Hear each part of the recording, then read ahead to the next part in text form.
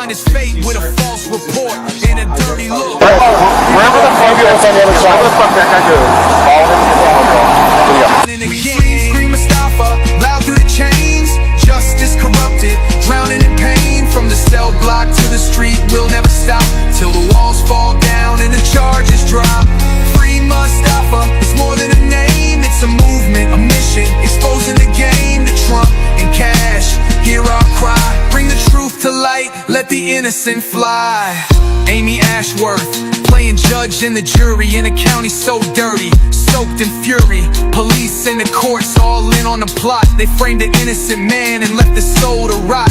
But his family's out marching, banners held high, while supporters flood timelines, refusing to lie. They want silence, we give them the storm. Truth blazing through like justice reborn. Every post, every chant, every sleepless night is a spark in the dark that's ready to ignite.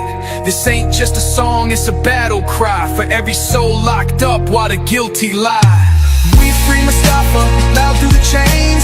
Justice corrupted, drowning in pain. From the cell block to the street, we'll never stop till the walls fall down and the charges drop. Free Mustafa, it's more than a name, it's a movement, a mission, exposing the game to Trump and Cash. Hear our cry, bring the truth to light, let the innocent fly. 2 years too long, time to rise above. Truth is power when fueled by love. So we'll march, we'll fight, we'll never let go until Mustafa walks free and the whole world knows.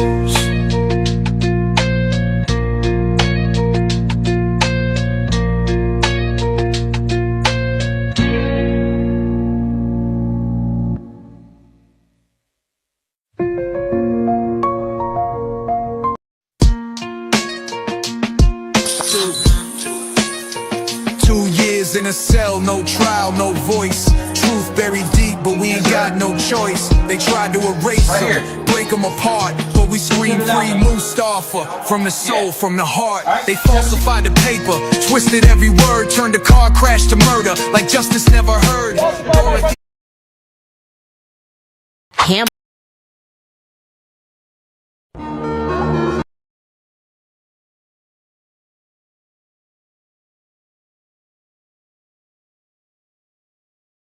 Is Mustafa okay right now?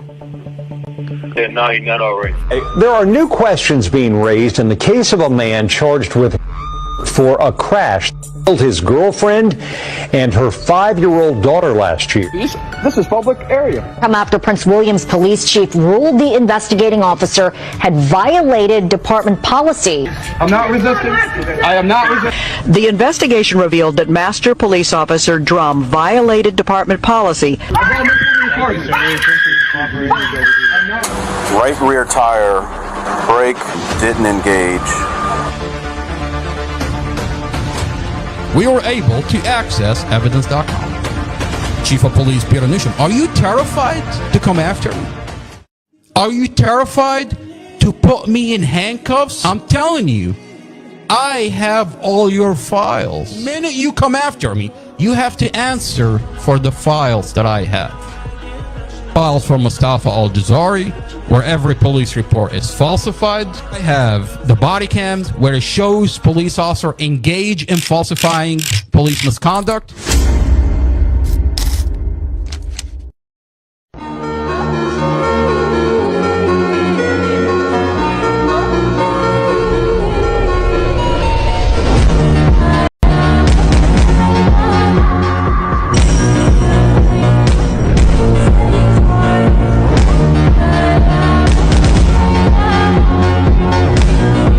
Is Mustafa okay right now? Yeah, no, he's not all right. There are new questions being raised in the case of a man charged with for a crash that killed his girlfriend and her 5-year-old daughter last year. This is public area. Come after Prince William's police chief ruled the investigating officer had violated department policy. I'm not resisting. I am not resisting. The investigation revealed that Master Police Officer Drum violated department policy. Right rear tire, brake, didn't engage. we were able to access evidence.com. Chief of Police Peter Newsham, are you terrified to come after me? Are you terrified to put me in handcuffs? I'm telling you, I have all your files. The minute you come after me, you have to answer for the files that I have. Files from Mustafa Al-Jazari, where every police report is falsified. I have the body cams where it shows police officer engaged in falsifying police misconduct.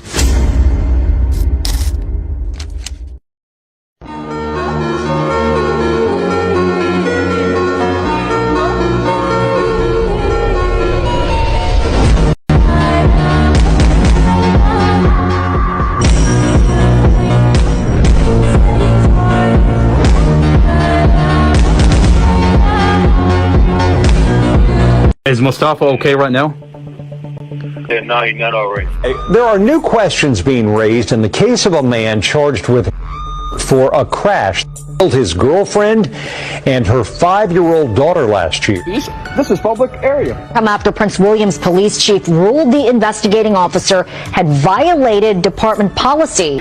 I'm not resisting. I am not resisting. The investigation revealed that Master Police Officer Drum violated department policy.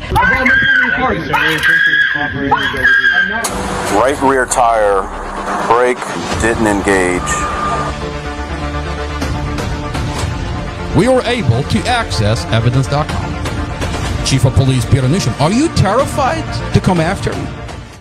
Are you terrified to put me in handcuffs? I'm telling you, I have all your files. The minute you come after me, you have to answer for the files that I have. Files from Mustafa Al-Jazari, where every police report is falsified. I have the body cams where it shows police officer engaged in falsifying police misconduct.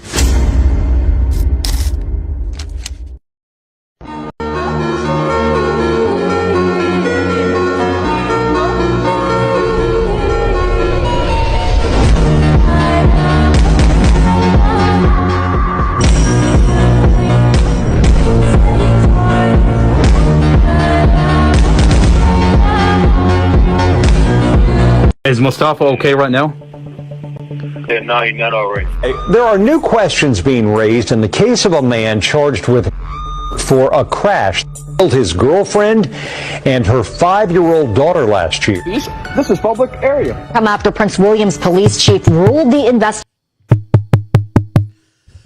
All right, so tomorrow is a huge day for Commonwealth Amy Ashworth. Amy Ashworth is finally moving against the brother of Mustafa Al-Jazari.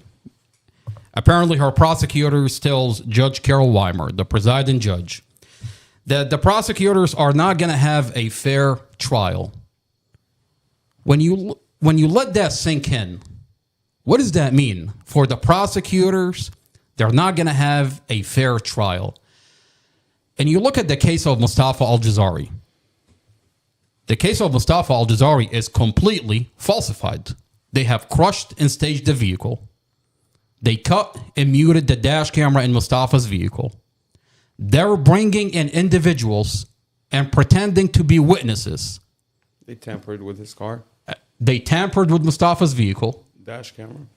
The dash camera is cut and muted. Mustafa's statement has been falsified. Chad admitted to it. I mean, the investigators are admitting to tampering and falsifying Mustafa's case on body cam. And those body cams are all over the internet. So prosecutor Sarah Sammy tells the presiding judge, Judge Carol Weimer, that she can't have a fair trial. She can't move forward and continue to falsify this case and prosecute a falsified case if the brother is telling the community and releasing the file all over the internet. She can no longer continue and prosecute this case and falsify this case. Commonwealth Amy Ashworth, she can't directly come after me. The chief of police Peter Newsham, he can't directly come after me because it's going to look bad for him in front of the community. Why are you going after the brother? So what did they do? They're using... You hired a lawyer. Elaine Jarvis. You hired a lawyer to put in a federal lawsuit, a 1983 civil rights violation, paid her money, gave her a lot of information, and she filed a huge lawsuit. I think one of the biggest lawsuits that Prince William County has ever seen. It's on video that Mustafa is being assaulted and abused by correctional officers. He's being dragged unconscious from one cell into another. That's on a CCTV video. Half naked, unconscious, on video. Now, she put that in the lawsuit. She put in that the officer had tampered with his card, that they had falsified his statements. She put on the record that Chief Newsham issued a letter stating that his primary investigator had violated department policy. Flat out falsified Mustafa's statements. Even though they wouldn't tell us what the violation was, what the remedy was that they took, we know what it is. He falsified Mustafa's statements. There is evidence, the audio of the conversation, that he falsified Mustafa's statements. The foundation of the case has been falsified. 1 minute, Elaine Jarvis is bringing a lawsuit against the county jail and is embarrassing the county all over the internet. Because she's doing public podcasts. She's talking about, this is America. How could a United States citizen be deprived of due process? How could a United States citizen be held in solitary confinement? I mean, this is the #1 country in the world. Okay? We remember what she said. We are Americans. We're not scared. But today, we have a First Amendment. We have a Constitution, and we're not scared. This community got to see Elaine come out on her podcast, tell this community, and embarrass this community, call out this community, call out this county that they have falsified Mustafa's case, that they have abused Mustafa in a county jail. And today, Commonwealth Amy Ashworth, I have the transcript where in court, we're going to go over the transcript. Apparently, Judge Carol Weimer held a secret trial for Elaine Jarvis. Elaine was charged. She was charged with contempt of court. They're strong-arming the lawyer, Mustafa's lawyer, that filed a federal lawsuit. Either we disbar you, we remove your license, or you go after the brother. You drop the lawsuit that you filed. They went after her livelihood. They went after her livelihood. They went after how she eats, how she lives. And today, Elaine Jarvis is bringing an injunction, and she's asking in this injunction to have me remove By the way, there's my platform. There's a couple of interesting things that happened with Elaine during your trial, where she filed that you had stole the material from her. We find out through Mustafa's federal lawsuit that she had told the federal courts that you hacked her system. After she fired you, allegedly, you went in and you hacked her system, and that's when you stole all this material from her. How does that make sense? If her lawsuit, without the material that I'm supplying her, she wouldn't be able to bring in this civil lawsuit in federal court. So how is it that I stole the material from her when her lawsuit is based on the material that I'm supplying her with? Well, here's the thing. Does that make sense? She did a podcast prior to taking on the case. She did a podcast on her platform where she interviewed you and myself. And you flat out told her that I stole material from the county. I stole material from the FBI. I have evidence that my brother is being abused against the law. And they had falsified Mustafa's case. And after 2 hours of sitting down with her, what did she say? She said, "You're hired." You're hired. She hired me into her law firm. As a podcaster. As a podcaster. Okay. And I handled her podcast, and she would have me on her podcast to talk about the details that I'm supplying her with. So here's the thing. What I don't understand is you're out here, you're saying, I've had the material. Clearly, it's on video. It's documented that you've had the material. Mm-hmm. It's documented through videos. I held a podcast on day one where on video, on a podcast, I'm telling her I have this, I have this, so I'm going to give you that. Let me tell you what I have an issue with is that you clearly demonstrated that you've had the material prior to meeting Elaine. Obviously. I mean, otherwise she wouldn't be able to file the lawsuit that she did. Now, Prince William County, Sarah Sammy, okay, they're accusing her of giving you material. Why did Elaine take a plea deal and say, yes, I'm guilty, I gave him the material, when you're out here saying, I've had the material? Clearly, it's demonstrated that you've had the material. Yet she pled guilty to saying that that she gave you material or that you had stolen it from her. Why would she take the plea? Why would she take the guilty plea and not fight for her reputation? I mean, obviously, it sounds like there's a conversation between Commonwealth Amy Ashworth and Mustafa's attorney, and they've made her a deal. We leave you alone as long as you go after the brother and you bring an injunction to have him remove everything off the internet. I mean, something really interesting that... I mean, that's the injunction for tomorrow. Something really interesting she said that I can't get over. And that is that she talked about a video of a murder that took place, a murder by police. Tatiana David, where they police shot and killed this woman and then dragged her body out of the car, only to tell the media and the community that police allegedly found her outside the car. Clearly, the video, the body cam shows that the police shot her. They put over 50 bullets into that car. And it's not that they just shot her. It's a cover-up because the video shows that they're dragging her from inside the vehicle. They killed her and concealed this death, okay? Now, something that I can't get over, something that she said that I always go back to, and that is that she said state police had came into her office and they purged all her computers.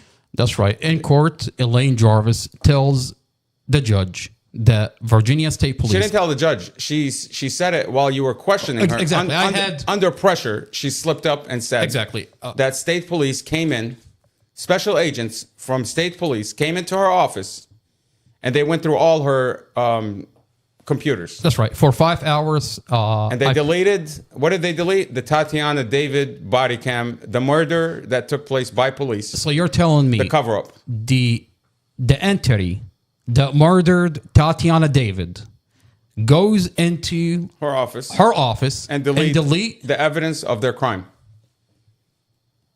That's terrifying. I mean, that's crazy. That is crazy. And now she wants to come after you. And there's a video where someone recorded her, Shelly recorded her outside the courthouse. And what she says is very disturbing. She says, police... She said, I'm scared they're going to do to me what they did to your brother. By the way, I'll say, this is not the first lawyer that makes a statement like that to us about Mustafa. She said specifically, I told them that the brother already had the material, but they didn't believe me. They didn't believe me. And I'm scared that they're going to do the same thing to me, to her. They're going to set her up. They're going to set her up the same way they railroad her. They're going to, basically, they're going to kill her and make it look like an accident. She said that on video. Okay. So she's terrified, clearly. And she's willing to do whatever it takes, whatever this entity is, okay, whatever this person that is coming after her for exposing the Tatiana David murder, for exposing the lies of the Prince William County Police, and the cover-up that's being done by the prosecutors. Whoever is covering this up, that's who's pushing Elaine to go after you. Well, I mean, what is in Elaine's interest to come after you? What is tomorrow? I mean, who benefits from tomorrow? Commonwealth Amy Ashworth. Prosecutor Amy Ashworth, the Virginia State Police, and the Prince William County Police, and the Board of Supervisors in Prince William County. That's who's benefiting from Elaine coming after you, because Elaine already withdrew. She withdrew from Mustafa's case. She apparently has dismissed all the jail cases that she was taken on. And by the way, that's part of her plea deal. That's part of her plea deal. They forced her to let go of any case that she had against the jail. She had multiple cases against the jail, and she against was the county jail of Prince William County. She was forced in this plea deal that she's not allowed to take any clients in Prince William County for a whole year. And if I read correctly, that she has to sign up for some psychology classes, some mental classes. I mean, you know how terrifying that is? They're strong arming this lawyer to admit that, one, she's crazy. Basically, I mean, that's basically what the words are. She admitted that it's in her plea deal that she has admits. to say she's crazy. She can't take on any more cases. So you've been a lawyer for 20 years. You've been fined for 20 years. And now that Commonwealth Amy Ashworth got a hold of you, Commonwealth Amy Ashworth is strong arming you into either we take your bar license or you admit that you're crazy and you drop any cases against her county jail. I think they're setting the standard. You know, like I talked to somebody yesterday and he said, you guys can't find a civil lawyer? I mean, we had a civil lawyer that was filing a lawsuit, and this community got to see that Elaine Jarvis came on her podcast and embarrassed the hell out of the county with evidence. I mean, it's not her word against the county. She had evidence. She had evidence. She had the CCTV. She had evidence. She was forced to take all that down. She was forced to remove all that and withdraw herself from this case. Basically, they made her look like a lunatic. I mean, the real question is, who's coming after me tomorrow? Commonwealth Amy Ashworth wants to make it look like that it's Elaine Jarvis out of Warren County that's bringing an injunction against the brother. I have nothing. That Commonwealth Amy Ashworth has nothing to do with it. Chief of Police Peter Newsham wants to pretend that he has nothing to do with it. That this lawyer out of Warren County is bringing an injunction against the brother, and she wants him to shut down his channel. Well, what if I tell you that Judge Carol Weimer has a secret held a secret trial for Commonwealth Amy Ashworth, and I got my hand against Elaine, and in this I got my hand on the transcript. You got your hands on the transcript. I got my hand on the transcript. We're gonna go over it, and we're gonna go through what was said. I mean, in court. It's very disturbing. The exhibits. I haven't read it, by the way. I haven't read it. Okay, we're gonna read this together. We're gonna get to the bottom of who is behind the scene trying to shut down this channel. I mean, Elaine went as far as committing fraud to go after you. She filed an insurance claim that I hacked her system. That you hacked her system, and I wonder if she got paid from that. But she filed a insurance claim that you had hacked her system after.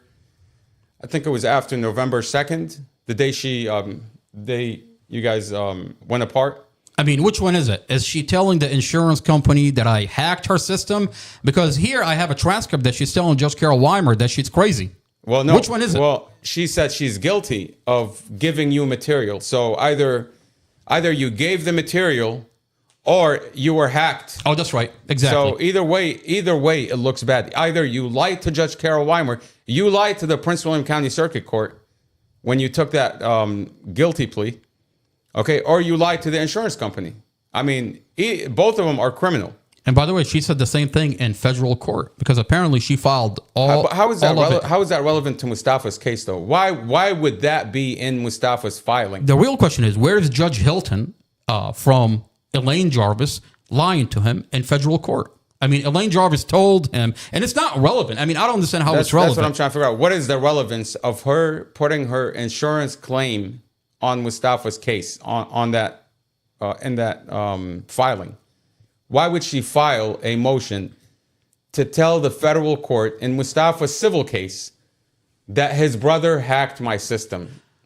You know what I find? Does that like? No, I know exactly what you're talking about. How is that relevant to anything related to Mustafa? Mustafa's a whole client, okay, unrelated. You're not a client, so why is she telling Judge Hilton that Mustafa, my client's older brother, hacked into my system, and then you're going to turn around in Prince William County and you're going to take a plea deal, basically stating I gave material to the Al-Jazari brother. So you lied to the insurance, you committed fraud, okay? Or you lied to Judge Carol Weimer. You know, I find it really interesting. And both look really bad. Tomorrow, the injunction is for me to shut down the YouTube channel, shut down my social media, remove all the body cams. I mean, I mean, what is her argument against you tomorrow? She's trying to say that you are violating a non-disclosure agreement. How does that make sense when I have an audio recording that Elaine Jarvis said we have to pretend that we're separating ourselves? So she's lying to the circuit court. There's an audio of her saying that. You were there. In Warren County. So tomorrow, she's lying on the record to circuit court. I mean, once Muhammad, again, you were there, and I have a recording where Elaine Jarvis says we have to pretend in front of everybody to separate ourselves. Yeah, I remember. I remember the conversation. We have to separate ourselves publicly so that they can't come after me. They can come after you, and I don't care. I'm going to pretend I fired you. Now that we're two separate entities, okay? I'm going to continue to pay you under the table. I'm going to pay you under the table to hold podcasts for Mustafa's case to get exposure. You get exposure on the outside, and I'll be fighting it through the system. That was her Go word. in front of the governor, podcast there, release the whole file. What is the whole file? I mean, what do I talk about? The criminal case and Mustafa's beating. I mean, they falsified my... I mean, what is it that I've been saying since day one? They falsified my brother's case, and they beat my brother inside the jail. There's a video of you holding a flash drive, right? And you say, I'm in... What was the word you used? In negotiations? I'm still negotiating. That's why I'm waiting for the chief of police. I mean... I haven't released this file. You know what's crazy? Today is what? If you were to go over to exhibits, I want to play that video. September 24th, 2025... And I'll tell people, we still have not released everything in that file. I haven't released everything. 2.5 years. We're still in negotiation. I mean, there's so much more to be released that it's crazy. She says, if you had the file, you would have already released it. That's not true. That's not true. You've had material. You still have material. Not how it works. Okay. I mean, it's a lot of stuff, you know? Do me a favor, go over to exhibits. This is a video where Elaine is asking me. By the way, this is almost a month before she fired me. Just remember the word pretend. Fire. She said we're gonna pretend that I fired you. Separate ourselves in front of everybody. Go out there in front of the governor, talk and podcast and release the whole file. This is a month before that conversation took place. And on this video, Elaine Jarvis is asking me, did you have this material? Where did you get this material from? And I'm specifically telling her, I had it. Let's watch the video. I mean, she didn't have a problem with you having this material. Obviously, she hired you after you told her. That I stole the file from the county. That I stole the file from the FBI. So when I have the video. Elaine, I want to give you this file so you can file a lawsuit for my brother. Look, let's analyze. And then she says, you're hired. Let's analyze. When did it become a problem for Elaine? Well, it's all in the transcript. Commonwealth Amy Ashworth began to strong arm this lawyer and tell her. When did it become a problem? Where Elaine Jarvis basically says. When Elaine went public. When Elaine went public and released the video for the jail, the CCTV video. When she did that, and then she also talked about Tatiana David. Interesting. Let's see.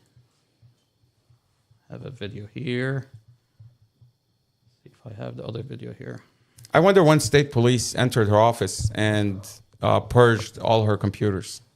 Look, the transcript that I have. This transcript is so terrifying.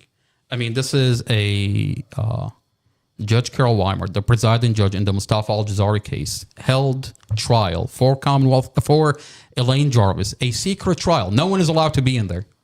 And I have my hand on that transcript, and we're going to go through the details and what was said in that secret trial. And going through the details, reading the transcript, I think we're going to get to the bottom of who's after Mustafa and who's really controlling things behind the scene. I mean, at one point, I think there is state police that testifies. In her guilty plea trial? In her guilty plea Okay, what are you going to show us here? I want to play that video where, let's see. Elaine tell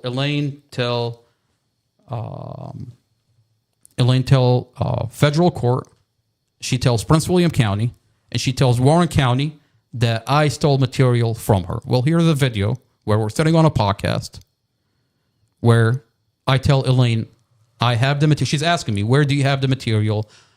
And I tell her, I have it from blah, blah, blah before I made contact with you, and I want to give you the material. And I'm in negotiation with the chief of police. The one attorney that is willing to stand up to these guys.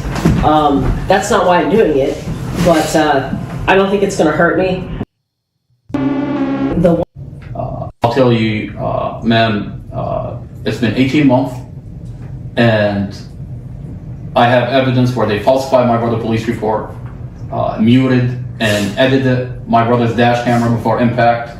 They muted that dash camera. And just to interrupt, but just to be clear, since we are under a criminal protective order as well, Amar, you found all this out on your own, did you not? Ma'am, I have, ma'am, I it's been 18 months, and to tell me that this information... Would you do me a favor? Would you answer my question up and yes or no? Yes. Did you obtain this information yourself? Of course I did. Okay. It's been 18 months.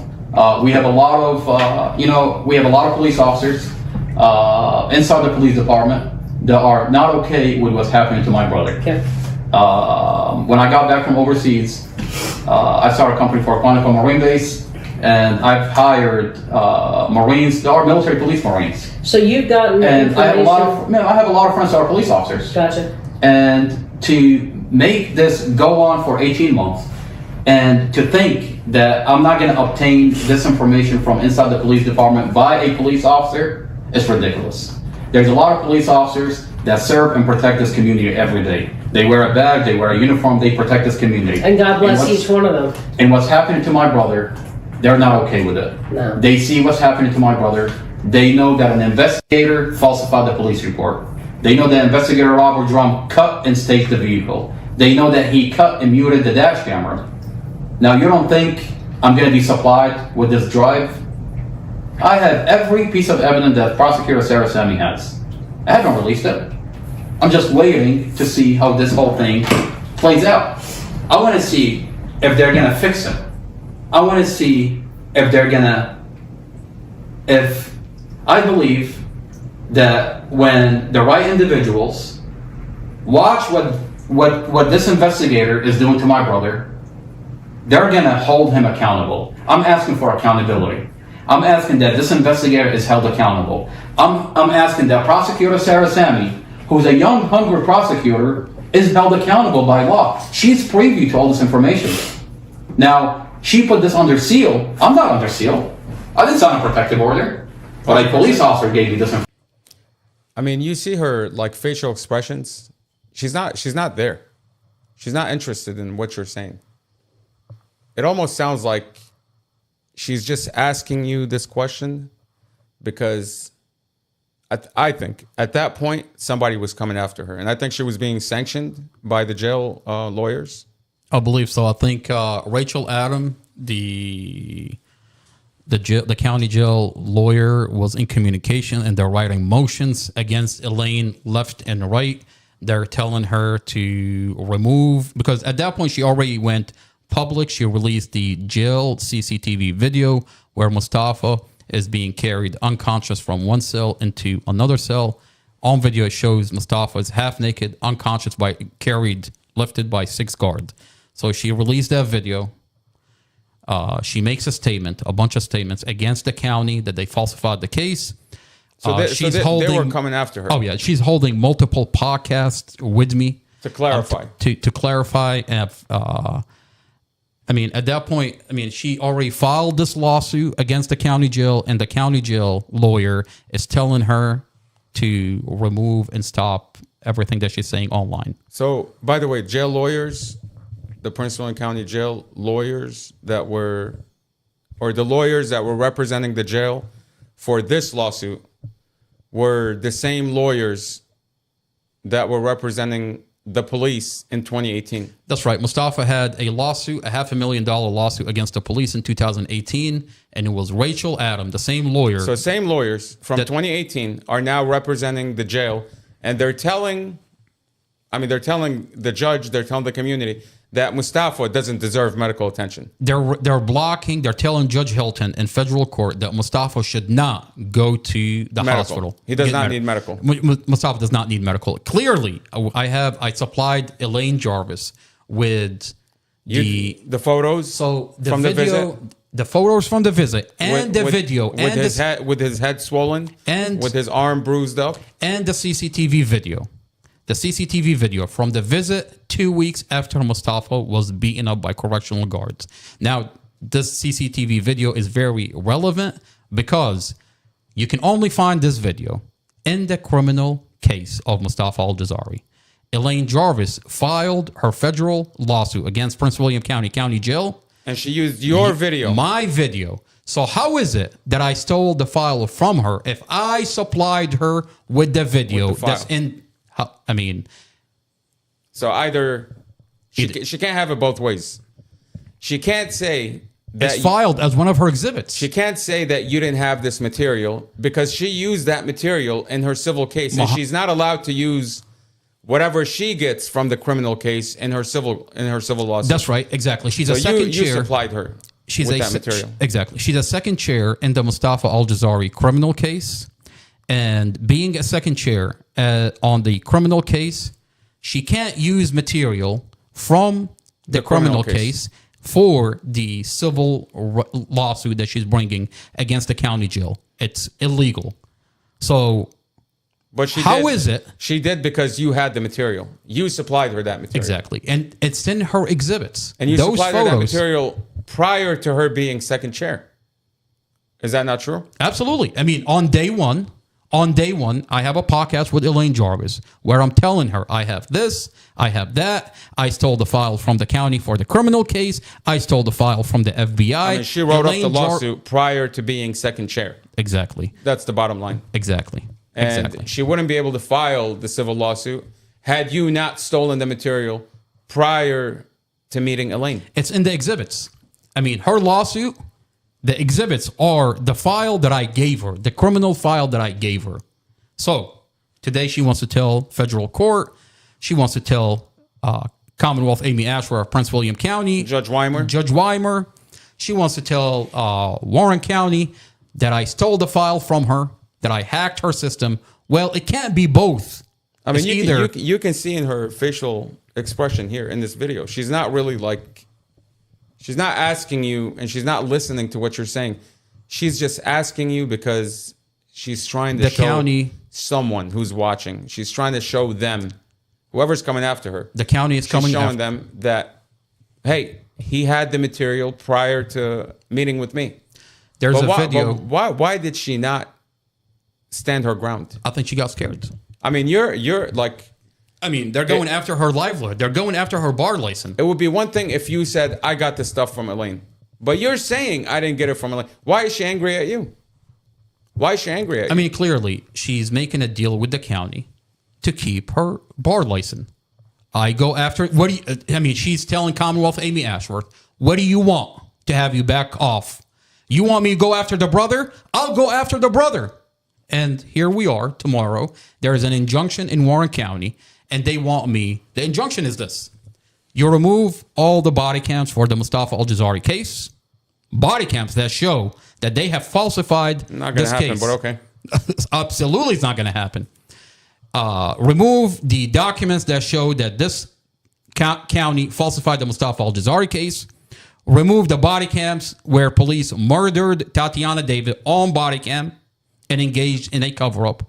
And remove anything that I've released on the internet. Now, I think Tatiana David is a major one. Of course. Because, I mean, we're going to go through... Of course. We're going to go through these... I mean, you got police murdering... I think you were profiled because of Elaine Jarvis and what she was saying about... There's a whole file on just you. You know how disturbing it is to find. I mean, we're going to go through this file. There's photos of you left and right. It's one thing to say, You're hey, being profiled. I think the county is profiling me. But when you walk in and you find a file on you, I mean, why? I mean, here's my question. Why is there a file on the Mustafa Al-Jazari brother? a whole entire file. I think there's like 174 pages in this file of just pictures. Over 200. Over 200 pages of just pictures of me. I mean, we're going to go through it. It's terrifying. Now, I'll tell you something that's really interesting. Tomorrow, what they're doing with this injunction, these are tactics that are used by the county to strong arm you into backing down and going away. Clearly, they can't move forward in the Mustafa Al-Jazari case or the Tatiana David case unless I stop talking, because they have already falsified the Mustafa Al-Jazari case. Well, they already tried getting rid of you one way with Sheriff Glenn Hill when he arrested you. They put me in handcuffs. Because you were practicing your First Amendment. And clearly, Amy Ashworth did not like the message that she protects a jail that murders inmates. I mean, what she did didn't I do? like that message. So I held a sign that said Amy Ashworth have falsified my brother's case and is killing inmates in our county jail. And she didn't like that message, so she sent the sheriff. Sheriff Glenn Hill. She sent the sheriff himself to come with arrest you. 8 other deputies to put come me in arrest handcuffs when I'm on public property. When and they thought at the time they thought they got rid of you because they trespassed you from the property. Now I'm facing a similar situation. You got trespassed. So now I'm trespassed. Well, by the way, you got trespassed when Judge Weimer held that secret trial for Elaine. No one was allowed to go in, and then you got trespassed. I was trespassed days before. Oh, days before. Days before. So I was not allowed to go to this hearing. You weren't I wasn't allowed to go there. to Mustafa's hearings. And I think they're, I mean, what is so terrifying about listening to what they're saying in these courtrooms? I mean, aren't they supposed to be public? Because they want. Are they public? They want these hearings private. Last time I checked, they're supposed to be public hearings. Yeah, but think about it like this. Everything that's coming out today, like we're finding out that Robert Drum is a liar. We're finding out that Chad Mason, apparently, according to him, has been violating department policy and tampering with digital evidence, and not just Mustafa Al-Jazari's case, but every case he's ever held. I have an audio where he admitted to Judge Weimer that he's been violating department policy for over... Forget violating department policy. He's been tampering with people's evidence. He's been tampering with evidence for as long as he's worked at the police department. And he admitted to it. I have the audio of the proceeding. And what did the judge say? Think about it. I was trespassed because of that hearing, because I took notes on it. And what did the judge say? Trespass the note taker. That's what he did. I was trespassed from that hearing. I mean, you look at the sheriff report. The sheriff report specifically states, I was trespassed because of the October 31st, 2024 motion to dismiss. That's the hearing that Chad Mason admitted that he had tampered with Mustafa's dash camera. They can't afford to have people sitting in the courtroom and document this like fuckery that's going around. They can't afford that you're going to document what's going on in the proceeding, in court, and then come out and tell the community, this is what they're doing in the Mustafa Al-Jazari case. They can't afford that. The prosecutor sealed off the entire case of Mustafa Al-Jazari because police lied. They've lied every step of the way. They've tampered with this evidence. They've abused Dorothy's living children. They abused these children, and they wanted to just, children were lied to by investigator Romero. They want to hide it behind the seal. Okay, that's why today, if you FOIA request anything related to Mustafa Al-Jazari, anything related to Tatiana David, is going to be denied. You're going to get a denial. They're going to tell you this is an ongoing investigation, and you're not allowed. And if you want to go to the courtroom, you're not allowed to go to the courtroom. These are not public hearings. Okay?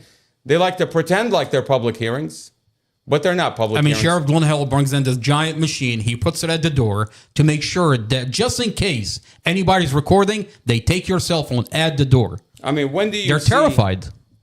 When do you see the road blocked off like this? I'm going to send you this picture. That's right. They blocked the road. Let's put that up on the screen. Okay. Every time Mustafa Al-Jazari has a case. Every time Mustafa has a hearing, any hearing. I mean, what is this? They block off the courthouse. I mean, look at this. They put that there. They bring the sheriff vehicle. And that's on the outside. On the inside, only Mustafa's courtroom.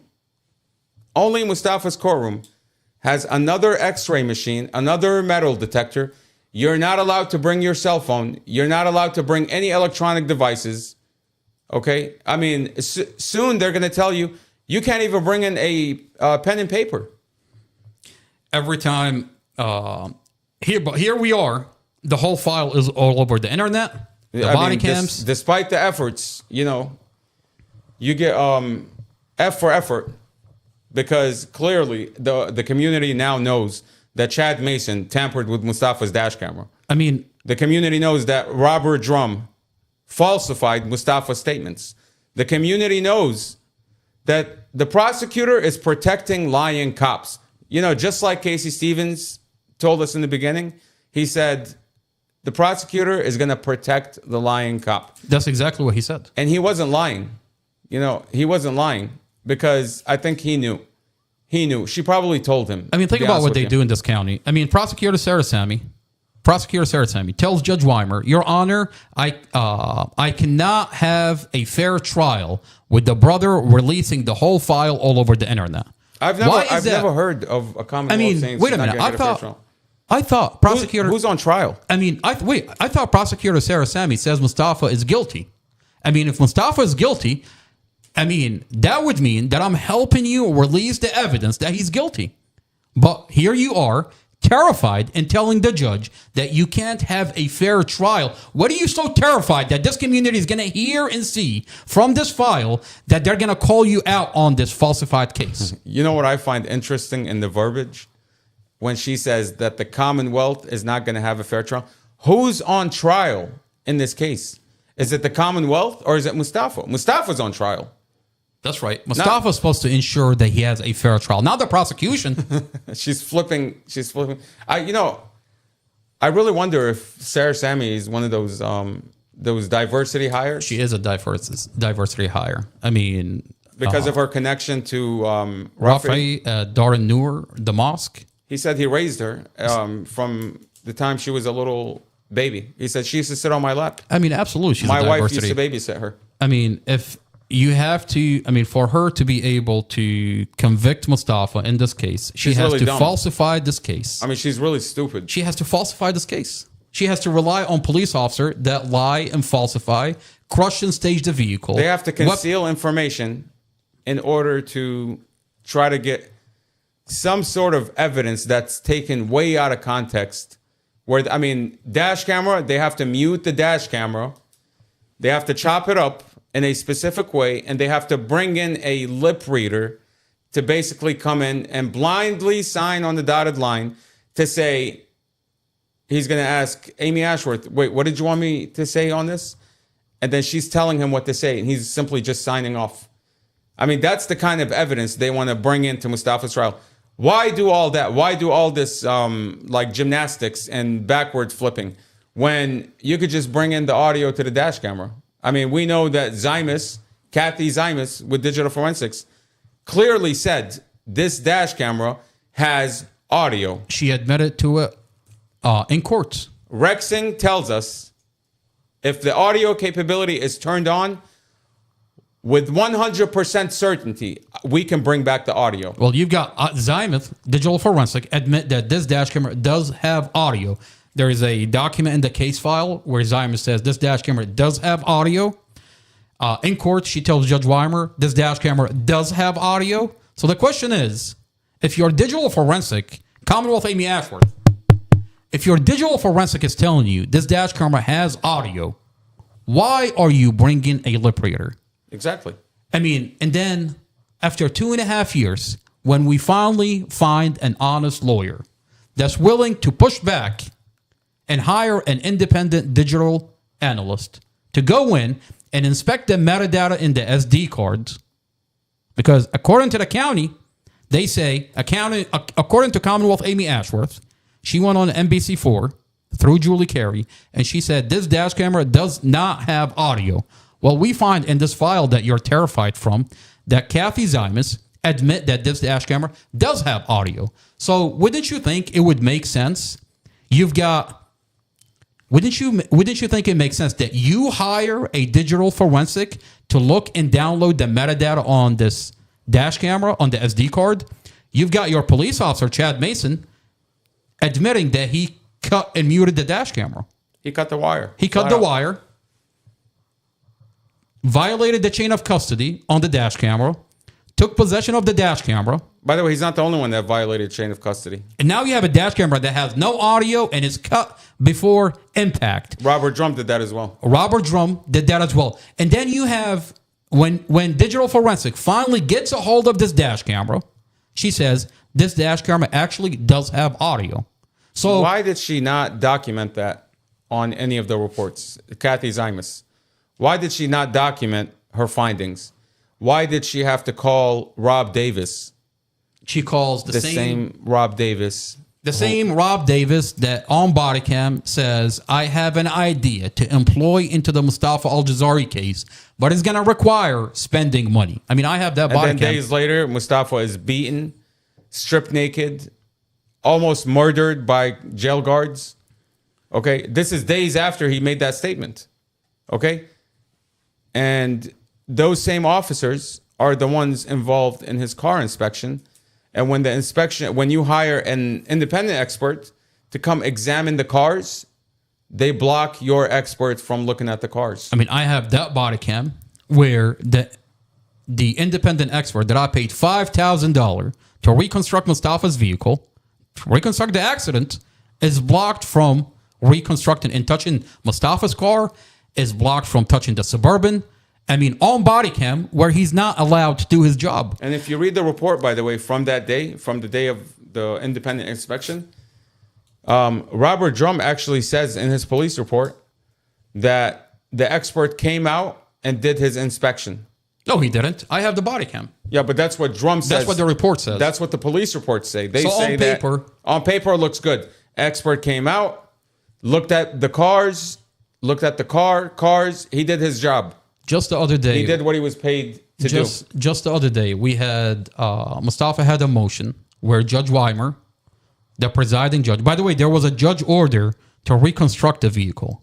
This was 2.5 years ago by Judge Weimer.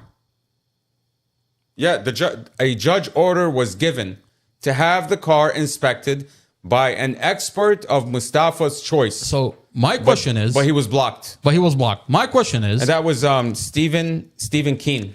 Stephen Keene. Now, my question is, just a week ago, Judge Weimer, Mustafa's defense attorney, puts in a motion to inspect the SD card and get Mustafa's vehicle reconstructed. Now, how is Judge Weimer... I mean, why are we doing this again? Why is Judge Weimer okay with the police officer that falsified Mustafa's statement, blocking the independent expert 2.5 years ago, and now we're doing this again? I mean, where's Judge Weimer from a judge order being violated by the police department?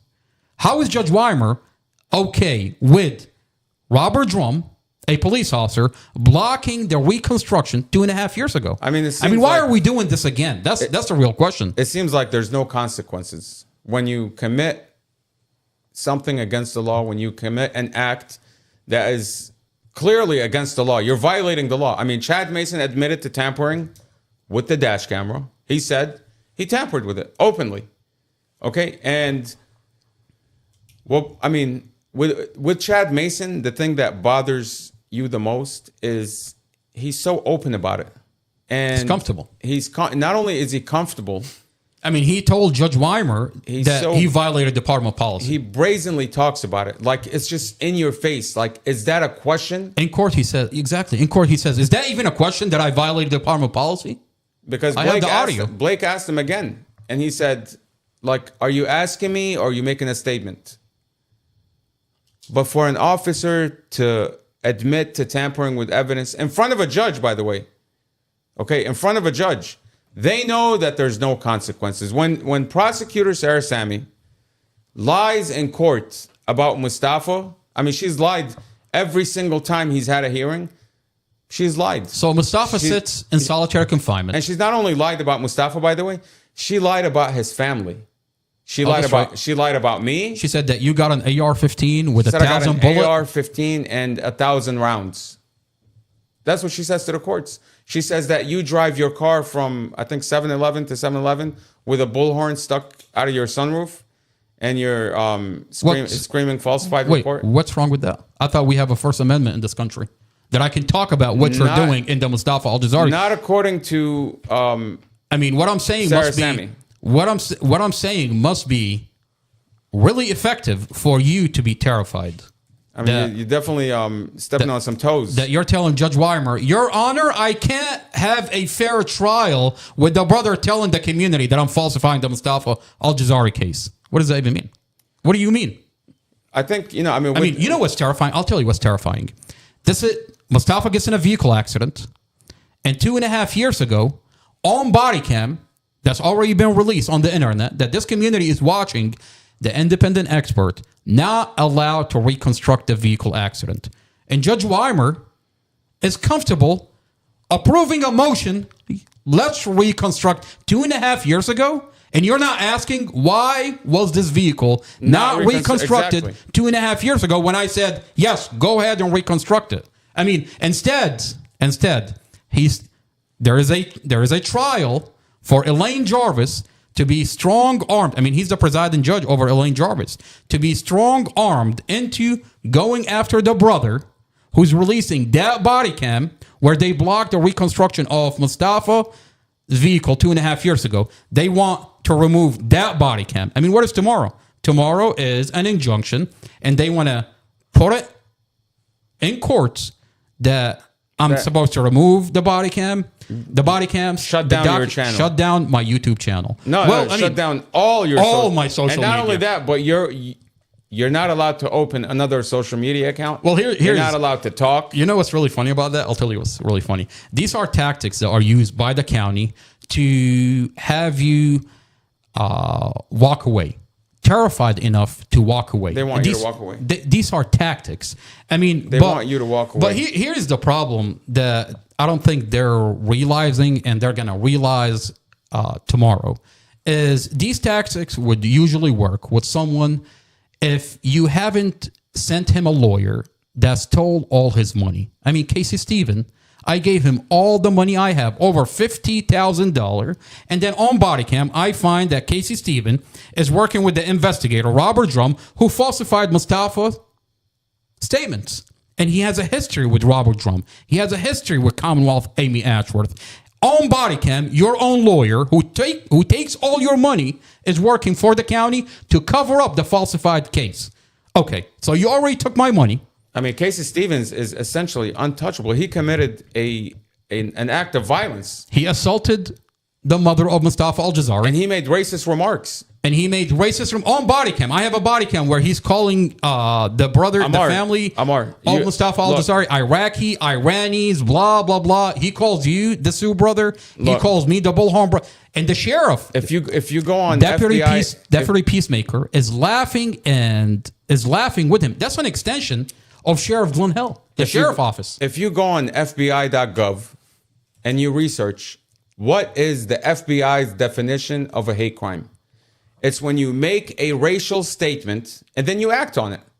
He assaulted the mother of Mustafa Al-Jazari. He says, in court, I'm not talking to you people, and then assaults Mustafa's mother, who's a Muslim. You people. I mean, that's a racial statement. And then he tells the sheriff office they're Iraqis, they're Iranis. Immediately after, and he's telling the sheriff deputy. And then they're both laughing at the fact that they're Iraqis, Iranis. Apparently the sheriff office has a nickname for us. And that's the deputy that was investigating the assault.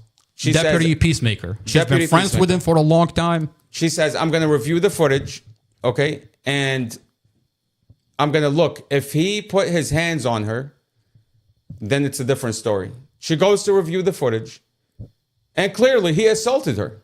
It's on video. It's on video. I mean, I don't have to say it. You can watch the video yourself, okay? And he made a racial statement. He said, I'm not talking to you people.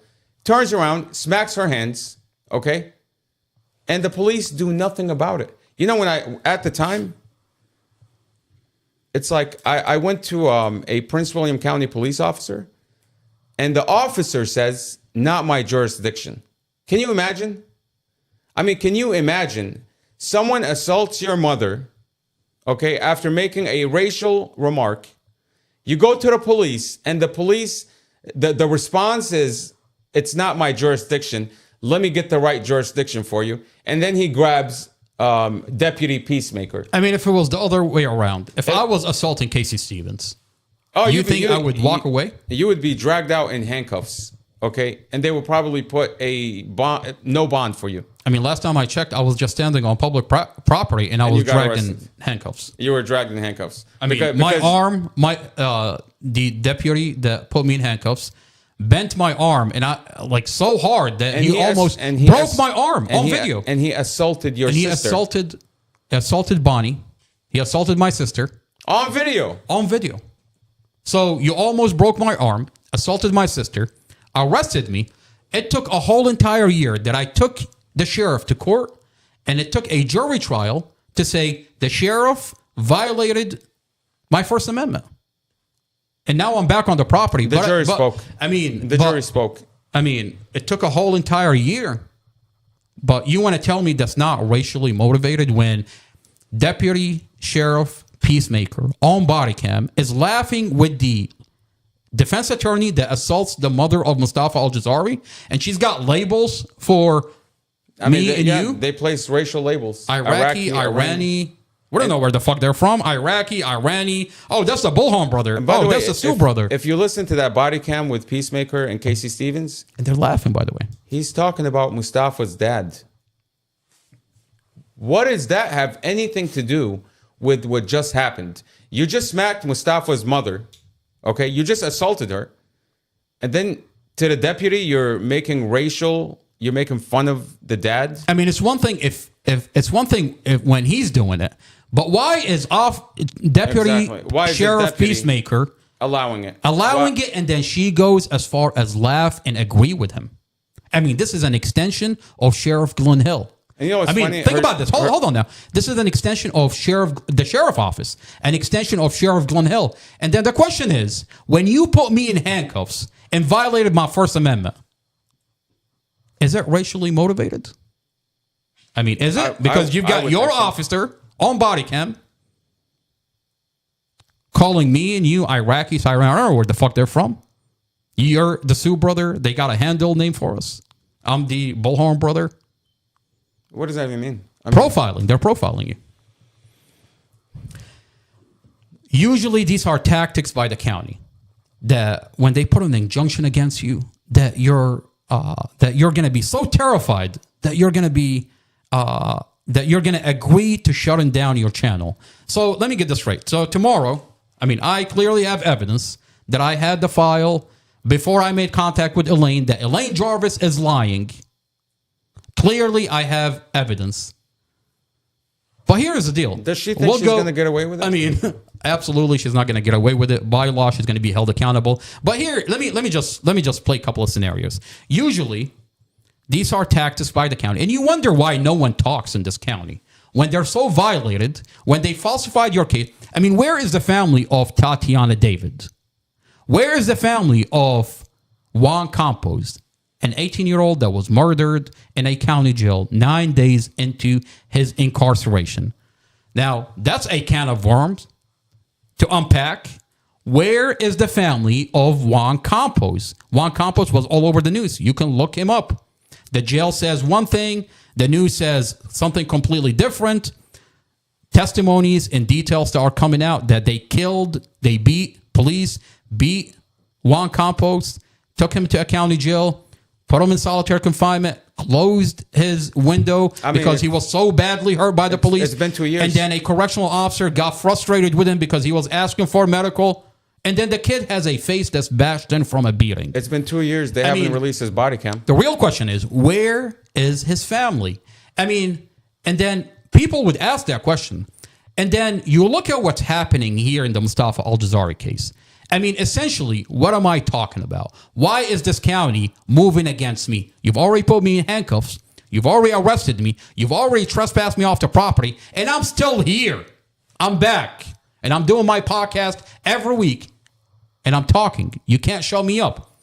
Now, tomorrow you've got A new tactic. You've got an injunction against me. And what are you hoping? That I'm going to be such a law-abiding citizen that I'm going to be like, oh, I don't want to violate this court order. I'm going to go ahead and shut down my YouTube channel. Well, this tactic would usually work if you haven't come after me and taken all my money, send me a lawyer that stole my money to work for the county and the police department. I lost my company in the process of bringing justice for my brother. Don't you record everything? Well, hold on. I mean, usually, if you haven't pushed me against the wall, and I mean, I have nothing to lose. If you really think about it, I have no money. I have no company. You took my company. You took my money. You took everything I've got. And you think that I give a fuck about your injunction? I mean, you are terrified to come after me. You're indirectly strong-arming the lawyer that was bringing a lawsuit against Mustafa. You're terrified. You, Commonwealth, Amy Ashworth, you are terrified to come after me. Commonwealth Amy Ashworth, you are terrified to come after me. That they're sending Elaine. Chief of Police, Peter Newsham, I've got your whole entire file. I've got access with the help of certain individuals.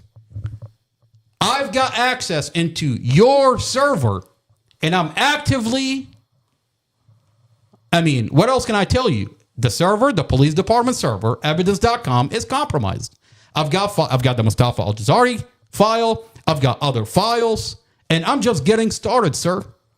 You are terrified to come after me, because if you come after me, this community is going to tell you, what the hell are you going after this guy for? You're going to validate everything I'm talking about. I mean, they have Elaine coming after you. So now Elaine, which I remind this community, Elaine already admitted in court in the transcript that we're going to go over that she's crazy. So I've got a crazy lawyer. Crazy? That's what she said in the transcript. She told Commonwealth Amy Ashworth that she's crazy. And she's going to go through mental rehab. Mental rehab. We're going to go over the transcript. Rehab. So there's nothing you can do to have me shut down my channel. I'm not shutting it down. What are you going to do? Come out and put me in handcuffs? Well, it's going to be on video, and this community is going to watch you arrest. They've already done that. I mean, you've already done that. And I already told you, your jail does not scare me. Your handcuffs does not scare me. You cannot scare someone that you already took everything from. They should be going after Chad Mason, who admitted to tampering with evidence. They should be going after Robert Drum, who admitted, well, he didn't admit, he got caught in a lie. Okay, to falsifying Mustafa's statement, falsifying the warrant. They should be going after Romero, who abused the three children. Instead, they're going after the brother who's telling this community that you've got police officer falsifying this case. You've got police officers. You're not saying anything. You're releasing the videos. The videos speak for themselves. I mean, a murder of Tatiana David speaks for itself. You know, I'll tell you. You play the media clip that says police found Tatiana David outside the vehicle, and the video shows the opposite. I mean, what more than that do you want? You know, this prosecutor, this Commonwealth attorney, Commonwealth Amy Ashworth, apparently, I mean, the question is, where is Julie Carey? Where is Julie Carey? Where is Julie Carey? That's a good question. I'll tell you, Julie Carey, this community is finding out that NBC4 and other outlets like Prince William Times, Prince William Perspective, these outlets are in the back pocket, inside Nova, Channel 7. They're an extension of the Commonwealth attorney and her lies. There's so much money that comes into this county that the news outlets are in the back pocket of Commonwealth Amy Ashworth. The back pocket of the chief of police, Peter Newsham. Where is Julie Carey on the last hearing where the judge said he granted the motion for independent experts to come in and re-examine the dash cam, re-examine the cars, reconstruct the accident, where Chad Mason admitted to tampering with the dash camera? Where is Julie Carey on that? Didn't Julie Carey tell this community that this dash camera, that the Commonwealth attorney Amy Ashworth says there is no audio in this dash camera? Exactly. Why not update the community? The dash cam that I told you had no audio. Well, apparently Chad Mason had tampered with it. Officer Chad Mason has been not only tampered with it, But apparently, she should tell the community, this officer has been violating department policy for the past 14 years. She's not updating this community on the Mustafa Al-Jazari case because you've got a platform that's updating the community and releasing the whole entire file. I mean, Julie Carey already reported on the Mustafa Al-Jazari case, and the file that's been released through this platform shows that Julie Carey is covering up for the police department, is covering up for Commonwealth Amy Ashworth. So how is Julie Carey going to come out now and update the community unless she has to tell the truth in the Mustafa Al-Jazari case? She has to tell this community that the police department falsified this case. She has to. The whole file is all over the internet. The only way that you can have Julie Carey back is if to remove my platform and get an injunction against me to have me go away. That's the only way they can move forward with this falsified case, along with the news, to continue lying to the community. So that Julie Carey can take the center stage. Exactly. I mean, she can't now. I mean, because you're getting more views on Prince William County news than Julie Carey can never get. This platform is going viral. This community is tuning in. I mean, I was all the way in Spotsylvania. And I'm telling someone about my YouTube channel. Where Robert Drum lives. Where Robert Drum lives. And I'm giving them and they look at the car, they're like, I'm already following you. And they're telling me about the case. They're telling me that Chad Mason cut the wire. They're telling me about that I saw this. People are asking, where is accountability? Where is accountability? I had a guy that I was filling up gas right here in Stafford, and a guy actually walked up to me and said, I can't believe they're doing that to your brother.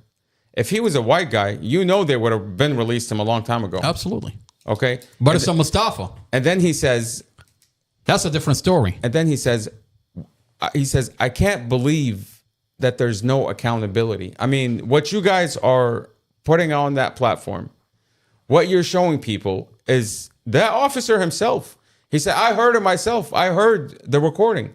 He said he tampered with that dash camera. So how is that officer still employed? How is Judge Weimer allowing that officer in court to tell him that he tampered with the dash camera? Amar, this guy... A dash camera that has no audio and is cut before impact. This guy from this community, okay, he says, I've seen the letter from the chief of police. How is that officer still employed? I'm curious.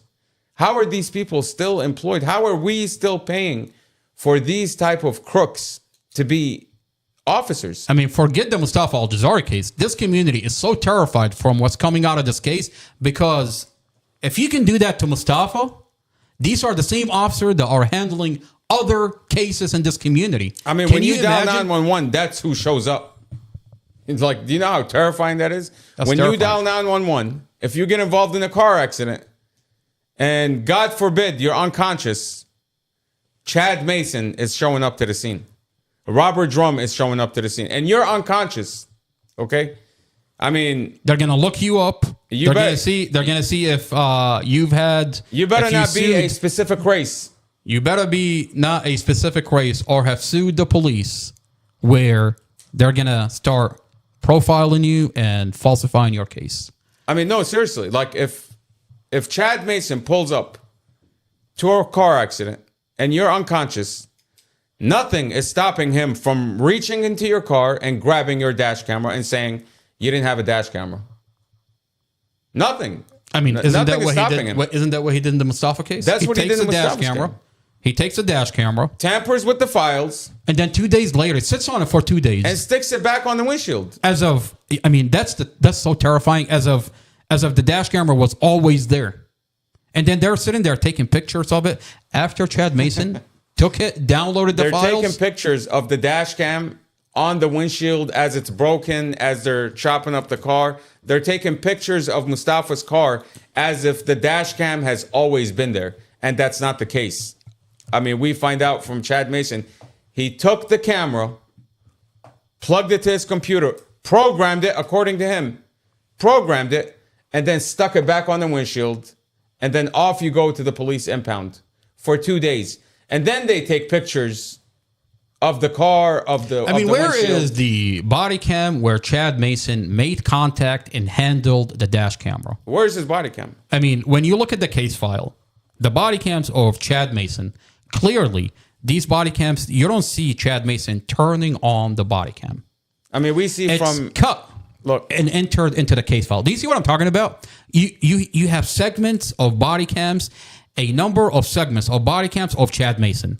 It's already been cut by someone in the police department and uploaded to the case file. That's not the complete body cam of Chad Mason. you should see him turning on his camera.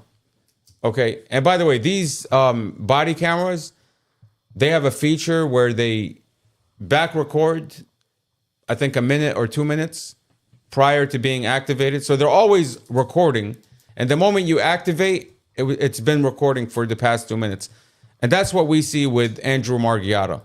When Andrew Margiotta got on the scene, his body cam starts with him driving, because the body cam is always pre-recording, which means it's always recording. And the moment you activate it, it had already recorded 2 minutes prior to you activating it.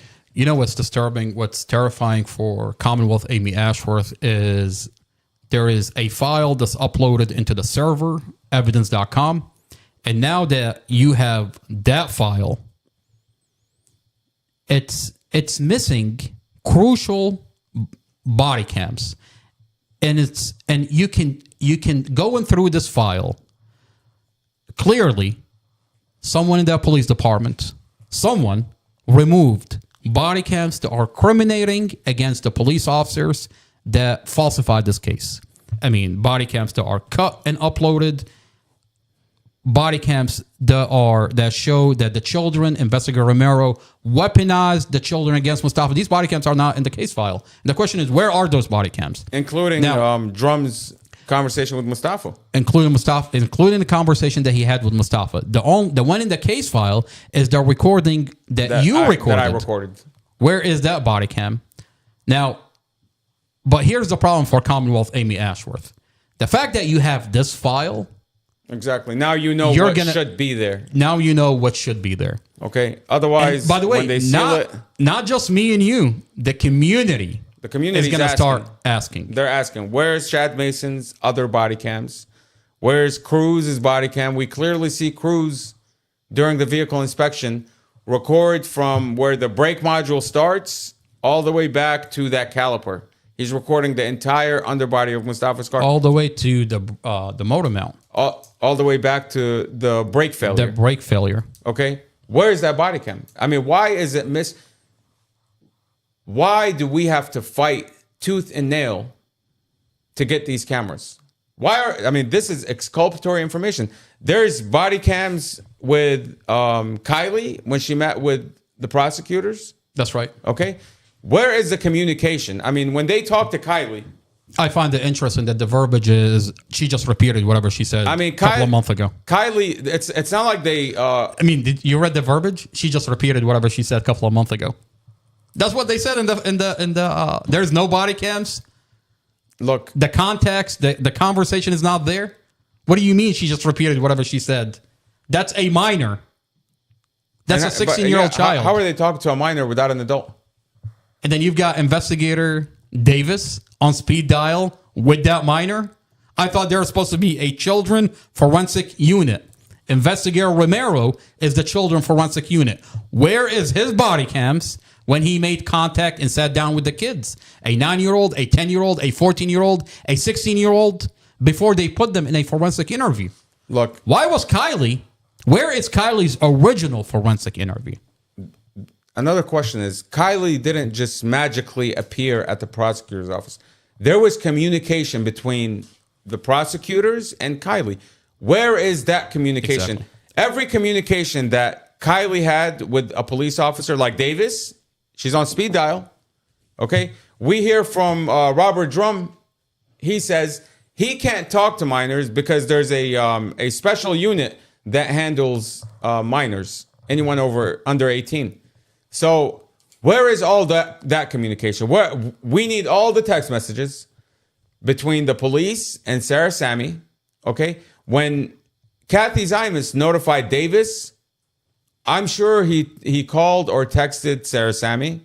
He called Robert Drum. He called Chad Mason, who openly admitted to tampering with the dash camera. I mean, Chad Mason's communications are very relevant because he admitted to tampering with the dash cam. So what kind of deal did Chad Mason have with this little group? Davis, Rob Sermon, Chad Mason, Robert Drum, Sarah Sammy specifically. What communications did they have together about tampering with this dash camera? You think Sarah Sammy didn't know that Chad Mason had tampered with it? Of course she did, because we have a recording of Casey Stevens. He's telling us that Sarah Sammy already knows he lied. Exactly. There is a recording where the attorney, Casey Stevens, says she's already aware that the report is falsified. Because at the time we were asking him, we said, maybe she doesn't know. Remember, you asked him, you said, hey, Casey, maybe Sarah Sammy doesn't know that Robert Drum lied on the report. And then he takes it further. He says she's going to end up protecting the police officer. He said she's going to protect him. And you said, maybe she doesn't know. He said, no, she knows. And then you said, well, how do you know she knows? Has she heard the recording? Man, that blew that blew my mind. At the time, there is no way I can comprehend a prosecutor. I mean, I can comprehend a police officer falsifying statements.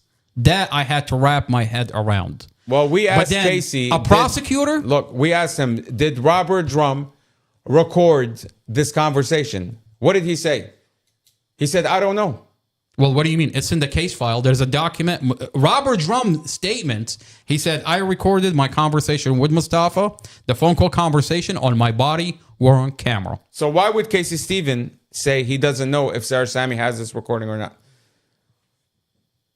I think Casey Stevens gave Sarah Sammy that recording. And the reason being is, I mean, obviously, my recording is in the case file.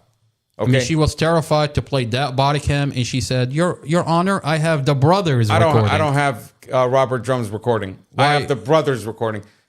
And I think I know why Robert Drum's recording. Why do you think that body cam is not in the case file? Well, here's the thing. Robert Drum had his wife on the phone on three-way. Stephanie Claiborne Drum. Yep. He had his wife on three-way as he was questioning an alleged witness by the name of Amy Hodson. Who in the document, if you read the document, Amy Hodson is Evelyn Horton. Because he's telling Amy Hodson, he says, I received your email communication. Okay, and we looked through this discovery report. We looked through the police reports. We only see one email communication, and that's from Evelyn Horton. And in the phone call, he talks in the context of the email. He details the context of the email that Evelyn Horton sent him. And we find out that whoever this alleged Amy Hodson is, she's all over the internet. And she's all over the internet with none other than the wife, Robert Drum's wife. Stephanie Claiborne Drum. Okay, who's on three-way. Now, did you know that she came out one time when we were protesting? She came out to the scene? Remember? On site? On site. At the time, I didn't know her. But then when I saw her picture, it clicked. Was she in the pickup? No, she... remember when we were talking about Rodney Ward, when they beat up Rodney Ward, and we went over to the pavilion? Okay. And we'll talk about it later. But she came out. I mean, she's here on the internet. She think, by the way, these people, Stephanie Claiborne Drum, they think they're untouchable. They think they're so untouchable that they're hiding behind a badge and a uniform. Her husband has been a police officer for over 19 years. His dad used to be a police officer in Prince William County. These people think because they have a badge and a uniform that they are untouchable. Well, I'll tell you what, you're going to be held accountable by law. I mean, Prosecutor Sammy can only do but so much. Prosecutor Sarah Sammy demonstrated that in a motion a week ago that she can only do so much to protect these police officers.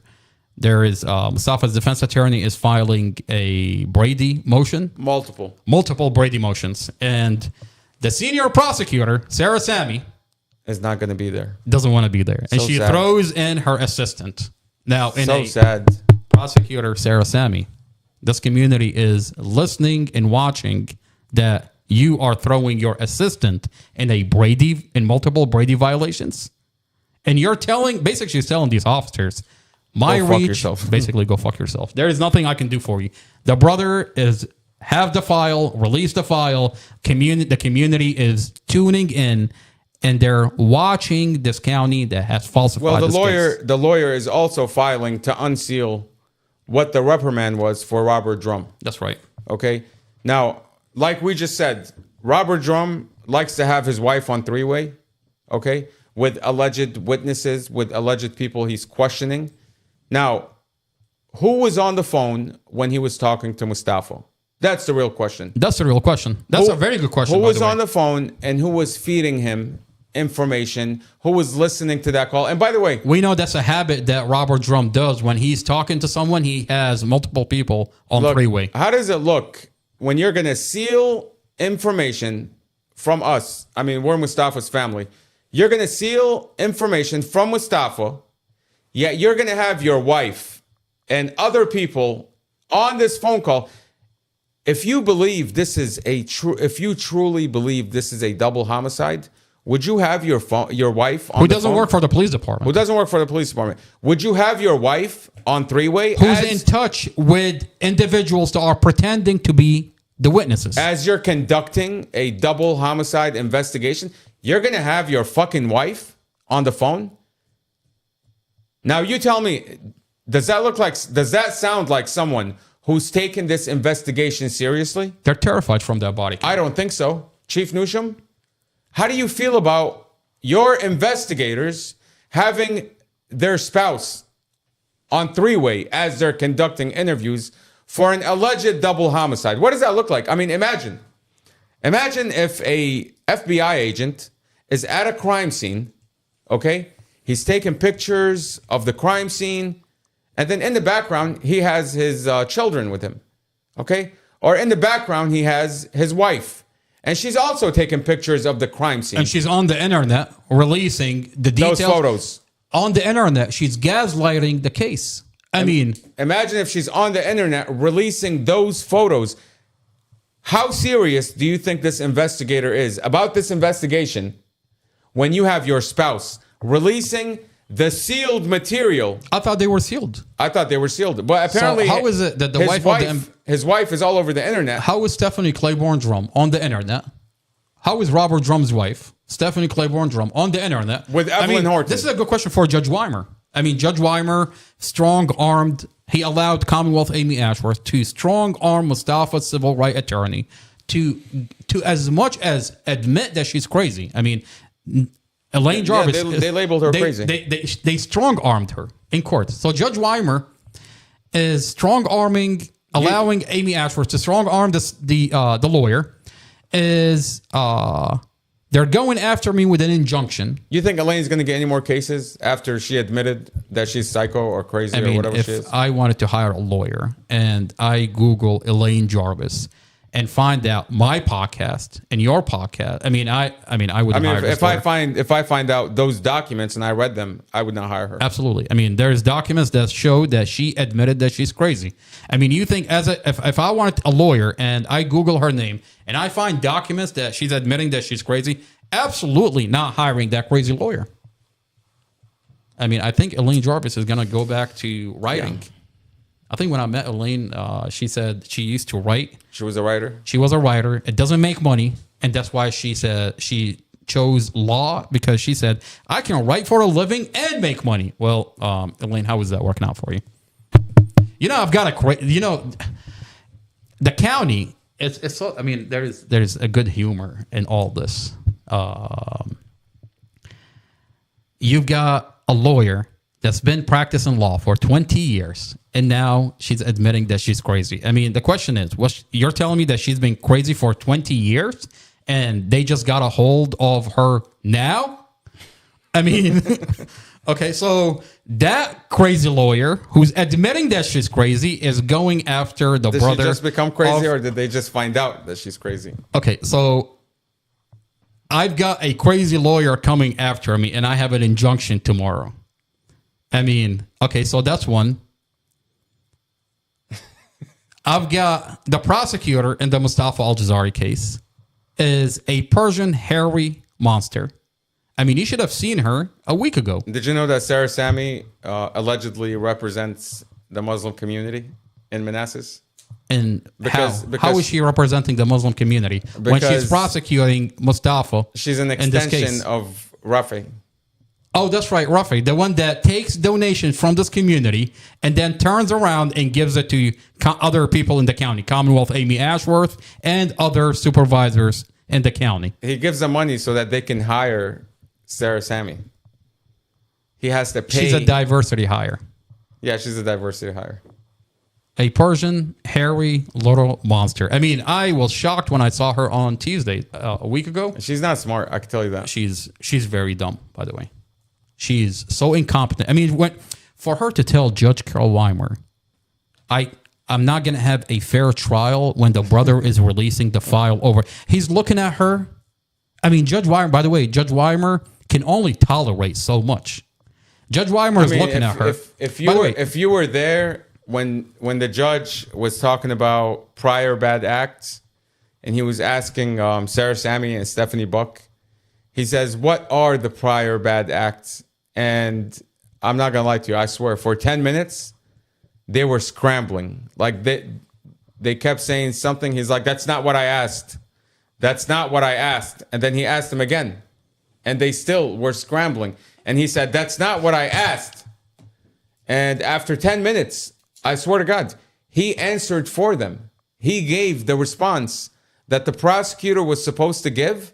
He gave the response. That's crazy. After 10 minutes.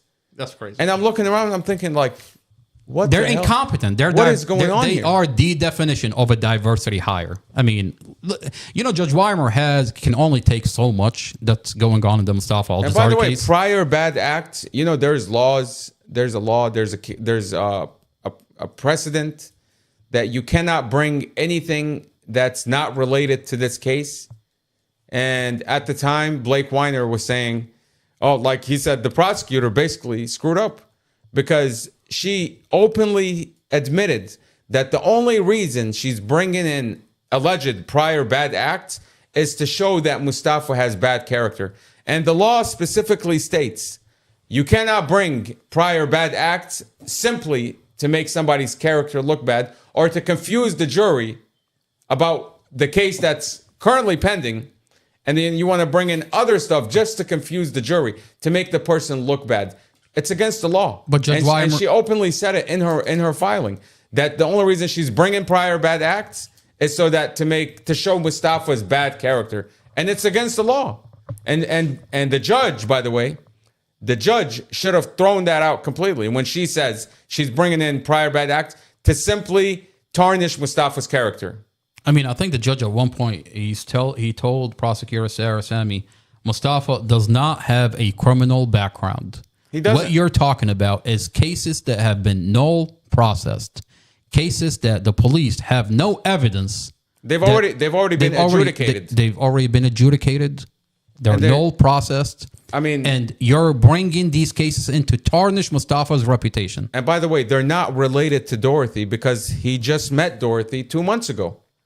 So they're none of them are related to Dorothy. You know what I find really interesting? All these cases, the cases that Sarah Sami brought that are null processed, these cases, I mean, when you look at who Mustafa is, these cases began to happen after Mustafa filed a $500,000 lawsuit against the police. And it became a situation where the police put you in a circle under a microscope. By the way, the lawsuit was bigger. But the settlement was going to be $750,000. I mean, I remember I used to be with Mustafa when we go and promote the small company that he had. I mean, Mustafa was profiled. Mustafa was targeted by the police. Every time police show up, I mean, these police began to target Mustafa after he sued the police. Not just Mustafa, by the way. And then they make a case. Mustafa goes to court. And the judge finds there's nothing there. No evidence. I mean, the only reason these cases are actually going in front of a judge is because the police are targeting you. You're suing the police, and the police want to make sure they want to make you look like you're the bad guy. I mean, think about what's happening. Mustafa is suing the police.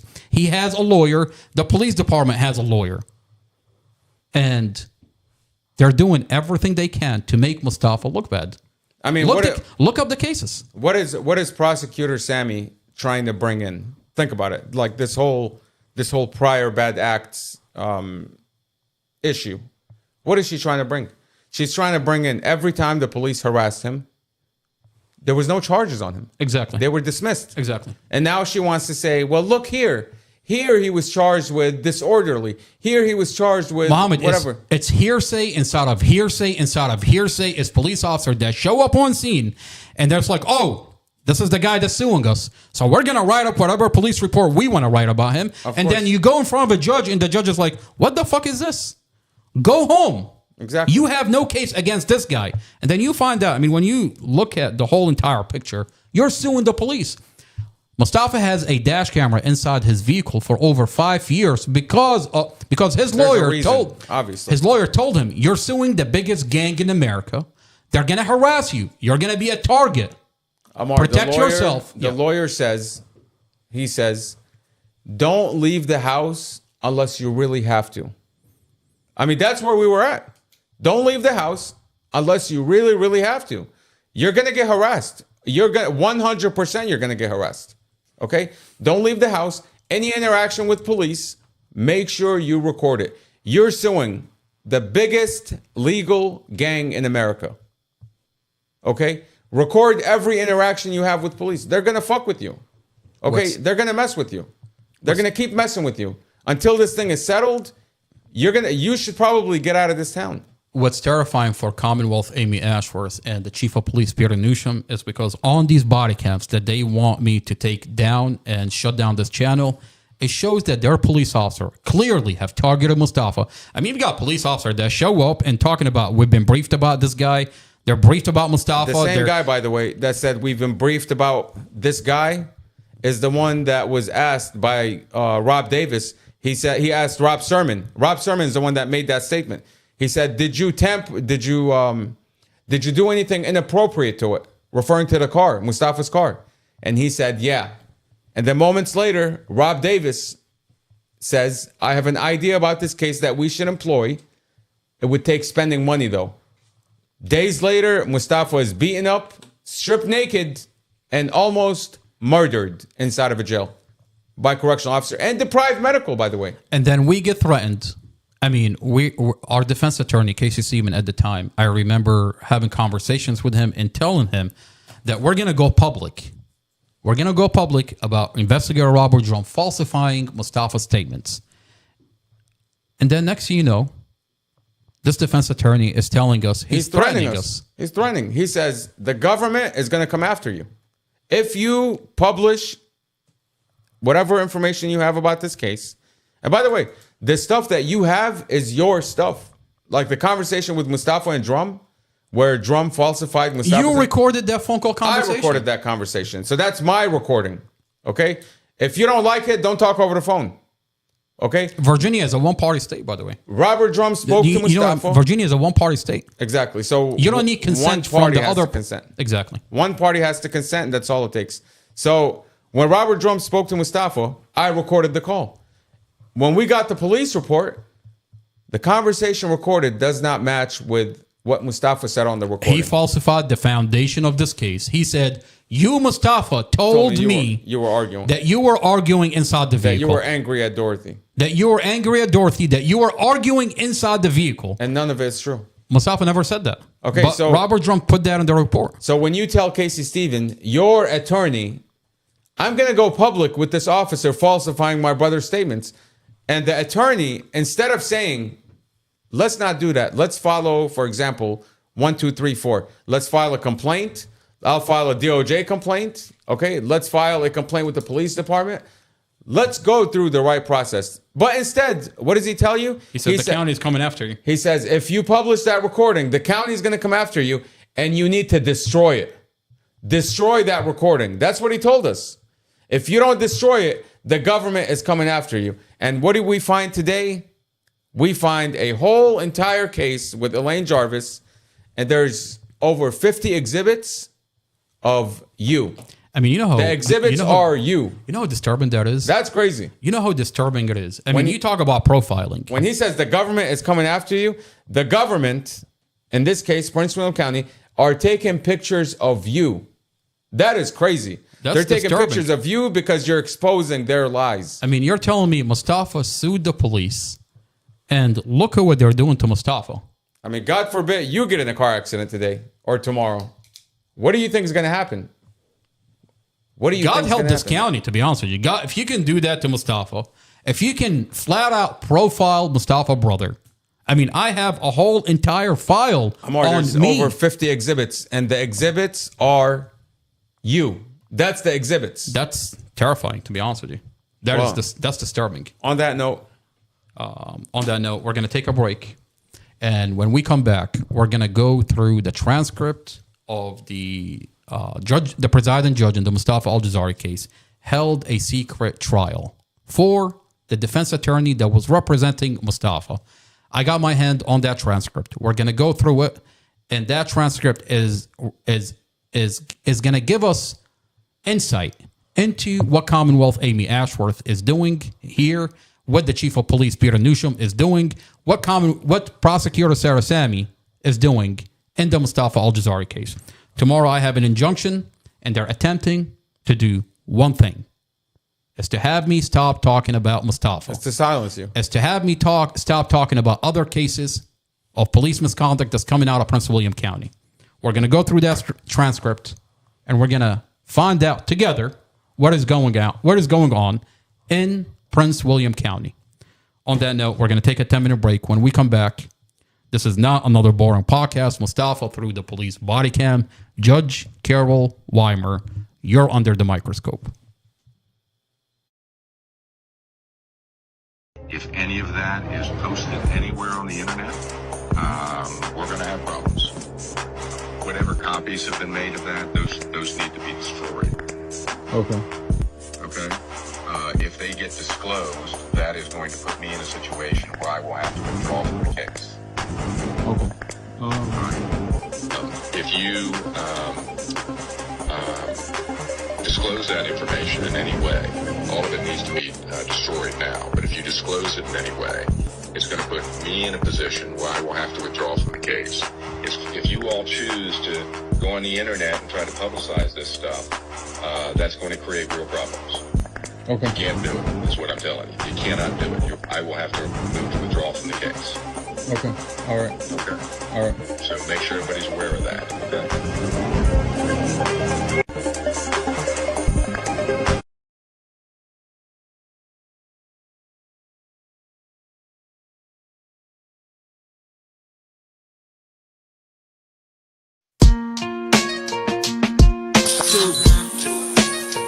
2 years in a cell, no trial, no voice. Truth buried deep, but we ain't got no choice. They tried to erase him, break him apart, but we scream free Mustafa. From the soul, from the heart. They falsified the paper, twisted every word, turned a car crash to murder, like justice never heard.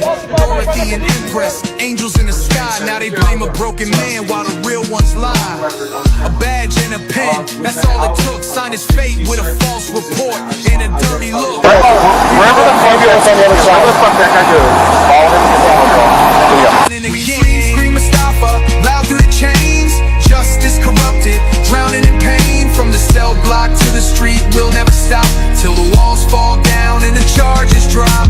Free Mustafa, it's more than a name. It's a movement, a mission, exposing the game to Trump and Cash. Hear our cry, bring the truth to light, let the innocent fly.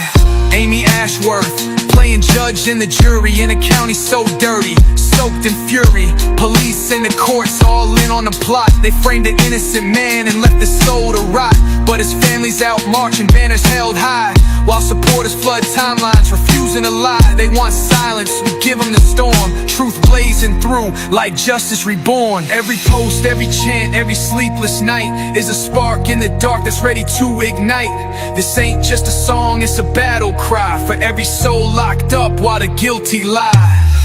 free Mustafa, loud through the chains.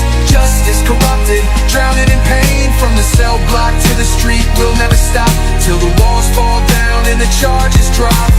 Free Mustafa, it's more than a name, it's a movement, a mission, exposing the game to Trump and Cash. Hear our cry, bring the truth to light, let the innocent fly. 2 years too long, time to rise above. Truth is power when fueled by love. So we'll march, we'll fight, we'll never let go until Mustafa walks free and the whole world knows.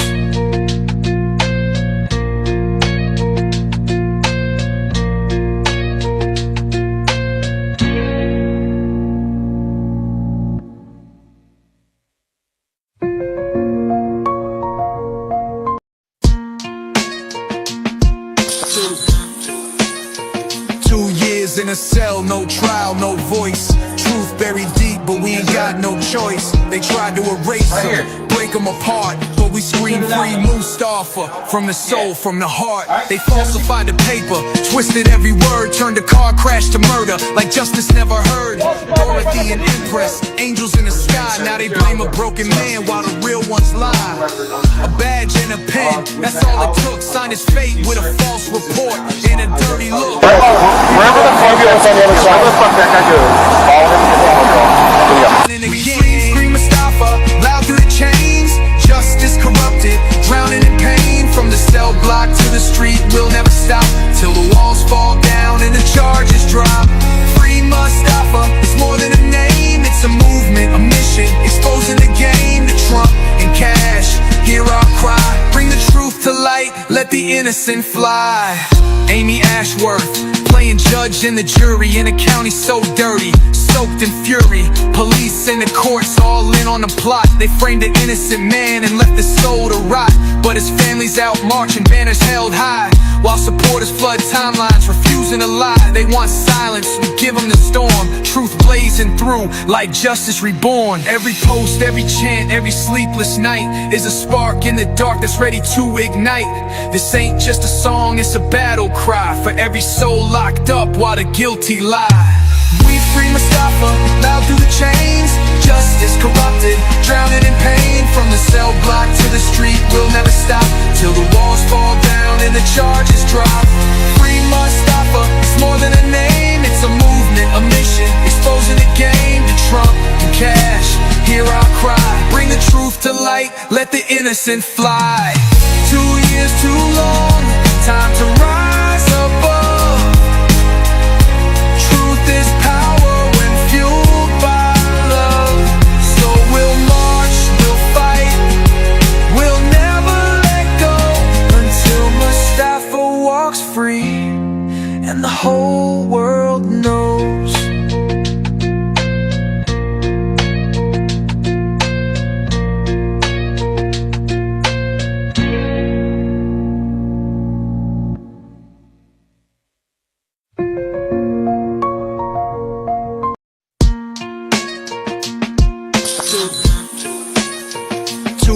In a cell, no trial, no voice. Truth buried deep, but we ain't got no choice. They tried to erase him, break him apart, but we scream free Mustafa. From the soul, from the heart. They falsified the paper, twisted every word, turned a car crash to murder, like justice never heard.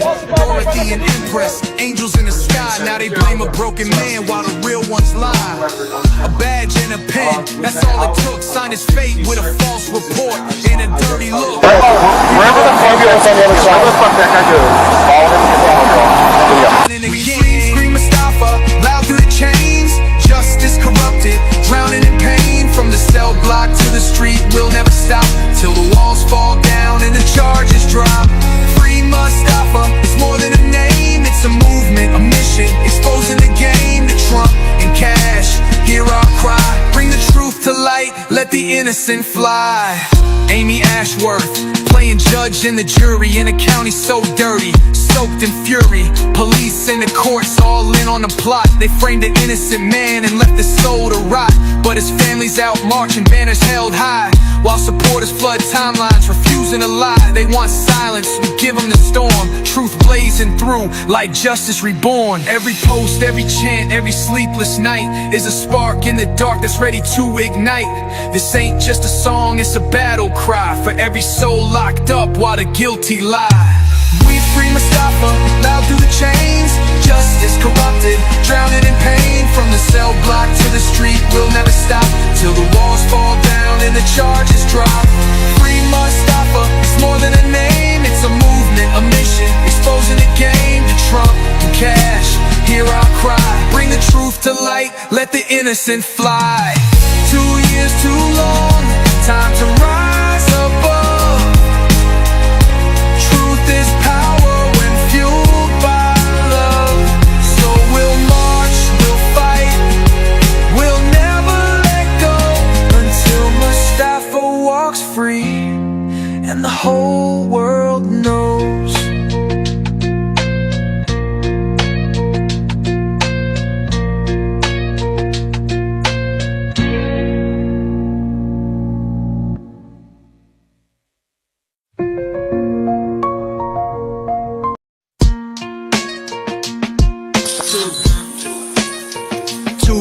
In a cell, no trial, no voice. Truth buried deep, but we ain't got no choice. They tried to erase him, break him apart, but we scream free Mustafa. From the soul, from the heart. They falsified the paper, twisted every word, turned a car crash to murder like justice never heard. Dorothy and Empress, angels in the sky. Now they blame a broken man while the real ones lie.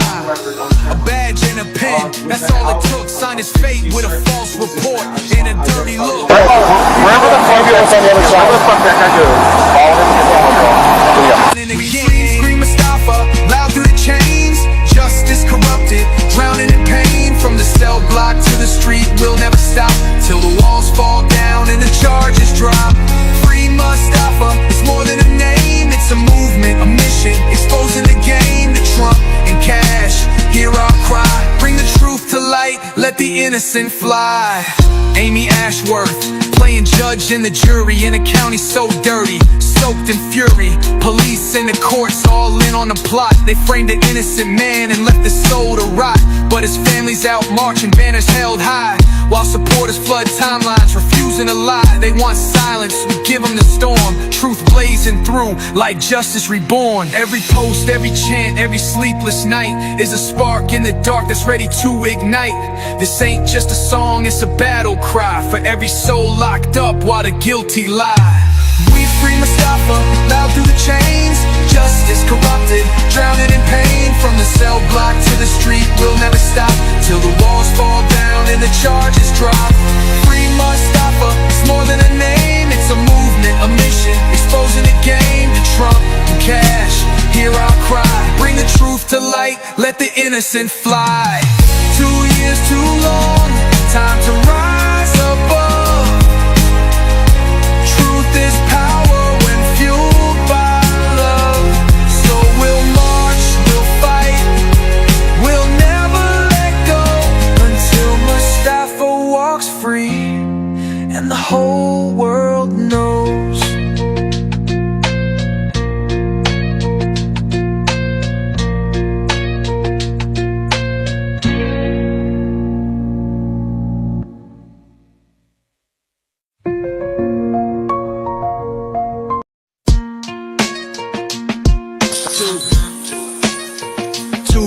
In a cell, no trial, no voice. Truth buried deep, but we ain't got no choice. They tried to erase him, break him apart, but we scream free Mustafa. From the soul, from the heart. They falsified the paper, twisted every word, turned a car crash to murder like justice never heard. Dorothy and Empress, angels in the sky. Now they blame a broken man while the real ones lie. A badge and a pen, that's all it took. Signed his fate with a false report and a dirty look. wherever the ambulance on the other side. Where the fuck that guy goes? Follow him and then And again, scream Mustafa, loud through the chains. Justice corrupted, drowning in pain. From the cell block to the street, we'll never stop till the walls fall down and the charges drop. Free Mustafa, it's more than a name, it's a movement, a mission, exposing the game to Trump and Cash. Hear our cry, bring the truth to light, let the innocent fly. Amy Ashworth, playing judge and the jury in a county so dirty, soaked in fury. Police and the courts all in on the plot. They framed an innocent man and left his soul to rot. But his family's out marching, banners held high, while supporters flood timelines, refusing to lie. They want silence, we give them the storm. Truth blazing through like justice reborn. Every post, every chant, every sleepless night is a spark in the dark that's ready to ignite. This ain't just a song, it's a battle cry for every soul locked up while the guilty lie. We free Mustafa, loud through the chains. Justice corrupted, drowning in pain. From the cell block to the street, we'll never stop till the walls fall down and the charges drop. Free Mustafa, it's more than a name, it's a movement, a mission, exposing the game to Trump and Cash. Hear our cry, bring the truth to light, let the innocent fly. 2 years too long, time to rise above. Truth is power when fueled by love. So we'll march, we'll fight, we'll never let go until Mustafa walks free and the whole world knows.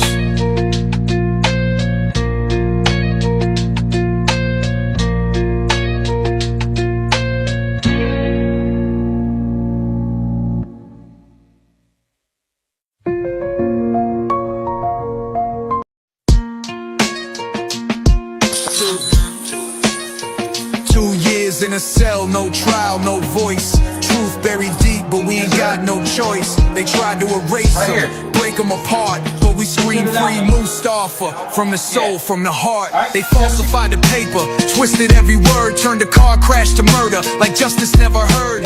Dorothy and Empress, angels in the sky. Now they blame a broken man while the real ones lie. A badge and a pen, that's all it took. Signed his fate with a false report and a dirty look. Wherever the ambulance on the other side, what the fuck that guy do? Follow him and then we'll go. And again, free Mustafa, loud through the chains.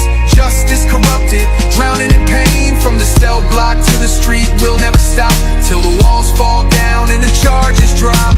Free Mustafa, it's more than a name, it's a movement, a mission, exposing the game to Trump and Cash. Hear our cry, bring the truth to light, let the innocent fly. Amy Ashworth, playing judge and the jury in a county so dirty, soaked in fury. Police and the courts all in on the plot. They framed an innocent man and left his soul to rot.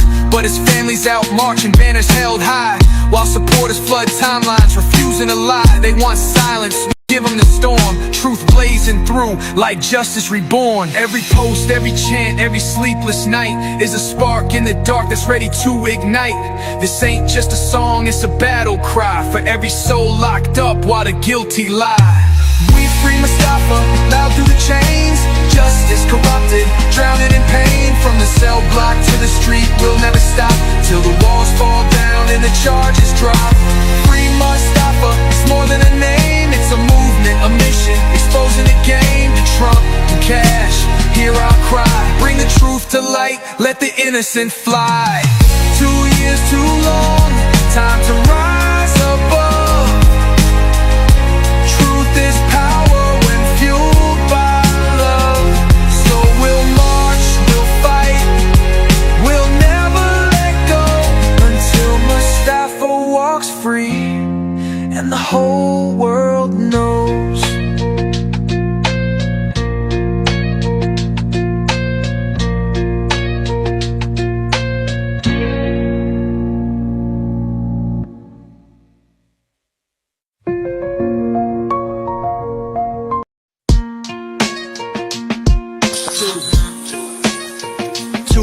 In a cell, no trial, no voice. Truth buried deep, but we ain't got no choice. They tried to erase him, break him apart, but we scream free Mustafa. From the soul, from the heart. They falsified the paper, twisted every word, turned a car crash to murder like justice never heard. Dorothy and Empress, angels in the sky. Now they blame a broken man while the real ones lie. A badge and a pen, that's all it took. Signed his fate with a false report and a dirty look. Wherever the ambulance on the other side, what the fuck that guy do? Follow him and then we'll go. And again, free Mustafa, loud through the chains. Justice corrupted, drowning in pain. From the cell block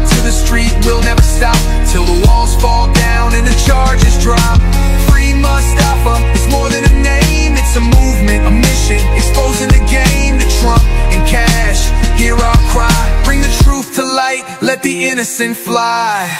Amy Ashworth, playing judge and the jury in a county so dirty, soaked in fury. Police and the courts all in on the plot. They framed an innocent man and left his soul to rot. But his family's out marching, banners held high, while supporters flood timelines, refusing to lie. They want silence, we give them the storm. Truth blazing through like justice reborn. Every post, every chant, every sleepless night is a spark in the dark that's ready to ignite. This ain't just a song, it's a battle cry for every soul locked up while the guilty lie. We free Mustafa, loud through the chains. Justice corrupted, drowning in pain. From the cell block to the street, we'll never stop till the walls fall down and the charges drop. Free Mustafa, it's more than a name, it's a movement, a mission, exposing the game to Trump and Cash. Hear our cry, bring the truth to light, let the innocent fly. 2 years too long, time to rise above. Truth is power when fueled by love. So we'll march, we'll fight, we'll never let go until Mustafa walks free and the whole world knows.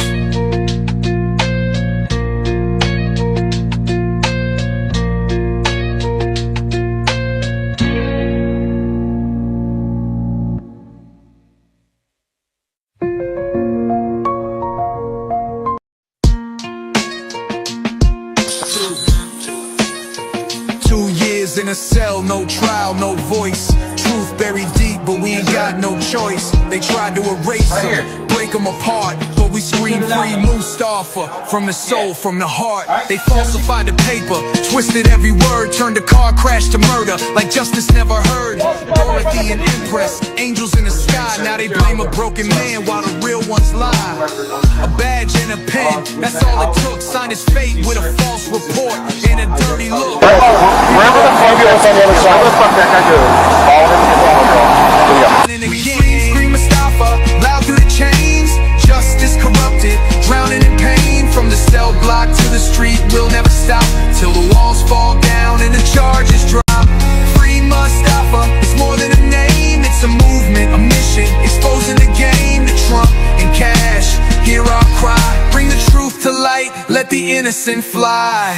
Amy Ashworth, playing judge and the jury in a county so dirty, soaked in fury. Police and the courts all in on the plot. They framed an innocent man and left his soul to rot. But his family's out marching, banners held high, while supporters flood timelines, refusing to lie. They want silence, we give them the storm. Truth blazing through like justice reborn. Every post, every chant, every sleepless night is a spark in the dark that's ready to ignite.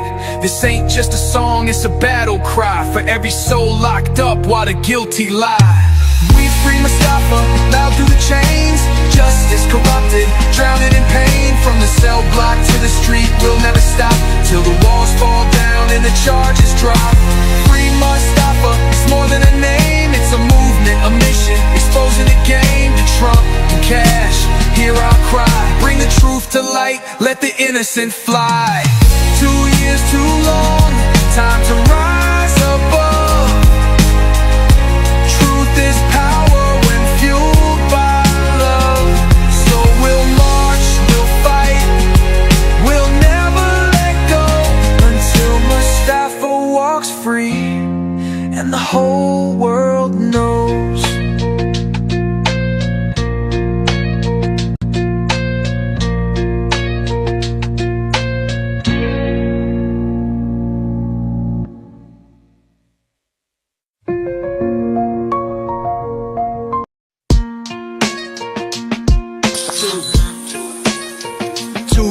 In a cell, no trial, no voice. Truth buried deep, but we ain't got no choice. They tried to erase him, break him apart, but we scream free Mustafa. From the soul, from the heart. They falsified the paper, twisted every word, turned a car crash to murder like justice never heard. Dorothy and Empress, angels in the sky. Now they blame a broken man while the real ones lie. A badge and a pen, that's all it took. Signed his fate with a false report and a dirty look. Wherever the fuck you on the other side, what the fuck that guy do? Follow him and get down. And again, scream Mustafa, loud through the chains. Justice corrupted, drowning in pain. From the cell block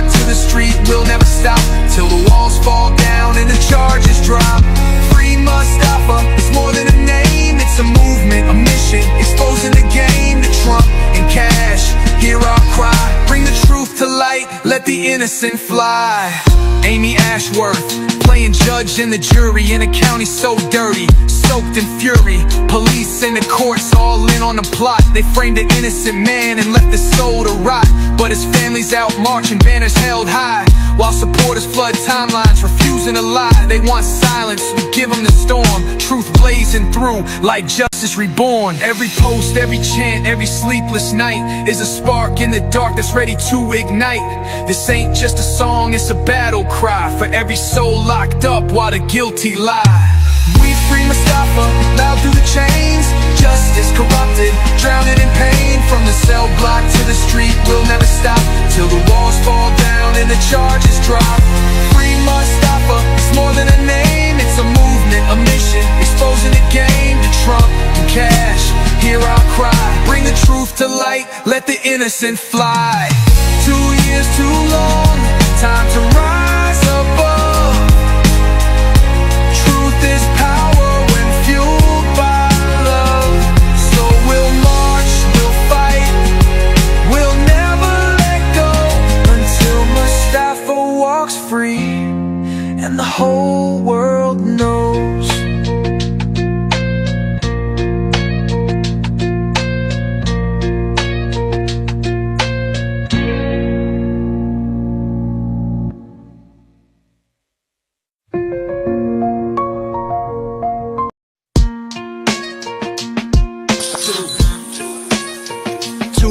In a cell, no trial, no voice. Truth buried deep, but we ain't got no choice. They tried to erase him, break him apart, but we scream free Mustafa from the soul, from the heart. They falsified the paper, twisted every word. All right, this is not another boring podcast. Mustafa through the police body cams. Judge Carol Weimer, what are you doing in the Mustafa Al-Jazari case? I mean, the Mustafa Al-Jazari case definitely morphed into something completely different.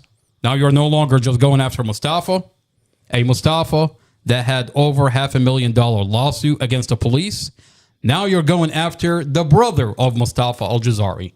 We have an injunction, a huge day for Commonwealth Amy Ashworth. Amy Ashworth thinks that these tactics are going to work, that the brother of Mustafa Al-Jazari is going to be this law-abiding citizen, that he's just gonna comply like a sheep when the judge. We asked a question. I mean, they wanna enforce an injunction whether I have evidence to show that Elaine Jarvis is lying or not. And you think I'm gonna just go along with it? Absolutely not. I'll tell you, whatever you rule, I'm not following it. I'm not gonna shut down the voice of Mustafa Al-Jazari. We asked a question, and who's I'll tell you the reason. The reason is because you have me backed against the wall. You've already taken my money, my company, everything I've got. You think I have anything to lose? What are you going to do? You can't arrest me. I'm already in touch with individuals that are watching what is going on in the Mustafa Al-Jazari case. Individuals that, because of you, you've opened this can of worms. All over federal court, all over Prince William County Court, you're documenting what you've done in the Mustafa Al-Jazari case, that you can no longer pretend that you haven't falsified this case. Look, when I talk about Mustafa Al-Jazari case, I have evidence that your police officer falsified this whole entire case. We asked a question, in whose best interest is it to shut you down, right? All right, I'm going to answer you. I'm going to give you the answer. Amy Ashworth. I'm going to give you the answer. Who was in court all the way in Warren County that drove 2 hours to just sit in court? Oh, that's right. The same entity that murdered the county Tatiana David. The county lawyer. Oh, yeah, that's right. What's her name? Sharon Pandak. Sharon Pandak, the lawyer that was representing the county jail and Sheriff Glenn Hill, who already put me in handcuffs. By the way, she used to be a board of supervisor. I remember. For Prince William County. She was a county supervisor? Back in the day. Oh, that's beautiful. So, who's representing the county, basically? Sharon Pandak. She was there. When I saw her in court, but that tells you. I told Sharon Pandak, I was like, ma'am, this isn't a jail board meeting. I was laughing. That shows you who's invested in these hearings, in these Warren County injunction hearings, and that's the county. The county is, I mean, they're terrified that you're exposing their lies. They have officers. By the way, these are not like basic officers. These officers have been there for years. Okay, like you said, Robert Drum's dad was a cop. His dad was a cop. This is like generational corruption. Okay, and we ask today, why isn't Chief Newsham doing anything about these officers? Obviously, they've been there longer than he has. Okay, he's protecting police officers that engage in police misconduct. He's protecting them, but his protection is limited. He can only do but so much. You can seal the file. You can try to say this is administrative. I can't tell you what it's about, but we took care of it. Take our word for it. I call bullshit. Okay? Well, I mean, bullshit. We have the file. You're exposed. You falsified information under oath. I mean, we look at Mustafa's indictment that is sealed till this day. It's sealed. Okay? What's in his indictment for murder? What's in the indictment? I mean, you find out that Commonwealth Amy Ashworth brought in the same police officer that's under an investigation that falsified Mustafa's statement. She pulled a warrant, and she brought that officer, and she didn't tell the grand jury that this officer... He's under an active internal affairs investigation. How does that make any sense? You don't tell the grand jury that this officer falsified the foundation of the case? It's not even about telling them. You summoned a person who's under investigation for lying about why this man is sitting in jail. Mustafa's sitting in jail because Robert Drum falsified the affidavit. He falsified the warrant. Okay?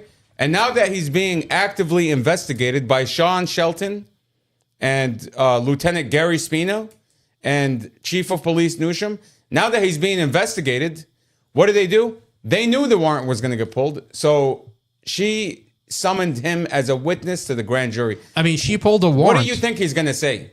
Let's be real. What do we think Robert Drum is going to say? He's going to repeat the same lies. And he's going to get away with it because Amy Ashworth is going to seal it. Amy Ashworth charged Mustafa.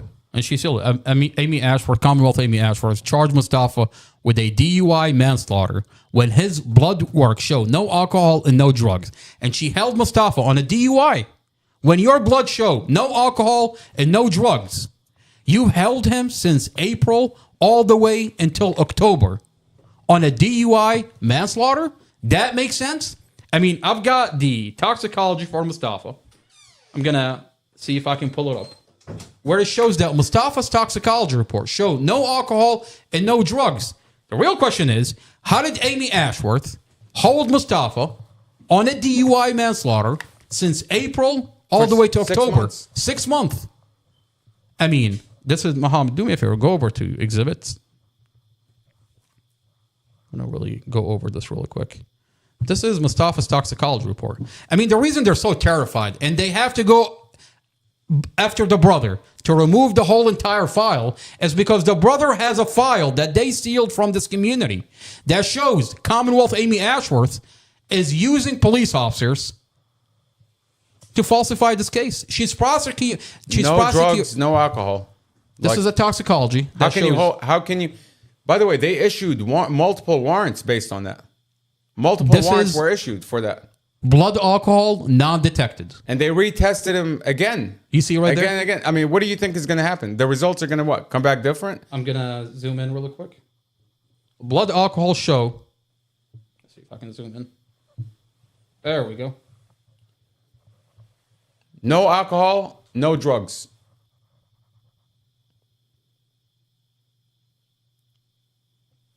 And you see Robert Drum say, blood alcohol wherever non-detected. the fuck that guy goes, follow him and get his blood.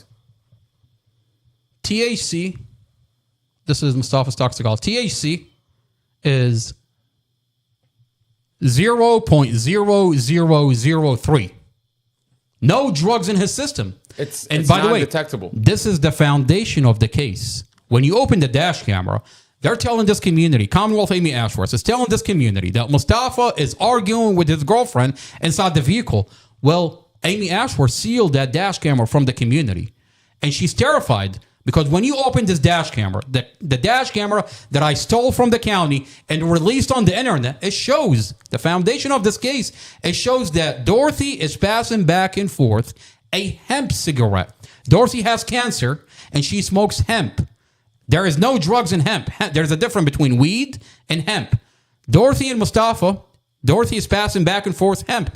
Not once, not twice. Muhammad, 6 times. And that says April 11th. How could you be arguing if she's sitting there passing back and forth hemp, and at one point Dorothy feels Mustafa's fingers as she grabs that cigarette from Mustafa. Look, Amy Ashworth has a giant problem on her hand. She didn't release that dash camera because she can't bullshit this community. She can't tell this community that Mustafa is arguing with his girlfriend and then have the community watch that Mustafa and Dorothy are passing back and forth a hemp cigarette 6 times. Look, that's the definition of malicious prosecution. Absolutely. Okay? Absolutely. When you can't get him on drugs, you're going to try to find a different route. What are you going to do? You're going to abuse children to try to get a negative statement out of them? You're going to try to manipulate the evidence in this case, take it out of context, tamper with his dash camera? That's the definition of malicious prosecution. Talk about children being abused. I mean, Commonwealth Amy Ashworth prides herself that she is she protects women's rights. She protects children. I mean, isn't that what she ran on as a Commonwealth attorney? She didn't protect Mustafa's mother when she was being assaulted by Casey Stevens, and she did not protect Dorothy's children when they were being abused by Officer Romero. Muhammad, in a forensic interview, the 14-year-old child, Javen, says, Investigator told him, a 14-year-old child. Detective told him that Mustafa ran away, fled the scene, left his 5-year-old baby sister to bleed to death. And if it wasn't for Mustafa running away, they could have saved his 5-year-old baby sister. Muhammad, we have the body cam. That's what they're telling children. We have the body cam, and we have the documents, the medical reports. Mustafa was in a coma. Mustafa was helicoptered to the hospital. So why are you lying to children, a 9, a 10, a 14, telling them that Mustafa ran away, left your 5-year-old baby sister to bleed to death? Children that loved Mustafa. We have the Google Nest videos inside the apartment. Why would they tell kids that? Why would you traumatize kids in that manner? Why would you traumatize? They don't care about the kids. Where is Amy Ashworth from Investigator Romero abusing these children? And by the way, Romero is being praised up and down this report. They say the outstanding work Romero did with the children. Well, we would like to see this outstanding work. We would like those body cams. Okay? It's not that we would like them. We're demanding these body cams. When Romero spoke to these kids, what exactly did he tell these kids?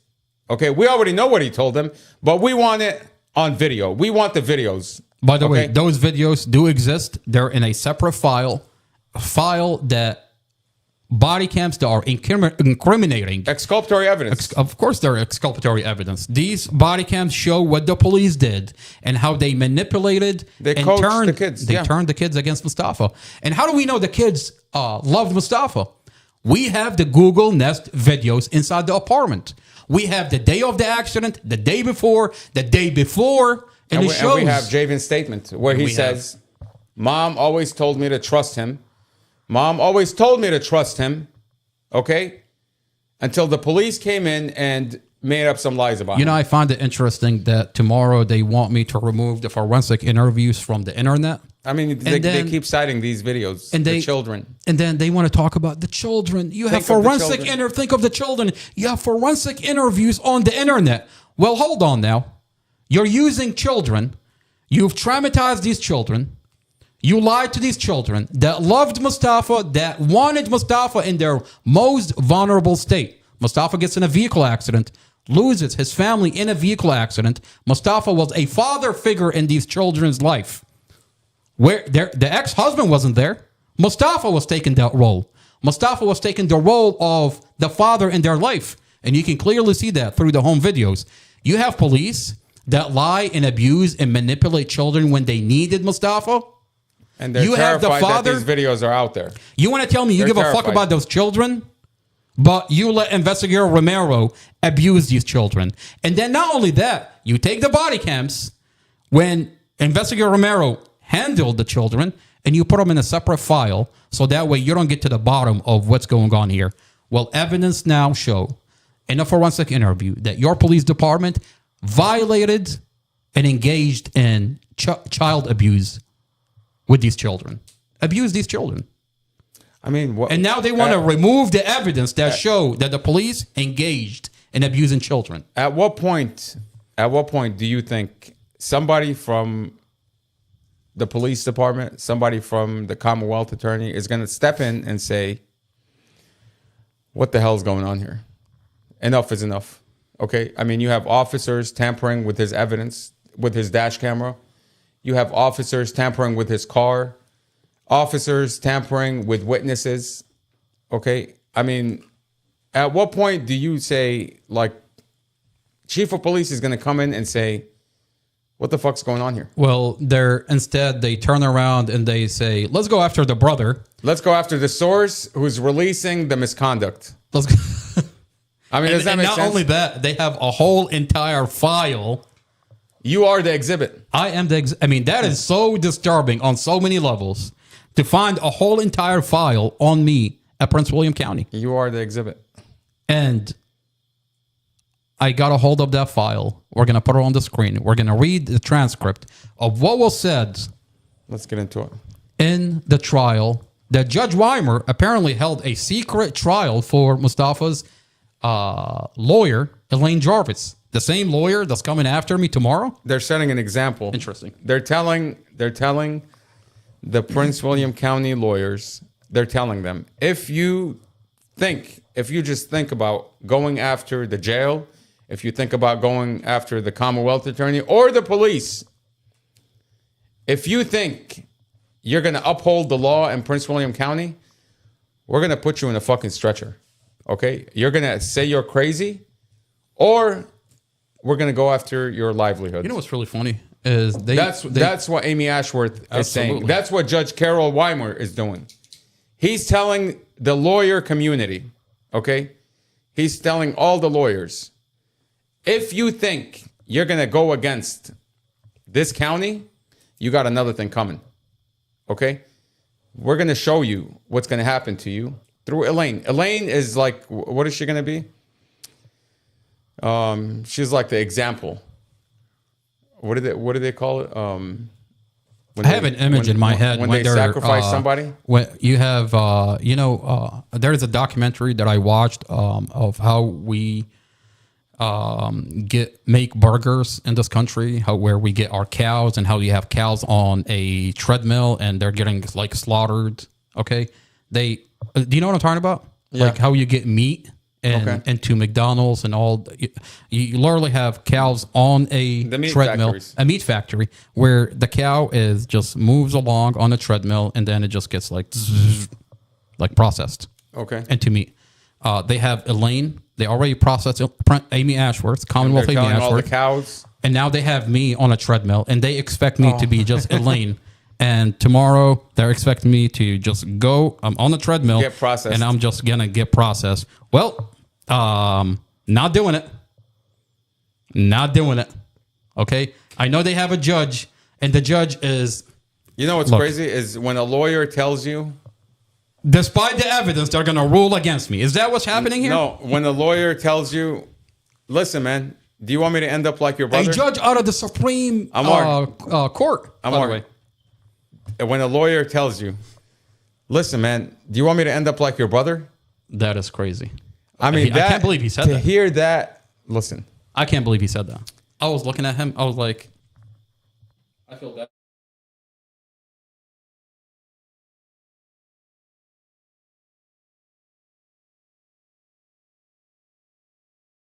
Yeah. Look, if the lawyers are no longer upholding the law, okay, you know something bad's happening. Okay. I mean, look, Elaine Jarvis. If nobody's willing to go when you have documented evidence, okay, documented evidence of tampering of evidence, tampering with witnesses, tampering with evidence, tampering with his car. Okay, manipulation of data. I mean, you look at Mustafa's EDR, the electronic data recorder, okay? And you look at how Robert Drum interpreted that data. I mean, you look at the data, okay? Let's just establish what the data shows. The data shows that the Chevy Suburban never hit the brake. That she was going 10 miles over the speed limit, and she never hit the brake. She had him head on at full speed. We know that Mustafa's data shows he was on the brake the entire time, okay, trying to avoid an accident. That's what the data shows. He cleared all the vehicles, made it to the 4th lane, and the SUV turned into Mustafa. Okay. And then you look at how Robert Drum interpreted the data, okay? What he put in his report is he put that the SUV was hitting the brake and Mustafa was not hitting the brake. That's what he put in his report. There's like a spreadsheet. That's right. I read that, yeah. There's a spreadsheet. Yeah, I know what you're talking about. Okay, yeah. And you're supposed to input data. You put the number for what matches. He misinterpreted to the ACM, the computer inside the vehicle, inside Mustafa's vehicle and and the Suburban. He intentionally did that. He put it as if Mustafa never hit the brake and that the SUV was on the brake the entire. He switched it. Do you now find it interesting that in a bond motion, Robert Drum is not the one that took the stand and testified as an expert witness? Instead, he had the same officer, Chad Mason, who admitted to cutting Mustafa's dash camera, is the one that got on the stand, and he's Chad reading. Mason has a heavy load. Well, I find it interesting that Chad Mason is reading off that paperwork that Robert Drum put in. He misinterpreted the system, the data. So why is Chad Mason the one to talk about what the data shows, how the car was hit, and all that information when Robert Drum is the crash investigator? I mean, technically, if you really think about it, Chad Mason did not lie in court because he's going off the documents that Robert Drum put in Mustafa's case file, which is a misinterpretation of the data in Mustafa and the Suburban's vehicle. Do you see what I'm talking about? And then prosecutor Sarah Sammy, technically, she's not lying if she's just referencing what Chad Mason is telling Judge Weimer. Do you see the game that they're playing here? Well, that's a question for his attorney. And no wonder the independent expert was blocked from reconstructing Mustafa's vehicle. I mean, do you see? It comes full circle. And Judge Weimer is sitting on a case. Like Judge Weimer sees all of it. 2.5 years later, he's letting a motion move forward with reconstructing Mustafa's vehicle. And he's not questioning why. I thought you had this done 2.5 years ago. Why are we doing this again? Oh, wait a minute. Maybe a body cam went up on the internet that shows the police officer that falsified Mustafa's statement blocked the reconstruction. And what did he say? What did Robert Drum say? He said, prosecutor Sarah Sammy said not to reconstruct this vehicle. Why? Why is the prosecutor and this investigator so terrified to reconstruct this vehicle accident? Oh, wait a minute. It's a vehicle accident, and you want to manipulate the data. That's why they're terrified. Basically. Let's go over the transcript. Okay. This is going to be really interesting. I haven't read it. You haven't read it. So we're going to open this can of worm together. And through this transcript, this is a secret trial that the presiding judge held for Mustafa's civil rights lawyer. And I think in this transcript, we're going to get to the bottom of what is really going on in the Mustafa Al-Jazari case.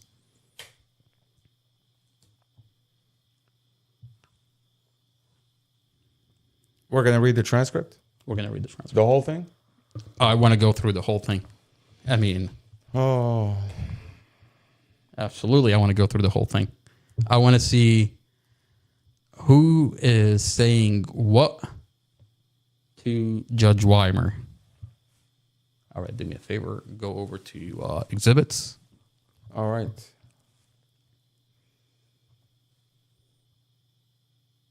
The court reporter was sworn by the clerk of the court. So the court, good morning. Sarah Sammy says good morning. Mr. Daugherty, good morning. Daughtry. Isn't that the same lawyer? David Daugherty? David, the one that me and you went into his office when Mustafa was arrested. Mustafa gets in a vehicle accident.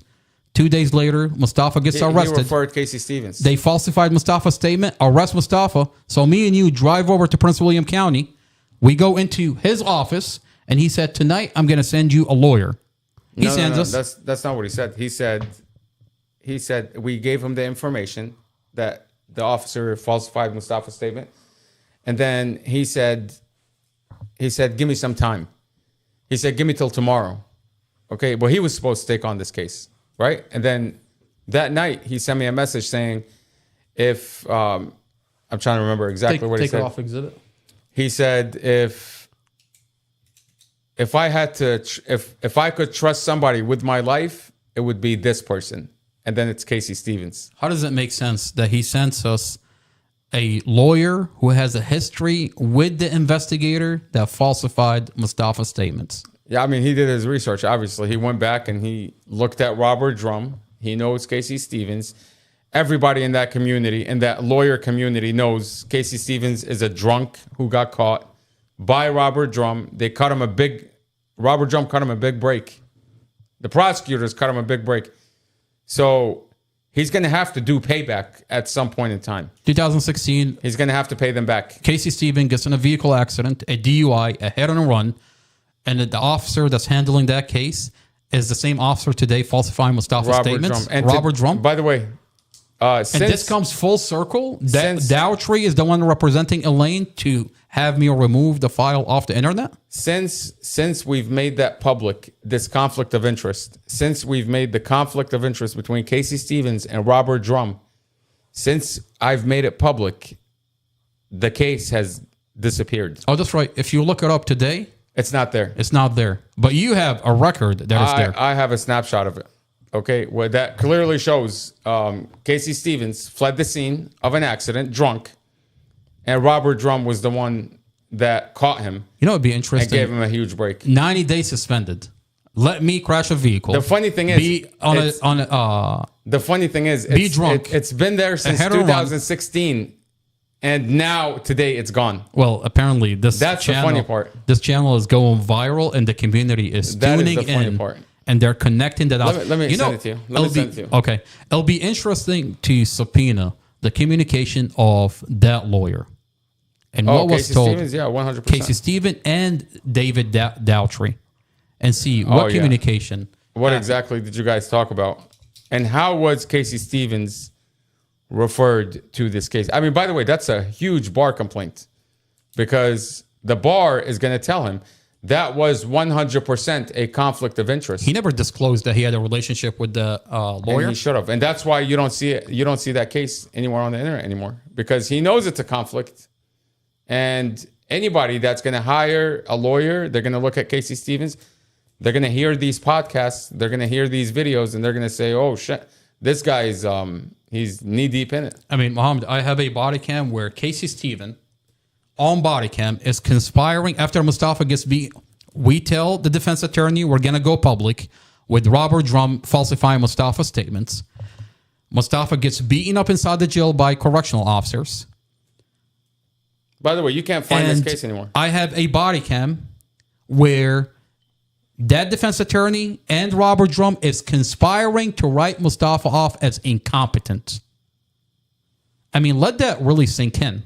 Your own defense attorney is conspiring with the officer that falsified your statements to write you off as incompetent so you can no longer talk about your beating inside the jail or testify against the county for falsifying your case. Especially when Casey Stevens saw Mustafa 2 days after they beat him, especially when he saw Mustafa's head swollen. I mean, we saw a picture of it. We saw him on video 2 weeks after, okay? And he had 2 giant lumps on his head. Imagine what Casey Stevens saw, and he came back to us and said, "You have a recorded phone call with Casey Stevens. What is it? A month before the beating inside the jail, where he told you." I have a voicemail. You have a voicemail that Mustafa is competent. They were getting ready to inspect his car, and he said Mustafa's competent. He understands what's going on. Okay, he's patiently waiting for this car inspection to go through. And as soon as I get something on the car that shows, that's going to show anything like any other theory even if it's a theory that there was something possibly wrong with the car, I'm getting him out that day. Mustafa instead gets beaten up. The independent experts. By the way, looking back at it today, it doesn't make any sense because the police say there's brake failure. So you don't need your expert to tell you. Oh, that's right. There's a body cam where it shows the police inspected Mustafa's vehicle, and they have found brake failure. You don't need your independent expert to tell you there's brake failure. The police lay it out for themselves. They specifically. By the way, that's their verbiage, is that there was brake failure and they cannot determine the cause of the brake failure. So what do you need an expert for when you have that? As an attorney, you could have immediately filed for a bond and said, well, look, the police themselves are saying there's brake failure. And instead, you have police officers like he's bullshitting. He was buying time. He was buying time so that Amy Ashworth could bring in her lying investigator and testify to the grand jury so that when they pull the warrant, there's an indictment on him. And who testified in that? Of course. The same officer that falsified the police report. The same officer that caught Casey Stevens drunk, crashing his car and fleeing the scene of an accident while drunk. Mustafa gets beaten up inside the jail. So what? I mean, what do they hope out of that transaction? That you have correctional officer. We're telling our defense attorney, who clearly has a relationship with this officer that falsified Mustafa's statement. Oh, no doubt about it. We're telling him we're going to go public.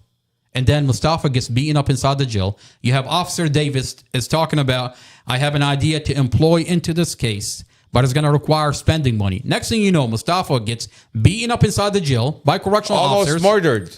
I mean, I have a CCTV video where Mustafa is dragged unconscious, half naked from one cell into another cell. Now, a United States citizen, a citizen of the United States. And they're hoping. Who's held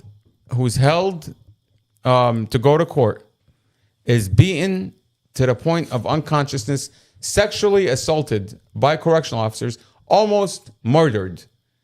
And the FBI come in, the FBI are looking into this case, and they tell us that no videos exist. They tell us no videos exist of that day. They show us a still image of the back of Mustafa. He's walking after the 24th of May. He's walking, so clearly he didn't have injuries. They tell us no videos exist. And then Elaine files a federal lawsuit and she gets the video. She released the video to the public. The same video that the FBI told us does not exist. I mean, they're attempting. FBI. I have the internal notes from the FBI where they're working with the county jail to cover this up. I mean, that's crazy. The FBI working with a county jail. Lindsay Coulter. Special Agent Samantha. A man who sued the police. Special Agent Lindsay Coulter. Special Agent Samantha Adam. Supervisor Huckle. I have communication Josh Huckle, where they're communicating with the county jail to cover this up. They go in, they cover Mustafa's window. I mean, there's literally an email from the FBI to the jail telling them not to worry about it. Not to worry about this investigation. So the FBI came in to do a cover-up. They came in to quiet us down, to tell us, your brother he's lying. He needs a competency test. That's what he really needs. He doesn't need medical help. He needs a competency test because he's imagining. Casey Stevens says, maybe your brother imagined it. Well, the CCTV today, that video shows him being carried unconscious, half naked, by correctional officers, just like he told us. And then on a visit on a CCTV. So who's lying now? On a CCTV visit, 2 weeks. Mustafa is a solitary confined inmate. Are we surprised? Really? Are we surprised? You have injuries, compounding fractures. His arm is 3 times the size of a normal arm. His head has all these kind of bumps. And the FBI saw that. Are we surprised? We're talking about FBI lies. Well, I'm not really surprised because you're talking about a county jail who's a private jail who brings in $60 million into this county. I mean, where the local FBI gets involved only to cover up for what the jail did. Like, this is the same DOJ. And they're just upset because the file is on the internet. Amar, this is the same DOJ that released the Epstein. Oh, that's right. They released the Epstein jail video, and they said this is the full video, unaltered, untampered with. The edited Epstein file. Look, edited Epstein CCTV and video. Then people on the internet said, "Why is there a 1 minute missing? Why is there a mouse cursor on the TV? If you're saying this is the raw video, why is there a mouse cursor?" So people find out that it was a screen record. It's missing a minute, and they say every night it was missing. I mean, this is the same DOJ. It's like whatever is happening on a national level, it's happening on a local level. And that's the sad part, is that the corruption is there, okay?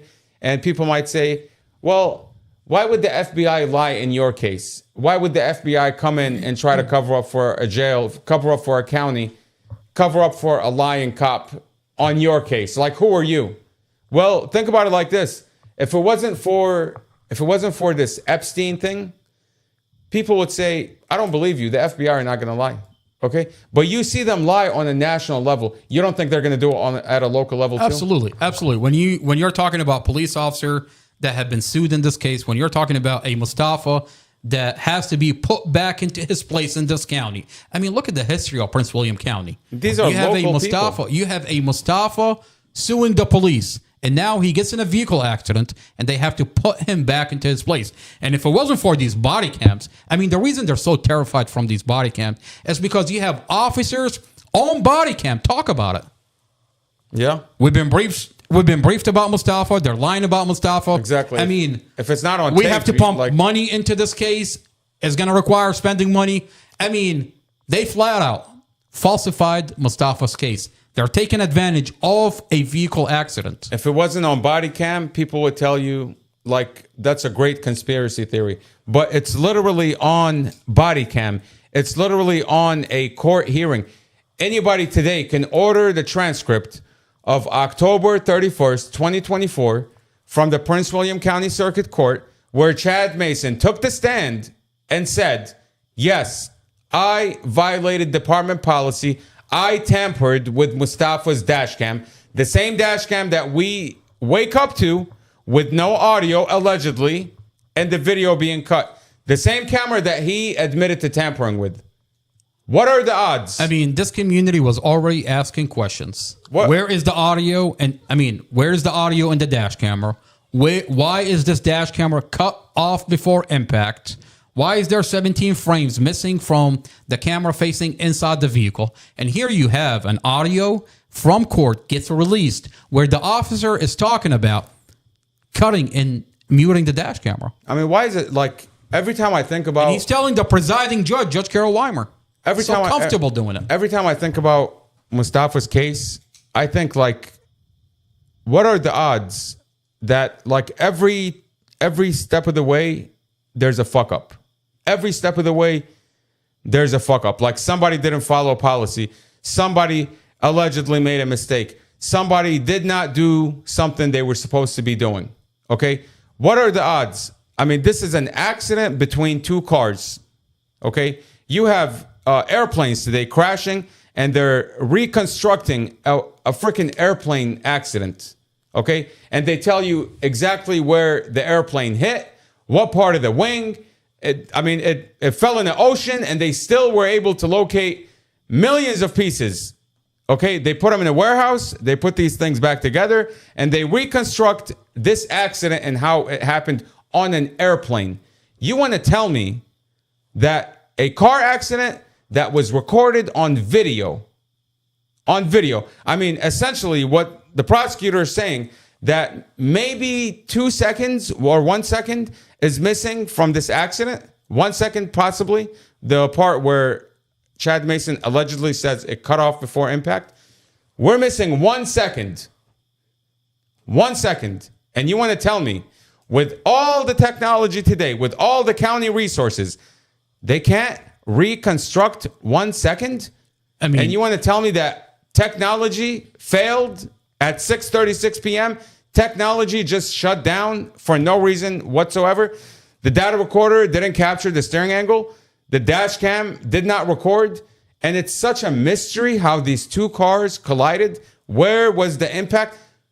All this technology is 2025. And you want to tell me you can't reconstruct 1 second from a car accident? It's not that they can't reconstruct the vehicle accident. It's on body cam. They're blocking the reconstruction of this vehicle. I mean, we have to rely on a lip reader to tell us what's happening. A lip reader? Mohammed, why is the Commonwealth Attorney getting a lip reader when Kathy Zymas is telling her this dash camera does have audio? So why? So here's the question. Why is it such a mystery to reconstruct this car accident? They don't want to reconstruct it. Why is it so hard to have someone come in, defense or prosecutor, come in and say, let's get to the truth. Let's get to the truth. Why did Drum lie? Why did Chad Mason tamper with the dash camera? Why did Kathy Zymas not document her findings? Why is Romero talking to these children, abusing them, and there's no record of it? Why is Rob Davis telling Rob Sermon that did you tamper with it? Did you do something inappropriate to it? And that they should spend money? Why is Mustafa being injected with fentanyl only to be interrogated at the hospital? Why is this medical examiner falsifying a medical examiner report? Gene X Xavier Maya. I mean, if you didn't have that medical examiner report and you didn't have the dash camera and you're comparing the two together, I mean, people would have a hard time believing that a medical examiner falsified a medical exam. But you have the medical exam, you have the dash camera. I mean, clearly she says that Dorothy is protesting. Look, we went over the dash camera on the last podcast. Let me just say something. Look. And Mustafa and Dorothy are passing back and forth a cigarette. How is she protesting? I just listed 1, 2, 3, 4, 5, 6, 7 things that had gone horribly wrong in this case. That's a good point. 7 things that had gone horribly wrong in this case. You want to tell me all those 7 things happened by accident? Exactly. You want to tell me that it's just a coincidence that every step of the way, somebody is fucking up on this case? The medical examiner, the officer, the dealing with the children, like all these things. And then you want to tell me on an alleged double homicide. Anything that's supposed to show you what exactly happened, it's not there. It's removed from this case. That's my point. Everything that is supposed to show you what happened in this case is miraculously missing. Mustafa's statement is falsified. Imagine if you hadn't recorded that phone call. Not only is it missing, but they're not interested in it. I mean, we have hours and hours of home videos, Google Nest videos, that were on Mustafa's phone, by the way. Robert Drum took Mustafa's phone. Not only took it, but he had his password. He had Mustafa's password. You know what that means? That means Robert Drum went to the phone, scrolled up, put in the password, and he went through every single app. You don't have to rely on data extraction at that point. You go through the phone. You open every single app, email, Gmail, Google Nest, text messages, phone calls. You have access to all of it. And you want to tell me Robert Drum didn't come across an app that says Alexa? He didn't go through an app that says text messages? Didn't go through an app that says Google Nest? If I'm not an investigator and I was able to log into Mustafa's iCloud and obtain hours and hours and hours of Google Nest videos that show how this family was living from that day and prior, okay? It shows me everything, what this family did inside the apartment, okay? And you want to tell me on an alleged double homicide, there's no record in this whole entire discovery report, there's no record in any of the police reports, there's no record that there's a Google Nest that exists, and you talked to the children for hours, you extracted every piece of information you could out of these kids, and you never came across any of the children saying there's a Google Nest. And I'll tell you why these recordings are missing with the children, with Romero, is because they notified him that there was a camera in the apartment. Romero and the police department, they don't want that. They don't want this information in any of the reports. So what do they do? What do you mean? There's multiple cameras in the house. Dorothy had Google Nest videos. I mean, look. Google Nest cameras. What's so dangerous? Where are the cameras from? I mean, Mustafa had cameras. Dorothy had cameras. There is multiple Google Nest videos inside the apartment. Listen to this. What is so dangerous about the conversation Romero had with the kids that the prosecutor is hiding those videos? She's hiding it from Mustafa's attorney. She's hiding them from the system completely. Just like Andrew Margiotta's video, body camera. What is so damning about Romero's conversation with the children? What is so damning about it? I mean, I'm trying to think. I know that the police weaponize these kids. I know that the police lied to these kids only to extract a negative statement about Mustafa. But what is so damning about the conversation the police had with the children? And I'll tell you what it is. The kids told the police that there's a Google Nest camera inside the apartment. The kids told the police that there are light bulb cameras, one in the balcony, one in the living room, where the kitchen area is. And the police cannot afford to bring in this piece of evidence that the kids mentioned in their conversations, because the moment you introduce these videos, everything the prosecutor says about Mustafa goes right out the window. I have a recording from the 16-year-old Kylie. Kylie was separated by CPS from Mustafa's girlfriend. Her mom, Dorothy, is separated. She lives with her dad, Jason Nance. I have Kylie that got online, and she said, I went back into the apartment, and I took everything that was there. After the accident. After the accident. So the question is, why is the police allowing her to go into the apartment? I have a recording. I thought this was a crime scene. I mean, you want to tell me you're charging Mustafa with murder? Premeditated murder. Which means everything prior to the accident is relevant. That's what it means. There's a body cam in the case file where the ex-boyfriend is pawning off everything in the apartment. So interesting. He was allowed to pawn items from the apartment, an alleged crime scene. I mean, the disturbing part is you went to the Commonwealth attorney, Amy Ashworth, and you wanted to supply her with the Google Nest. I mean, a Commonwealth attorney is bringing up charges I against supplied Mustafa. the FBI with Google Nest videos. What did Commonwealth attorney Amy Ashworth do when you tried to give her the Google Nest videos? Well, number one, she wouldn't come to the front desk, and she notified her secretary that if we did not leave her office, she was going to have us escorted out by the sheriff's office. A deputy was going to come and kick us out of the office, and she would not meet with us. I mean, that makes sense to you? That the Commonwealth attorney is not interested? I mean, a Commonwealth attorney is not interested in Google Nest videos? On an alleged double homicide, I find it odd, very odd, that the police are not turning every stone in this case. I mean, as an investigator, wouldn't you want all information so that you can complete your investigation, so that you can have every side, so that when you come to a conclusion, you make a well-informed conclusion. You don't just base it on one thing. You don't want to miss anything, especially when you allege this is a double homicide. You keep saying this is an alleged double homicide, yet I don't see a homicide investigator. Where is the homicide detective in this case? Look, I asked two higher-up officers. I mean, Robert Drum is a crash reconstructionist, I asked right? two officers. He's not a homicide detective. Two officers in Prince William County. I asked them at the office. I said, the prosecutor is saying this is premeditated murder. The medical examiner who falsified the medical examiner report says this is a double homicide. Where is your homicide detective? Well, I mean, think about what's happening here. The reason they don't have a homicide detective is because the minute there's a homicide detective, he's going to tell you this is a car accident. Exactly. I mean, that's the bottom line. The moment you have a real investigation take place, they're going to tell you this is a car accident. The minute you reconstruct a car, you're going to find out this is a car accident.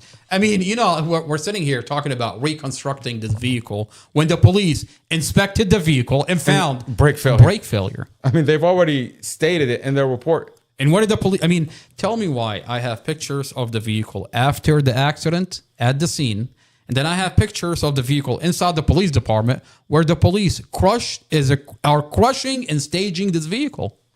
And you know, the thing that I can't get over... You mean to tell me they tampered with evidence?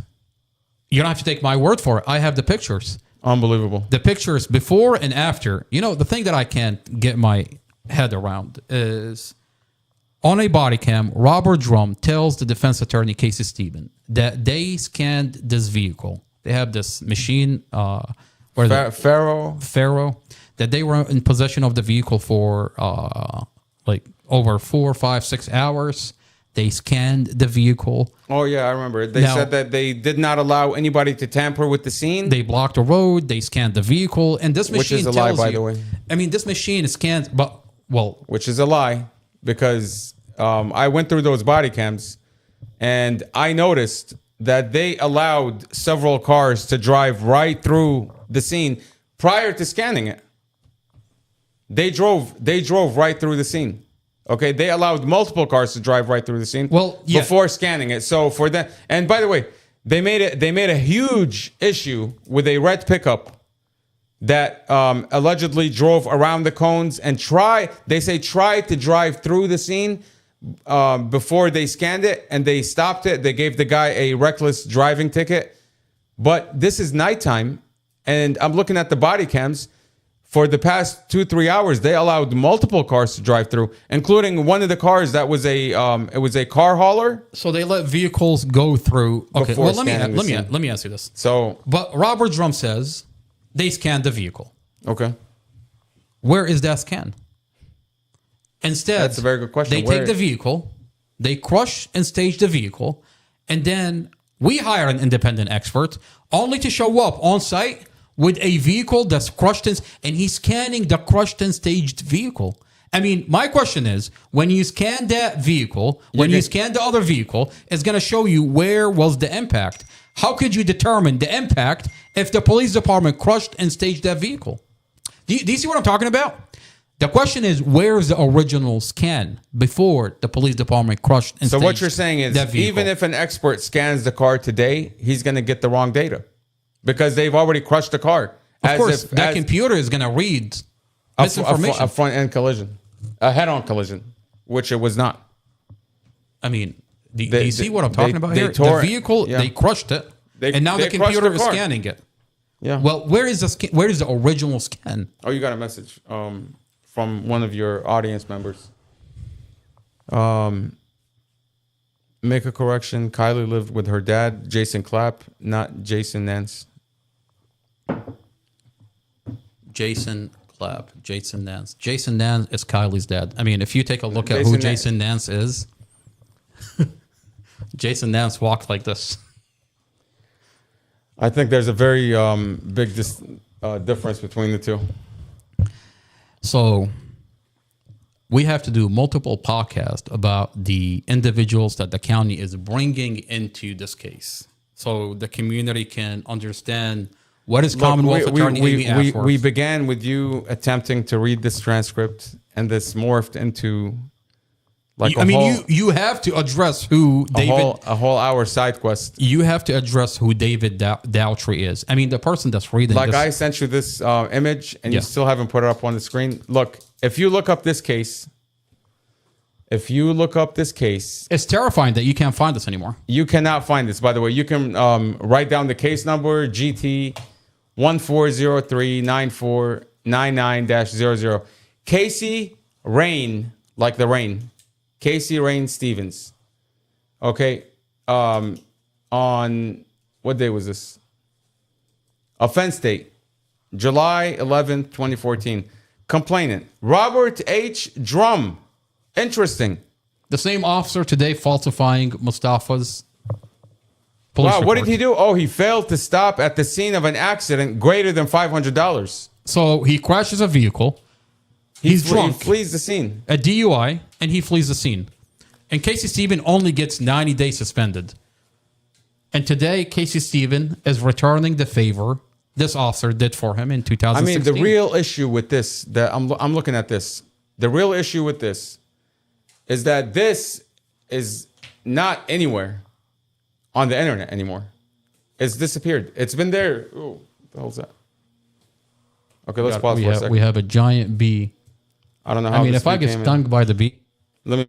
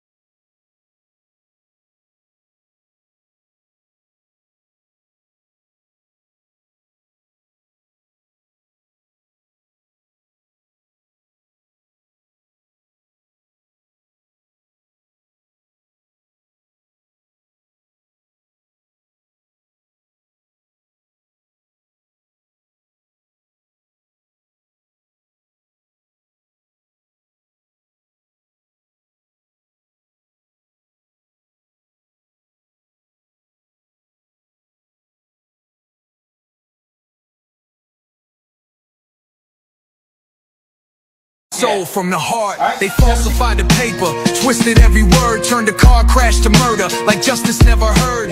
Dorothy and Empress, angels in the sky. Now they blame a broken man while the real ones lie.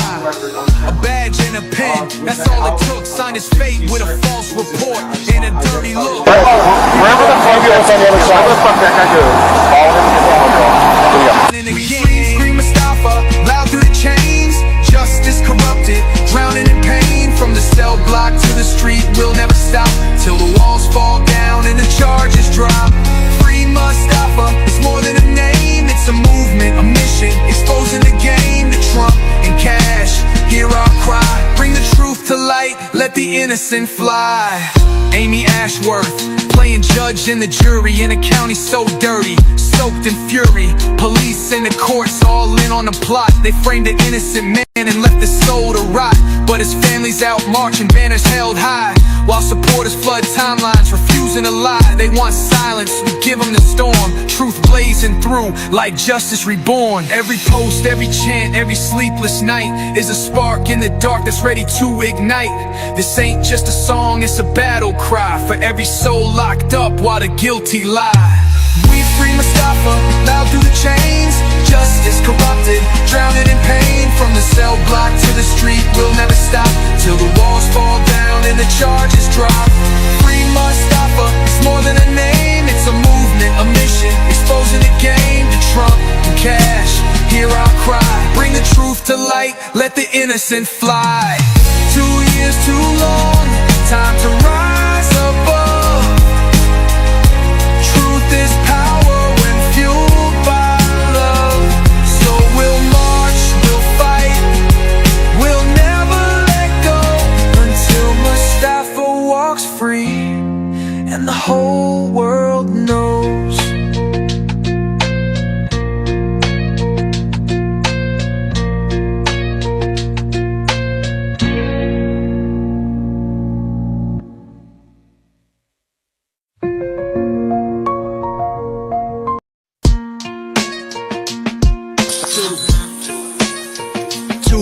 In a cell, no trial, no voice. Truth buried deep, but we ain't got no choice. They tried to erase them, break them apart, but we scream free Mustafa, from the soul, from the heart. They falsified the paper, twisted every word, turned a car crash to murder, like justice never heard. Dorothy and Empress, angels in the sky. Now they blame a broken man while the real ones lie. A badge and a pen, that's all it took. Signed his fate with a false report and a dirty look. Wherever the fuck is on the other side. Wherever the fuck that guy goes, follow him and get him. And again, scream Mustafa, loud through the chains. Justice corrupted, drowning in pain. From the cell block to the street, we'll never stop till the walls fall down and the charges drop. Free Mustafa, it's more than a name, it's a movement, a mission, exposing the game to Trump and Cash. Hear our cry, bring the truth to light, let the innocent fly. Amy Ashworth, playing judge in the jury in a county so dirty, soaked in fury. Police and the courts all in on the plot. They framed an innocent man and left his soul to rot, but his family's out marching, banners held high, while supporters flood timelines, refusing to lie. They want silence, we give them the storm, truth blazing through like justice reborn. Every post, every chant, every sleepless night is a spark in the dark that's ready to ignite. This ain't just a song, it's a battle cry for every soul locked up while the guilty lie. We free Mustafa, loud through the chains. Justice corrupted, drowning in pain. From the cell block to the street, we'll never stop till the walls fall down and the charges drop. Free Mustafa, it's more than a name, it's a movement, a mission, exposing the game to Trump and Cash. Hear our cry, bring the truth to light, let the innocent fly. 2 years too long, time to rise above. Truth is power when fueled by love. So we'll march, we'll fight, we'll never let go until Mustafa walks free and the whole world knows.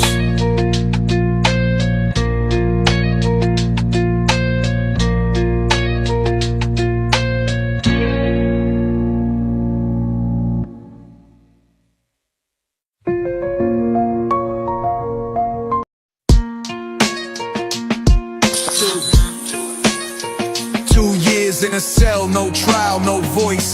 Truth buried deep, but we ain't got no choice. They tried to erase them, break them apart, but we scream free Mustafa. From the soul, from the heart. They falsified the paper, twisted every word, turned a car crash to murder, like justice never heard. Dorothy and Empress, angels in the sky. Now they blame a broken man while the real ones lie. A badge and a pen, that's all it took. Signed his fate with a false report and a dirty look. Wherever the ambulance on the other side. What the fuck that guy doing? Follow him to the hotel. And again, scream Mustafa, loud through the chains. Justice corrupted, drowning in pain. From the cell block to the street, we'll never stop till the walls fall down and the charges drop. Free Mustafa, it's more than a name, it's a movement, a mission, exposing the game to Trump and Cash. Hear our cry, bring the truth to light, let the innocent fly.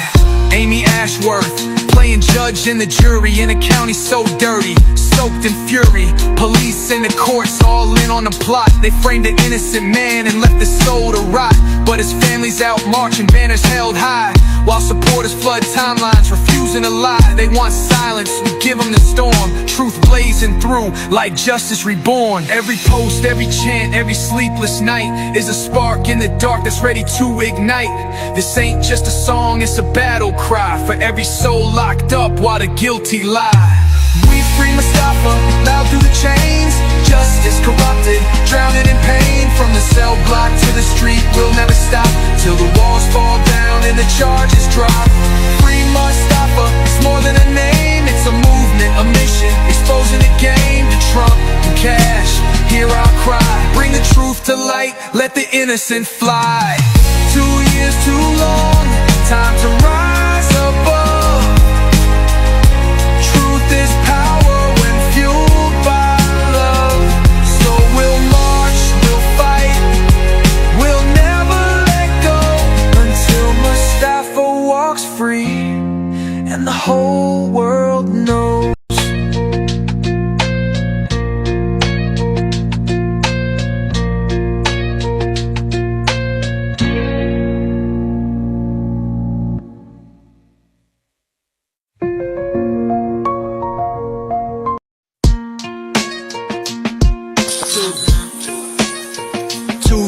In a cell, no trial, no voice. Truth buried deep, but we ain't got no choice. They tried to erase them, break them apart, but we scream free Mustafa. From the soul, from the heart. They falsified the paper, twisted every word, turned a car crash to murder, like justice never heard.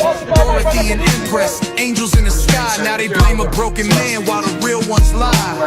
A badge and a pen, that's all it took. Signed his fate with a false report and a dirty look. Wherever the ambulance on the other side. What the fuck that guy doing? Follow him to the hotel. And again, scream Mustafa, loud through the chains. Justice corrupted, drowning in pain. From the cell block to the street, we'll never stop till the walls fall down and the charges drop. Free Mustafa, it's more than a name, it's a movement, a mission, exposing the game to Trump and Cash. Hear our cry, bring the truth to light, let the innocent fly. Amy Ashworth, playing judge in the jury in a county so dirty, soaked in fury. Police and the courts all in on the plot. They framed an innocent man and left his soul to rot, but his family's out marching, banners held high, while supporters flood timelines, refusing to lie. They want silence, we give them the storm. Truth blazing through like justice reborn. Every post, every chant, every sleepless night is a spark in the dark that's ready to ignite. This ain't just a song, it's a battle cry for every soul locked up while the guilty lie. We free Mustafa, loud through the chains. Justice corrupted, drowning in pain. From the cell block to the street, we'll never stop till the walls fall down and the charges drop. Free Mustafa, it's more than a name, it's a movement, a mission, exposing the game to Trump and Cash. Hear our cry, bring the truth to light, let the innocent fly. 2 years too long, time to rise above. Truth is power when fueled by love. So we'll march, we'll fight. Okay, so I am sad to tell you that Amar got stung by a bee. I'm just You kidding. know, I'll tell you, the county is betting. They were hoping. You got Elaine, you got Commonwealth Amy Ashworth rooting for that B, hoping that. Just kidding. He's right here. Okay, hoping that B got me, so I don't show up to court. I'm going to show up to court tomorrow, and I'm going to destroy Elaine in court. Elaine wants to do the bidding of Commonwealth Amy Ashworth. Well, I've got exhibits that's going to be on the record. I think Elaine is going to show that Elaine lied. I think Elaine sent the B on you.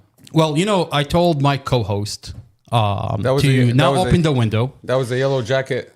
And, I mean, that's a giant bee. I've never seen a bee that big. I mean, look, Trump, President Trump, you're not doing your fucking job, sir. You've got RFK, and he promised us that he's going to stop China from putting something in our water, right? Isn't that what... It's a wasp. It's not a bee. Isn't that what RFK talks about? China and putting something in our water? I mean, I've got a giant bee coming into my studio. What is RFK doing? Apparently not doing his fucking job. So it's a yellow jacket, and they are social wasps known for their black and yellow markings. Often underground, aggressive defense. They're usually not that big. Aggressive defense of their colonies. That one was definitely aggressive. Definitely not Casey Stevens material. I had to chase after her with... they are scavengers. A towel. Feeding on Brought to care of insects, sweet food. Well, they wanted to feed on me. And can sting multiple times without losing their stinger. Are you kidding me? Yeah, I swear. That's crazy. Well, that was definitely a giant bee. We took care of it. I told you not to have that window open without a screen, but of course. And it says they feed on podcasters. We are definitely podcasters that the county wants to shut down. I mean, you know what's really terrifying? You've got... The county wants to do everything to you, but they don't even want you to talk about it. I mean, that's the terrifying part. As it feels like... I mean, it feels like we're in China. It feels like we're in Russia. That they want you to stay quiet. I want to step all over you. I don't even think they do that in China. I mean, the county wants to step all over you and tell you, hey, by the way, don't talk. And we're going to use the court system. Who told you that's what they do in China? Julie Carey? Well, that's what they tell us on the news. That's what Supposedly China does. Julie Carey wants to tell this community that the police does not lie, that we have a perfect police department. We have a perfect county jail. We have the most amazing Commonwealth Amy Ashworth. Well, here I have a file that they lied. And it's not my word against them. I have the file. Let's see. Where is Julie Carey today? What were we talking about before violently being attacked by Elaine's B? We were talking about Casey Stevens. Casey Stevens and how he's getting things removed off the record. So you will never find this this case. How does that make any sense? He had it removed. I think he called the county up and said, hey, you know how the family is telling me about this? They keep talking about this conflict of interest. You know how I'm losing business over here? You know how the community is tuning in that I'm a drunk, that I have a police officer that covered up for me, and now I'm returning the favor. Can you do something where you can remove it after? Well, Casey Stevens, we've got the record, sir, and there's nothing you can do about it. We have the body cam where you worked with the investigator to cover up the falsified police report. We have the body cam where you're conspiring to write Mustafa as incompetent with the investigator that falsified Mustafa's police report. You took over $50,000 from me only to cover up for the police. Oh, a police that you have a relationship with. You know what I find really disturbing and doesn't make sense? He's a Republican, right? Allegedly. Now, Commonwealth Amy Ashworth is a Democrat. Now, how does it make sense that during Commonwealth Amy Ashworth's election, a Republican donates to her election $3,700? I mean, you can look this up. Casey Stevens, so you take my money and you turn around and donate it to the person that's bringing up a case against your client? That makes sense. A Republican, if you want, If you're going to walk away from anything, how does it make sense that a Republican donates to a Democrat's campaign? From my money. You took $3,700 from me only to give it to Commonwealth Amy Trashworth? That's what you did? You can look this up. By the way, failure to stop at the scene of an accident with greater than $500 worth of damage is a major crime. Did you know that? I mean, I'm looking at people that... Not for Casey Stevens. Not for Casey Stevens. Assault. Not for Casey Stevens. Making racial statements. Not for Casey Stevens. These people are operating above the law. You know, the bar has a code of conduct. And with a conflict of interest like that, I mean, he should be disbarred. But he's still taking $50,000 and then not defending your client because the officer that's in question hooked you up one day, and now you're returning the favor. No, let me ask you a with question. this client's money. Casey Stevens never brought a defamation lawsuit against me, and he never will. Is it interesting that I've been talking about Casey Stevens for 2.5 years, and he never brings a defamation? I mean, when you look up Casey Stevens, my podcast is going to come up, and I'll tell you why he's not bringing a defamation lawsuit is because discovery goes both ways. I'm going to subpoena his cell phone and the communication that he had with the lawyer that sent us Casey Stevens, the communication that he had with Robert Drum, the communication that he had with the county, Commonwealth Amy Ashworth. And Sarah Sammy. That's why he will never bring a defamation lawsuit. Okay. Let's go back to the transcript. Let's go to the transcript.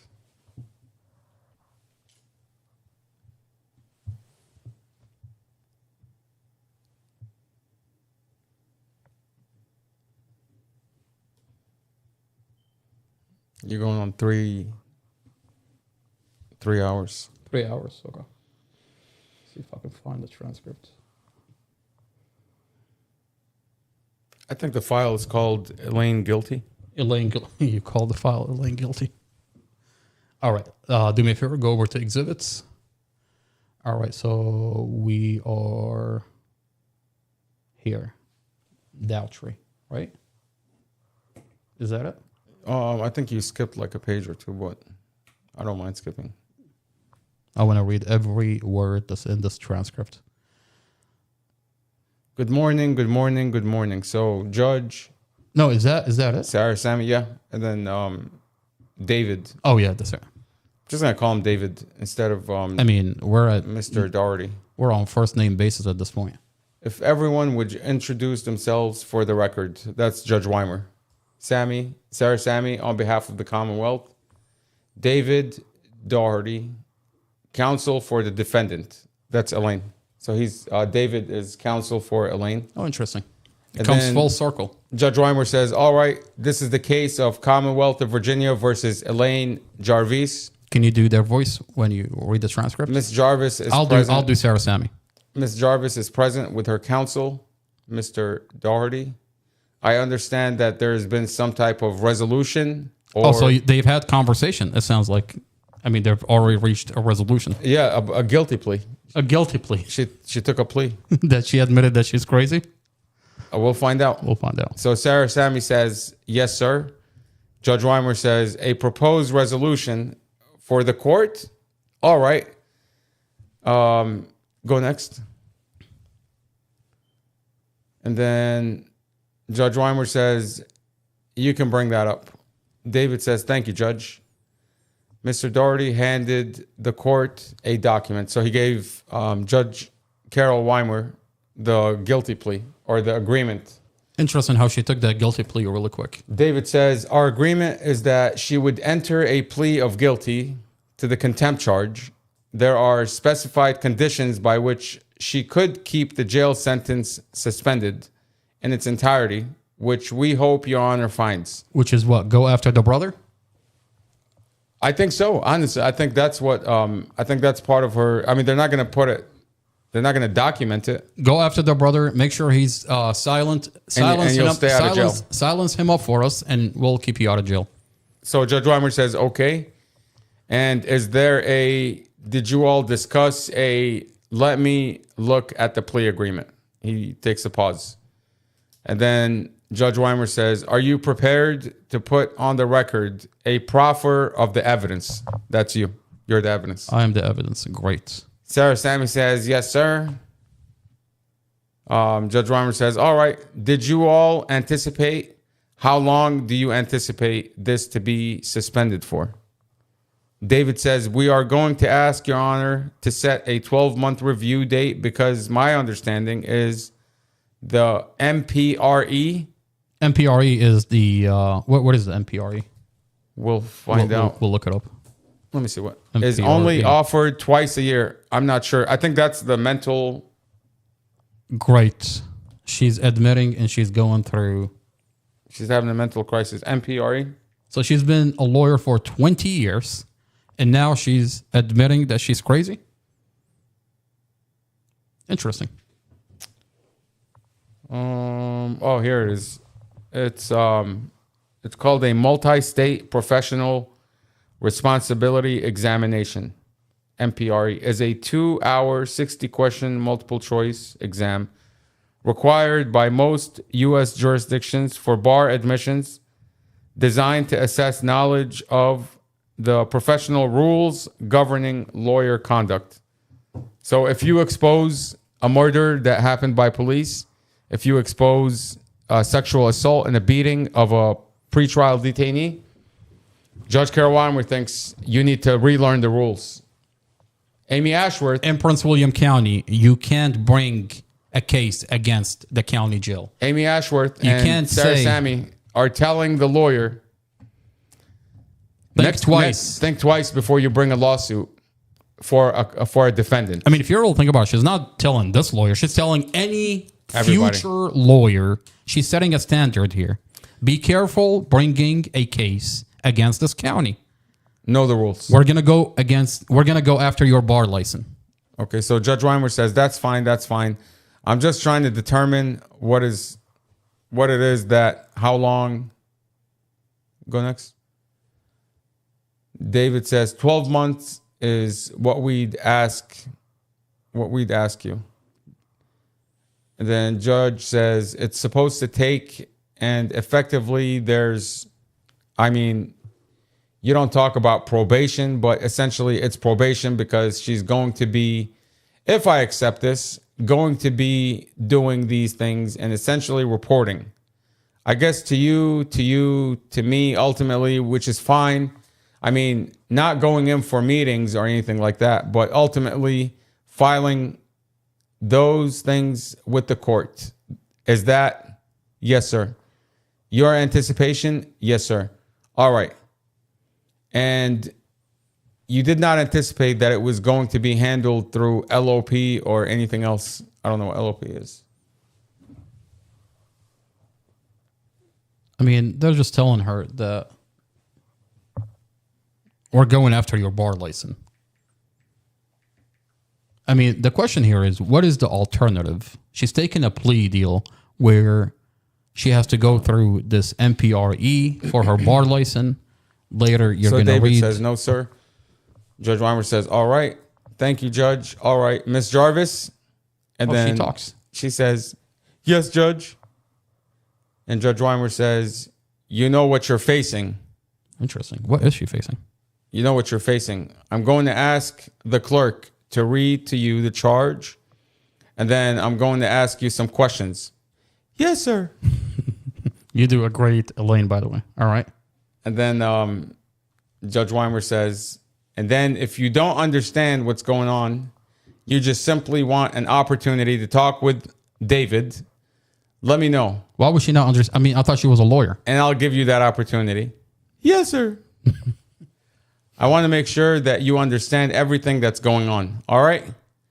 The clerk, Miss Elaine Jarvis. Is that the same Elaine that passed out in court and she was wheeled out on a stretcher on the previous proceeding? Yeah. Great. I have pictures, by the way. Okay. We'll go over the pictures. So the clerk says, Miss Elaine Jarvis, NCR 2400-3148-00, you have been charged in a rule to show cause in the county of Prince William.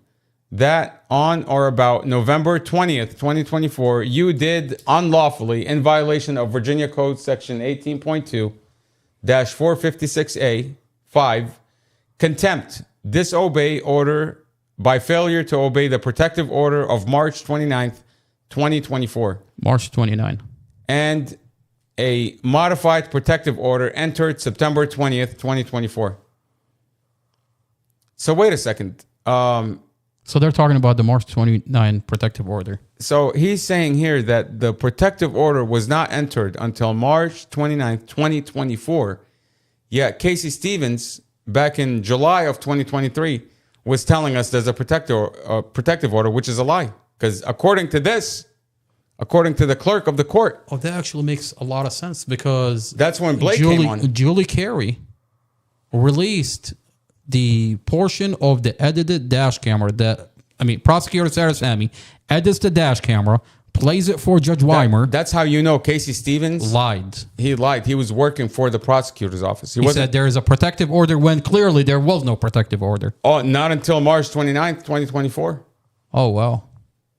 So this whole entire time. So then the question is, why was the FOIA denied? Why was the FOIA denied? I mean, that clearly shows you there's no protective order. Not until March 29th. Oh, that's right. The document that Casey Stevens sent over wasn't signed by a judge. It wasn't. And this is not until Blake came into the case. So they had no protective order prior. Yet every lawyer that came on wants to tell Mustafa there's a protective order. Blake came in before March 29th in February. Yeah. So wait, it was before February. It was it was January. Whatever it is. Yeah. It was before this. Whatever it is. When Blake came on, there was no protective order. That's right. So Blake could have given out all the information. But he chose not to. He could have sent Mustafa all the discovery. There's a lot of things that this would change. I mean, March 29th, 2024, Casey Stevens specifically talks about protective order, all throughout the recordings, by the way. You know, we don't have to go back and ask Casey Stevens about, hey, Casey, you want to answer questions about a protective? You don't have to ask him. The recordings are all there. Every conversation we've had with Casey Stevens. We have the conversation. It's documented. So, and he talks about a protective order that was non-existent. So that shows you right there that he was working for the prosecutor's office. He was working to cover up for Robert Drum. 100%. No doubt about it. I have the body cams. No questions asked. Okay, anyways. Yeah. So the clerk asked, how do you plead guilty or not guilty? Guilty. That impression is wait, go back. beautiful. I'm not done reading. And then the clerk says, please raise your right hand. The defendant was sworn by the clerk of the court. Next. Okay, so Judge Weimer, Ms. Jarvis, what is your full name for the record? My full name, sir, is Elaine Lynn Jarvis. Jarvis. And your age? I am 53. All right. What's your date of birth? 8/5/1971. 71? Yes, sir. All right. I know that you're a member of the bar. Yes, sir. Judge, so I'm just going to... You want me to read Judge Weimer? You want me I'm to do not going Weimer? to ask you about your education. You want me to do Weimer? I'm not going to ask you about your education. Okay, how about this? You do Elaine, I do Weimer. Okay, I'll do it. Okay. But you do read, write, and understand the English language, correct? Yes, sir. All right. Are you the person charged in the rule to show cause that was just read to you? Yes, sir. Oh, my God. Yes, Judge. Do you fully understand the charge against you? Yes, I do, Judge. Have you discussed the charge and its element with your lawyer, Mr. Doherty? Yes, I have, Judge. Do you understand what the Commonwealth or the prosecutor must prove before you could be found guilty of this charge? Yes, sir. I mean, she's just going along with him. Yeah, she's like, yes, sir. Have you had enough time to discuss with Mr. Doherty any possible defense which you might have to this charge? Yes, sir. All right. Are you entering your plea of guilty freely and voluntarily? Yes, I am. And after talking with Mr. Daugherty about it, you decided on your own for yourself that you should be pled guilty to this. Is that correct? I'm so confused. I thought she's bringing an injunction against me. Yes, sir. That's all she says. Yes, sir. All right. Are you entering a plea of guilty because you are, in fact, guilty of the crime charged? Yes, sir. The crime is that she told the county that they falsified Mustafa's case and that they abused and beat Mustafa inside the county jail. That's and can great. we take him to can we give him medical? That's the crime. All right. Do you understand that by pleading guilty, you are giving up some of your rights? Yes. Do you understand that you're giving up your right to a trial by jury, which I don't think you've been charged under the summary contempt statute, which you really don't have. Which you really don't jury. have. This is just Ryan, brother. He tells you one thing and then he pulls it back. You can file a motion, but I'm not going to Do you hear it. understand that you're giving up your rights to a trial that you're not really entitled to? Okay. But you understand that you're giving up your rights to confront and cross-examine your accusers. Something that Mustafa was deprived of, by the way. Yes, sir. Okay. You understand that you're essentially giving up your right against self-incrimination? Yes, sir. Okay. All right. Are you on probation? What does that say? Are you on probation? Probation. Or parole? Oh, or parole. Okay. All right. No, sir. Oh, well, She said yes, sir. She said no, sir. Okay. It's not on probation. Okay. Do you understand that if you're not a citizen of the United States, that if you plead guilty or are found to be guilty, there may be consequences of deportation? What are they going to do? Call ICE on her? Exclusion of admission to the United States or denial of naturalization pursuant to the laws of the United States? Yes, I do. All right. Has anyone connected with your arrest and prosecution, such as the police, the Commonwealth Attorney, or any other person, in any manner threatened you or forced you to enter this plea of guilty? Well, hold on now. I have a video of her saying that she's terrified from the police, that they're going to kill her and do the same thing to her, derail her the same way they derailed her in the Mustafa case. He's asking here, has anyone connected with your arrest and prosecution, such as the police, the Commonwealth Attorney, or any person in any manner threatened you or forced you to enter this plea of guilty? I would question that because she said on the record in Warren County that Virginia State Police had come in, a special agent with the state police had come in and had a conversation with her, and they went through her computers. They deleted files directly off of her server. So here she says no, but in Warren County, she says yes. She says yes. All right. Have they made any promises to you concerning your plea of guilty other than what's on the plea form? I mean, we know for a fact that Amy Ashworth is giving her this deal to go after no jail time, but you must go after the brother. I mean, does it make sense that she's paying almost $50,000 to an attorney here and in Warren County just to go after the brother? You mean paying an attorney only to take a plea deal? That's what's the word? It's like a circus. It's like a show. She brought in a lawyer. Obviously, who did you bring? Casey Stevens' best buddy. I thought that's crazy. I mean, there's videos of her talking about what a slob. What did she call Casey Stevens? She said, "What a There was a term she used for him. She's upset that disgusting. She's disgusted that he took our money. She's disgusted that he assaulted your mother. She's disgusted that he worked with the police to cover this up. She's disgusted that she didn't take our money like Casey Stevens. She's just mad because she's not the one that took 50 grand. She was only able to steal like $14,000 from us. Okay, but she's mad and angry at Casey Stevens because he beat her to this game of stealing money from people. He beat her to it. Okay, because we know for a fact, when she came on to Mustafa's case, she was fucking around. She wasn't serious. She just came in to see, like, she basically came in. Look, man, she got me off the street, basically to stop protesting. She came in to be like, how much money do you have from Casey Stevens? I want the rest of it. Look, man, what was I doing before Elaine hired me into her law firm? Okay. Yeah, you were protesting. I was protesting. I had a giant platform. It's building up traction with the community. The community is being updated into what they're doing to Mustafa. And this is a falsified case. She got me off the street. You no longer have She got you away from protesting. Amy Ashworth no longer have to worry about the brother of Mustafa. Holding a bet sheet saying Amy Ashworth murders inmates or allows the murder of inmates. The sheriff, Amy Ashworth, the sheriff arrested me for Commonwealth Amy Ashworth. Obviously, that didn't work. I'm still out here. I was still out there talking about what they're doing.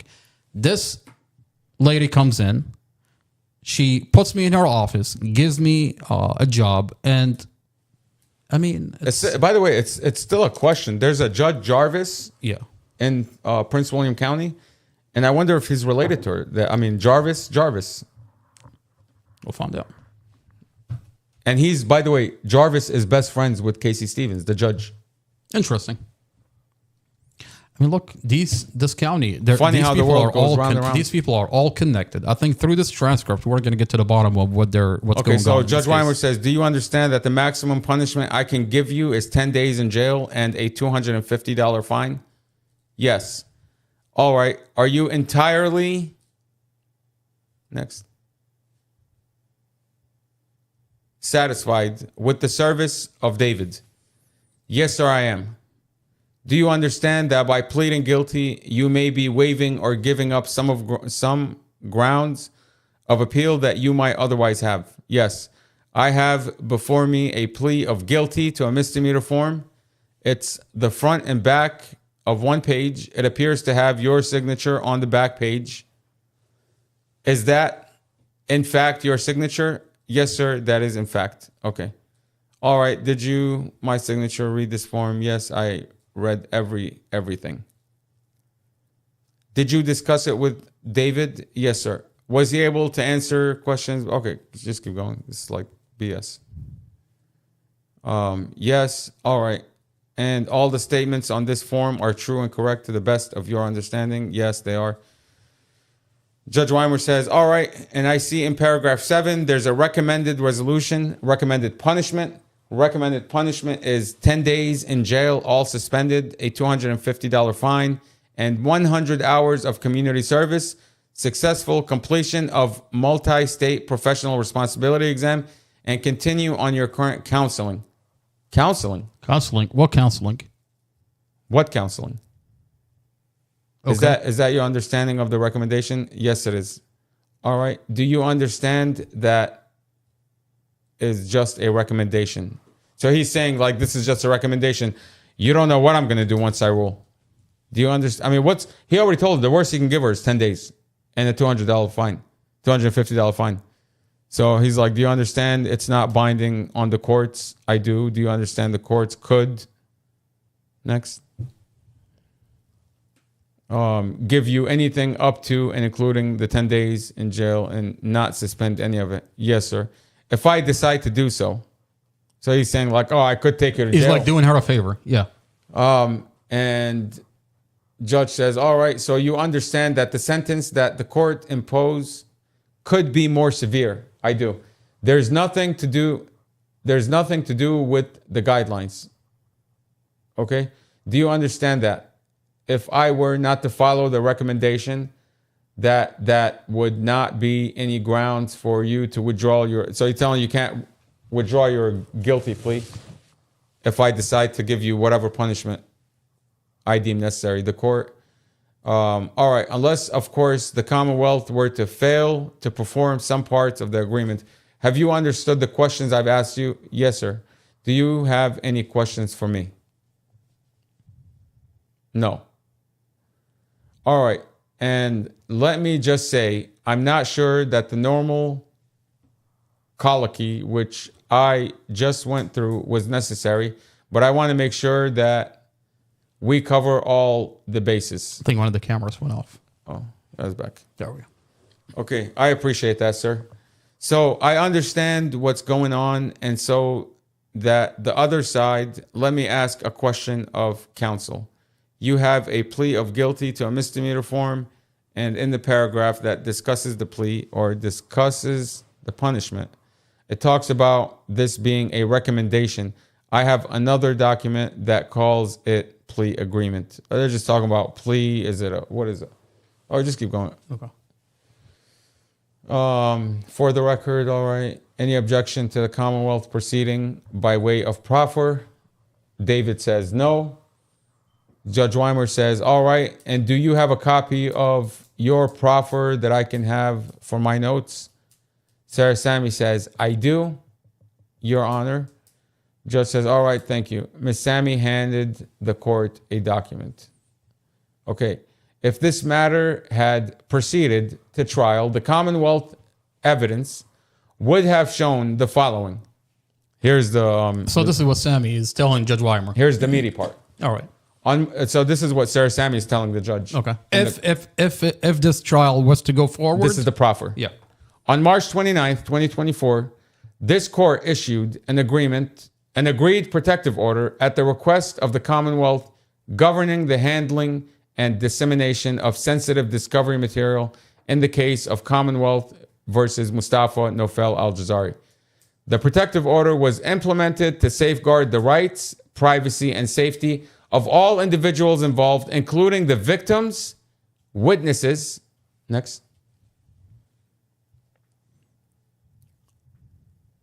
their families, and to ensure the defendant's right to a fair trial. How is Mustafa, how are you protecting anybody? How is Mustafa is going to get a fair trial when you cover up the lies of the police? You have police officer that falsified this case.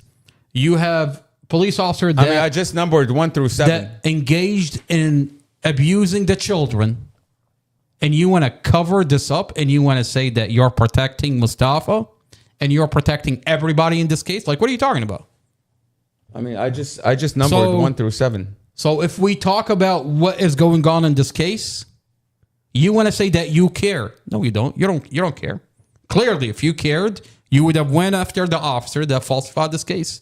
You would have went over the officers that engage in abusing the children. A 9, a 10, a 14. You would have held those officers accountable. I mean, we have forensic interview that you want to get off the internet because it shows that police officer weaponize and engage in abusing the children. Don't tell me that you care about the children when your police officers weaponize the children. Abuse them. I mean, the 14-year-old child says, investigator told me that Mustafa left my 5-year-old baby sister to bleed to death. Ran away. Mustafa was in a coma. Mustafa was helicoptered to the hospital. Why would investigator Romero lie to the child only to bring him into the forensic interview? So she's saying by sealing this information? The forensic interview showed that the ex-boyfriend was allowed into the hospital, pushed by the police. The police tell him, we need you. I mean, Glenn Ford, what is Glenn Ford told by Davis? We need you to get Mustafa off the street. We need to get our ducks in a row. Before we pull the trigger. Before we pull the trigger on Mustafa. And then this is the conversation between Davis and the ex-boyfriend Glenn Ford. Next thing you know, Mustafa is blocked from being next to the children. The ex-husband, Divine Jones, is being blocked from being next to the children. And the ex-boyfriend Glenn Ford is allowed to go into the hospital, unbelievable, take pictures of the condition that 5-year-old Empress is in, go back to the children and abuse them. And abuse them by showing them the pictures. I mean, what are you talking about? It's unbelievable. Like, what are you talking about? That's not abusing the children. How do you find that out? You find that in the forensic interview.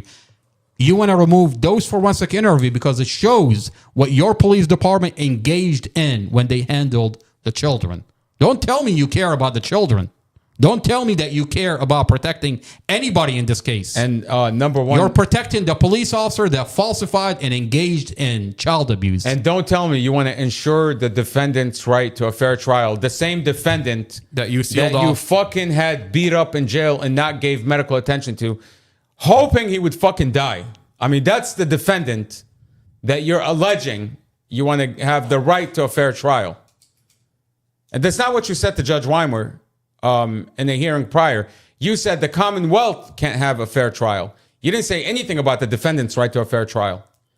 Matter of fact, you don't give a fuck about the defendant's right to a fair trial because the defendant will just listed 8 items that this protective order covers up. Okay, Robert Drum's false statements of Mustafa, Chad Mason tampering with the dash cam, Cruz recording Mustafa's vehicle when they found brake failure, and that body cam missing. Okay, Robert Drum's body cam. Take it off exhibit. Robert Drum's body cam when he was talking to Mustafa and he had his wife on the cell phone. Okay, on 3-way. Romero abusing the children only to get a negative. The wife that doesn't work for the police department. Only to get something negative out of Mustafa. Kathy Zymus finding that the dash cam does in fact have audio. Okay, and Rob Davis, Rob Sermon conspiring to pump money into this case for something inappropriate. Okay, the medical examiner's report that's clearly falsified.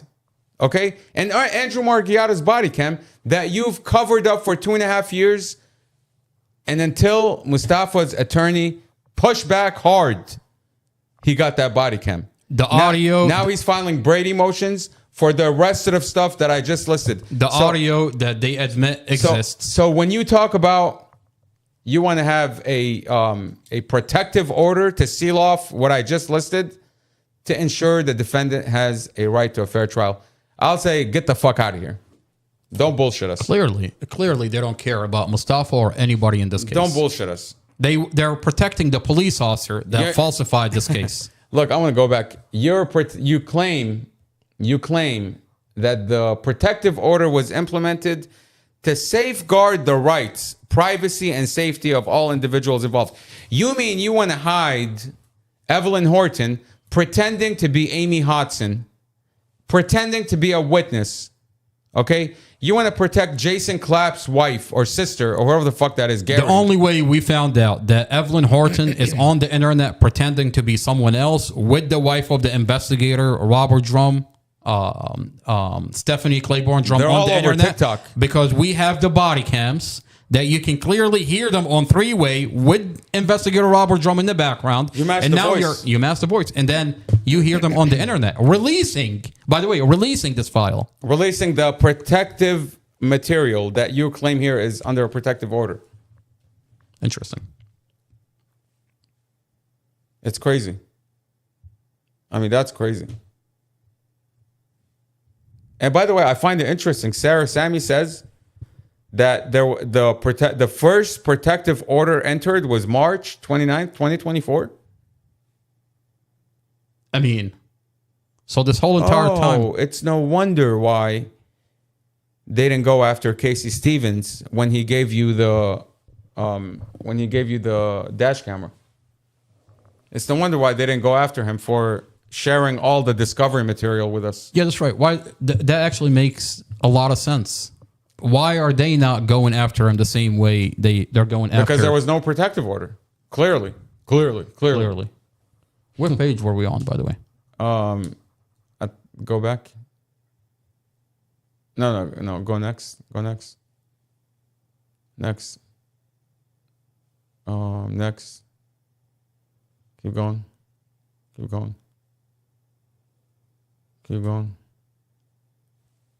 I think we're here, right? No, it was talking about the protective order.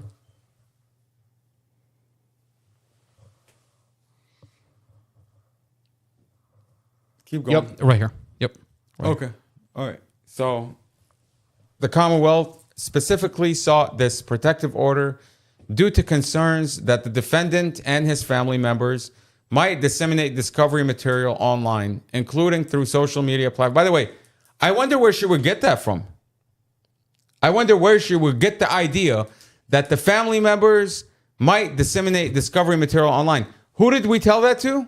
Oh, Casey Casey Stevens. Stevens. We told Casey Stevens that I'm going to release everything on the internet. So you're telling us... And then Mustafa gets beaten up inside the jail. We get threatened. You're telling us that the attorney you paid $50,000 to is on the other line with the prosecutor, telling her everything you're saying to him. What happened to attorney-client privilege? What happened to that? It doesn't exist for Casey Stevens.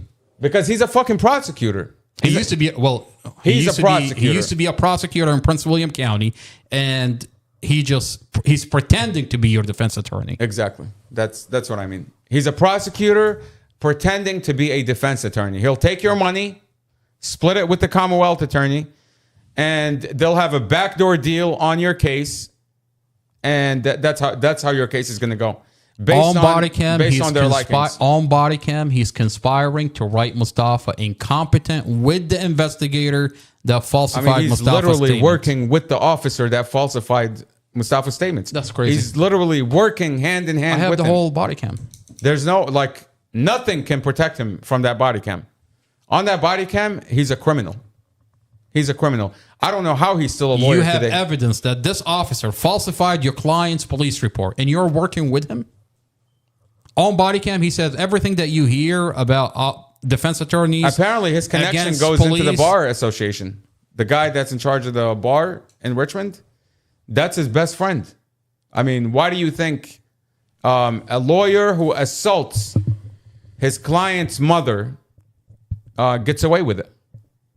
It's on video. And the bar association comes in with this guy, I forgot his name, from the bar association. He says, oh, nothing to see here. Whatever it takes to put a Mustafa back into his place in this county. Exactly. Exactly. Like you would think, oh, there's rules to the bar association. There's a professional conduct. There's no such thing. It does not exist. Not in Prince William. They're scared that this file is on the internet because they can no longer dismiss the conversation. And I keep going back. How deep does the rabbit hole go in Prince William County? County? Goes deep. I mean, in Prince William County, they're terrified because you have the file and they cannot dismiss the conversation that you have evidence that they've falsified this case. You've got a medical examiner falsifying. You got an officer falsifying. You got an officer tampering with evidence. You got a lawyer jail that will beat you. You've got a lawyer who's a undercover prosecutor, violating attorney-client privilege. Okay, I wonder what else he told the prosecutor when Mustafa talked to him. I mean, I'll tell you something that is really interesting. Mustafa told him that I made grilled cheese sandwiches for... And he's laughing at it, by the way. No. He said Mustafa told Casey Stevens that Mustafa used to cook grilled cheese sandwiches for the children. And I find it very interesting that Casey Stevens is laughing about grilled cheese sandwiches that Mustafa used to make with Robert Drum. The same one that falsified Mustafa's statement. What does that tell you? That tells you anything Mustafa was telling Casey Stevens, it was going directly to Robert Drum. And that's against the law. That's against the law. Okay, and by the way, if I'm telling you, you would say your word against his. But I actually have a body cam where Casey Stevens is repeating the same stuff Mustafa is telling him. Okay, and I think you can probably pull that up right away. I can pull it up for you. Okay, so when a lawyer is telling the lying investigator everything you've conversated with him about to the prosecutor's office, you got a problem. And I'll tell you, be aware of Casey Stevens Caruso. They'll take your money and they'll just stab you in the back. Even if you're innocent, they'll stab you in the back. They'll set you up. They'll set you up with the prosecutor. They'll work together with the prosecutor's office, okay, to incriminate you. I have it ready for you. They'll take they'll take your case out of context, and they'll incriminate you by hiding the truth, hiding your evidence. I mean, your conversation can easily be dismissed if you didn't have the body cam. That's why they're so terrified. In this body cam, you hear Casey Stevens talk about the defense attorney is this whole thing about working against the police. It doesn't exist. They're all working together. And then he goes on into conspiring with the officer, Robert Drum, that falsified Mustafa's statement to write Mustafa off as incompetent Mustafa was just beaten up in jail, and now they want to write him off as incompetent. And then he goes on, and then he's telling him about the grilled cheese sandwiches that Mustafa is telling him. That's crazy. Okay, that's crazy. The fact that the grilled cheese sandwich story, that was a story Mustafa told Casey Stevens on that I took care of the kids. On an attorney-client that I love privileged conversation. That I love the kids, that I took care of the kids. This is a privileged conversation, which means it's confidential between the attorney and his client. Let's listen to what Casey Stevens tells Robert Drum. I think I muted this. I gotta unmute. What? Casey said nothing from the enemy. You have a beer. Oh my God! Yeah. A beer. That must be just you. 2016 incident. Christian, you want something? I'm not interested in any of that. I'm interested in this grilled cheese sandwich conversation. Hurts my feelings, Casey.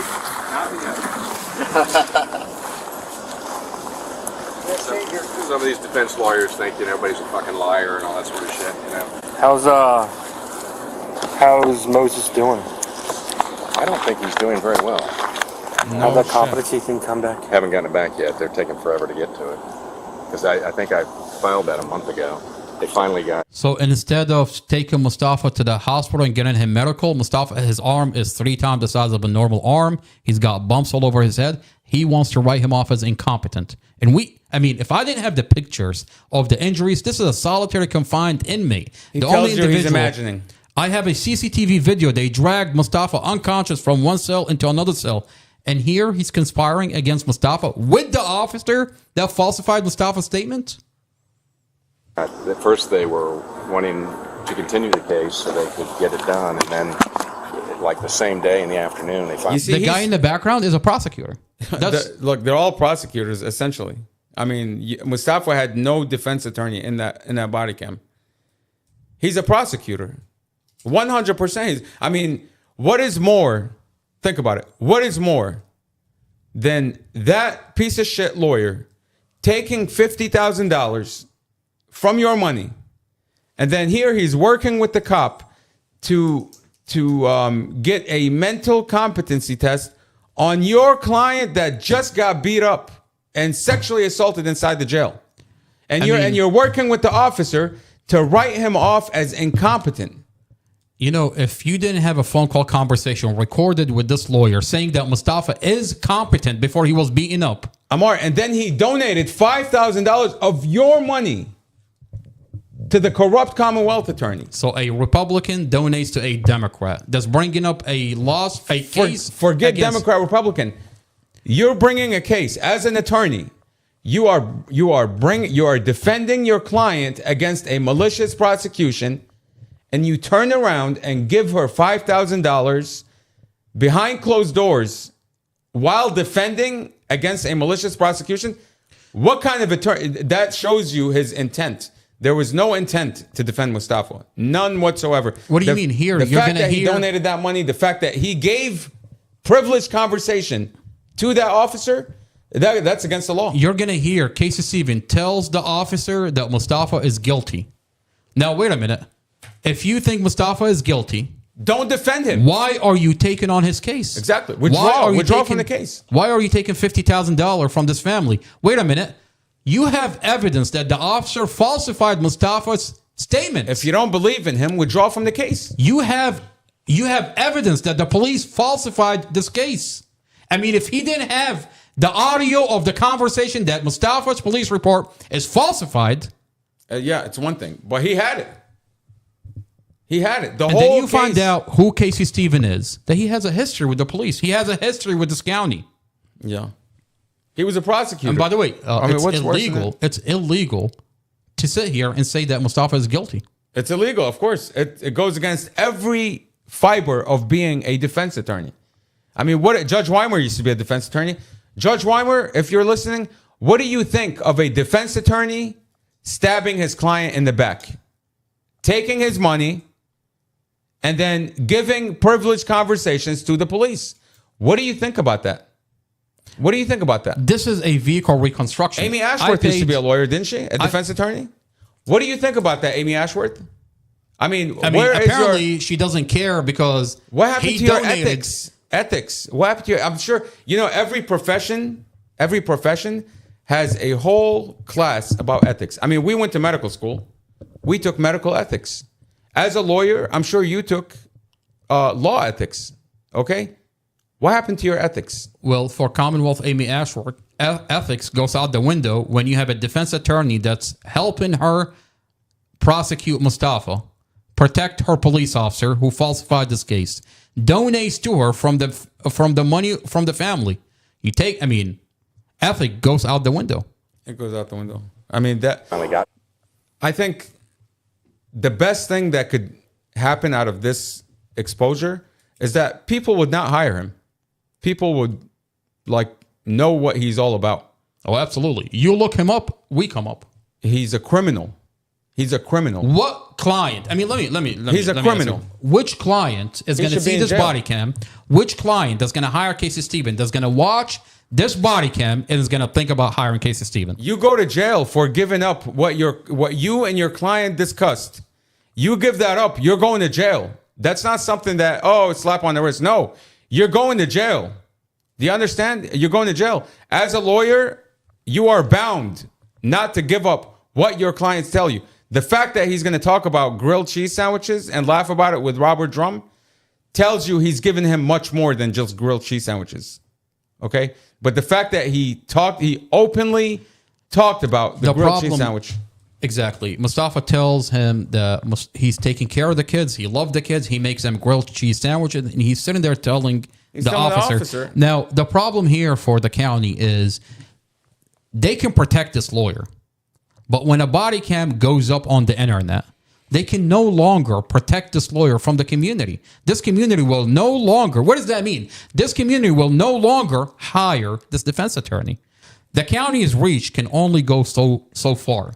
That's why they want you to take this body cam down. Because anybody that's going to think about hiring Casey Stevens is going to think twice when they see this body cam. Not somebody, they didn't have anybody to do it. I think somebody just bureaucratic dropped the ball somewhere for a little bit.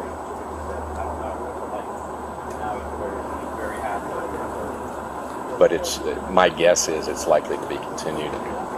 They got Susan Frank is the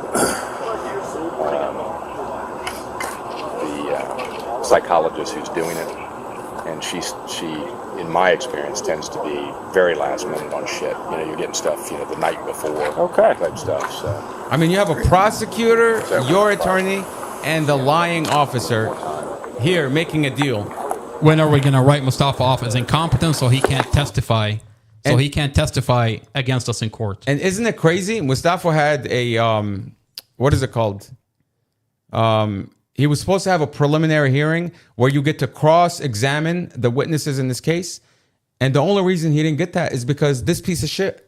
I mean, as you just heard, he's extending Mustafa's case. He keeps asking for extensions to get him the mental evaluation. So it's not because of anything that benefits his client. It's to benefit the officer. I think one of the camera keeps going off. It's to benefit the officer. That's what he's doing. He's doing the work for the officer, for the prosecutor. He's not benefiting. This process is not benefiting Mustafa. I mean, they blocked the independent expert that's reconstructing the vehicle. I mean, that vehicle in the background. Like that extension that he's talking about, yeah. The extensions he kept putting in, it's not for Mustafa's benefit because he could have moved on to the preliminary hearing. He could have went in and cross-examined the witnesses. But he didn't do that. He waited for the Commonwealth attorney to go to the grand jury. That's what he waited for. He kept asking for continuances to buy them more time to lie better. I'm going to hit play and you're going to hear Casey Stevens talk about the grilled cheese sandwiches. Okay, go ahead.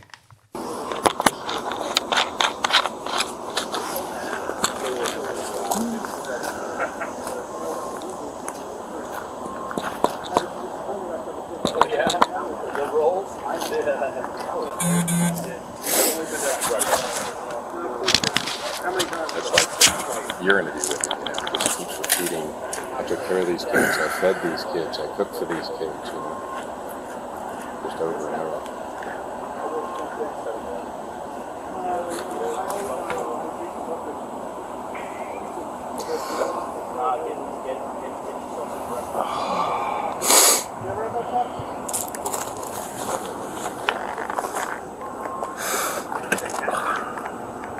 Is he crying? The poor thing. Robert Drum is He's either crying or he's lacking on some cocaine. Well, you know what's really... why was he not crying when investigator... He called her Romero, the dead chick. Yeah, exactly. There's a body cam where they're referring to Dorothy as a dead chick. But now he's crying. He's so emotional. Poor thing. He doesn't care about investigator Romero abusing the children. Poor thing. He's crying about Dorothy and Empress, so he sent out his goon, Chad Mason, to fuck around with the camera, to remove the audio so that Christian Jackoff here, this prosecutor, can take the dash cam out of context. And they can bring in a lip reader. Let's convict him one way or another. Let's fuck around with his dash camera because Robert Drum, poor thing, he's getting emotional. He's going to falsify everything. He's going to falsify the whole case. Who gives a fuck about his career? Who gives a fuck about perjury? Because he cares about the dead chick, in his words. His words, the dead chick. She got some nice weed. That's what he said. She has a nice lens. The dead chick. But now here, all of a sudden, he's so emotional. Poor thing. Poor fucking thing. He doesn't care. If they really cared, they wouldn't have abused the children, lied to the children, and they're poor fucking thing. I mean, what is by the way, here Casey Stevens gonna do? He's gonna rub on his back? By the way, Casey's this is so the timestamp was 12:26. So Casey 12:28. Casey Stevens is like, you poor thing. You know what? I'm gonna give this one to you. You can have this one. You look so emotional. You can have this one. I mean, he's Middle Eastern anyways. Who gives a fuck about him? Just take him. So they cut the audio. They cut the dash camera, mute the dash camera, falsify Mustafa's statement, crush and stage the vehicle. I mean, you have that's the independent expert. I mean, in the I background. just listed 8 fucking things, and you want to tell me 8 things went horribly wrong in the Mustafa Al-Jazari case. Robert Drum falsifies the report. Chad Mason tampers with the dash cam. Cruz miraculously body cam goes missing. Chad Mason's body cam miraculously goes missing. Romero, he abuses the children, and his body cams are nowhere to be found. Kathy Zymus' findings that there is audio is buried in the report and is sealed. The medical examiner falsifies the report. Andrew Margiotta's body cam nowhere to be found, only for the prosecutor to have it in a hidden secret file. 8 things that miraculously everybody just forgot the department policy in the Mustafa Al-Jazari case. When you find out there's body cams where they're talking about, they've been watching Mustafa, they're being briefed about Mustafa, they've already been briefed about Mustafa, and then you find out who Mustafa is, that Mustafa sued the police, $500,000, a Mustafa in this county, has to be put back into his place. Not to mention, that's what you're watching on body cams. Not to mention Rob Davis and Rob Sermon conspiring to pump illegal money into the Mustafa case, where they admit on body cam that they did something inappropriate to Mustafa's car, and they crushed his vehicle, which in this case is the most crucial piece of evidence next to the dash cam. The most crucial piece of evidence, and they fucked it up. The most crucial piece of evidence, the dash cam, and they fucked it up. Accident reconstruction, they fucked it up. It's missing. Children interviews, missing. I mean, I swear, it just like, it's so odd. Everybody forgot to do their jobs. Everybody forgot how to do their jobs. They all forgot department policy. The lawyer is no longer ethical. Okay, they're all prosecutors now. And all the police, every police officer in this case, forgot the department policy. And the chief of police says, don't worry about it. Well, it's an administrative issue. You don't need to know about it. Jonathan Perot. We took care of it. Jonathan Perot, minor administrative errors. Don't worry, these are all minor issues. What I just numbered, 1 through 9. Weaponizing the children. All minor issues. Crushing and staging the vehicle. Cutting and muting the dash camera. It's all minor administrative Turning a car accident into a double murder, minor. Don't worry about it. You'll hear. Don't worry about it. In this portion, Robert Drum is not done. A defendant gets beaten up, sexually assaulted, stripped naked, beaten until the point of near death. He passed out, blacked out twice. Luckily, still alive. Okay? Luckily, he's still alive and fighting. And all of a sudden, all of a sudden, nobody cares about due process. The jail board, silent. The board of supervisors, silent. Chief of police, minor administrative issues that we remedied. How could you fucking remedy a dash cam that you've already cut? How could you fucking remedy a piece of metal like Mustafa's car that you've already chopped up into pieces? How could you fucking remedy that? How could you remedy it? What are you going to do? Bring back the metal to the same way it was? You're going to send it to a body shop to have it repaired? How are you going to remedy a car that you chopped up? How do you remedy evidence you tampered? How do you remedy children that you've mentally disturbed, mentally damaged because of your bullshit? They want to remedy the situation by telling the brother of Mustafa to shut down his channel. Jonathan Perot. They want to shut down this channel. How do you remedy that? They want to shut down this channel so the community doesn't hear about what they've done in the Mustafa Al-Jazari case.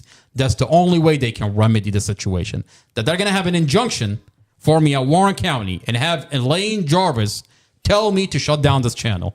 That's their solution over it, because they're not worried about you. They're worried about this community that's finding out that in this county, they're falsifying a case. You know, March 2024, right? You know, I'll tell you something really interesting. You can connect the dots here. March 2024. What day was it specifically? Do you remember? Which one? The protective order? 29. Okay. 29? Yeah. Okay.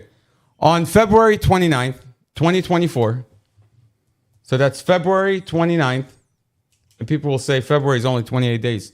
Well, for 2024, it was 29 days. Look it up. Okay? February 29th, 2024, the chief of police issued a letter that says, Robert Drum violated department policy. You have the letter? I have to pull it up. Okay, forget the letter. Yeah. Chief of police issued a letter saying Robert H. Drum III, master police officer, I think I pulled it up. violated department policy. Therefore, corrective action has been taken. What happened in March, the following month of 2024? A protective order was issued. Oh, that's interesting. A protective order was issued on March 2024, merely days after Chief of Police issued out his letter. Let me pull it up. Let me pull up the letter. Okay? Merely days after the Chief of Police issued his letter where he said, Master Police Officer Robert H. Drum III violated department policy. Drum violated. Okay, so Jonathan Perot, you claim you work with social media. You're the outreach to the community to build trust, to build these bridges between the police and the people. I say, fuck what you do, because you're a liar. What you did is you put a seal on this case. March 2024, you put a seal on this case. That's your remedy. Your remedy is to seal off this case from the community. Oops, the family just found a major flaw in the police department. What do? Let's not fix the flaw. Let's put a blind over everybody's eyes. Let's put a cover. Let's cover it up. Let's not fix it. Your police department fucking stinks. It stinks to high hell. Okay? And we've uncovered it. Your attempt to put a seal has fucking miserably failed. You failed. I mean, you failed not only Mustafa, you failed this community. Anybody living in Prince William County. Matter of fact, anybody living in Virginia, because apparently Gene Xavier Maya is the chief medical examiner of Virginia, not Prince William County. He's the chief medical examiner of Virginia for the Department of Health. If you're doing that in the Mustafa Al-Jazari case, what are you doing in other cases? Virginia has much bigger shit to worry about. I'll tell you that right now. Jonathan Perot, find a different hobby, because bridge building is definitely not your thing. You covered up the corruption that we've exposed.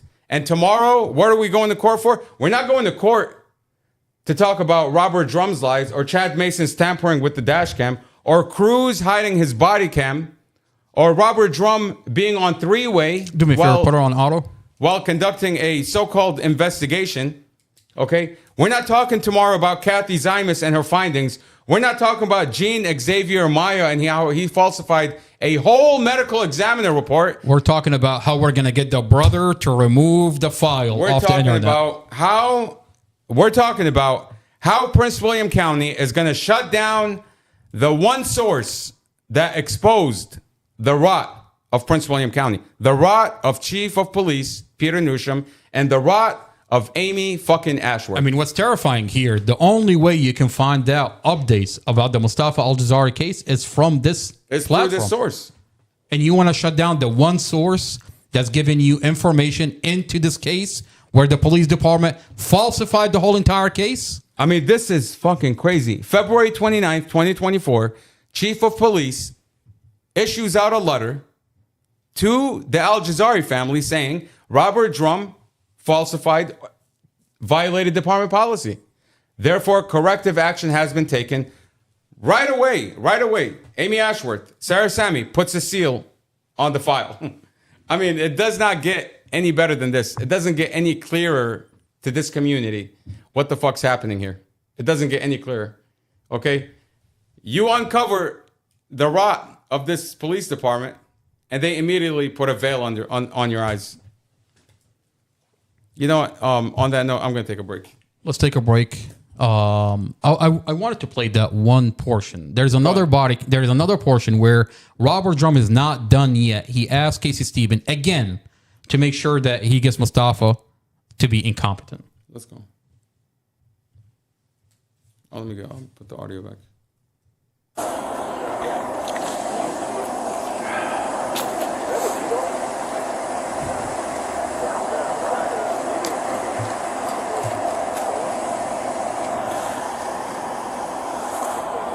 He's crying. Give him some tampons.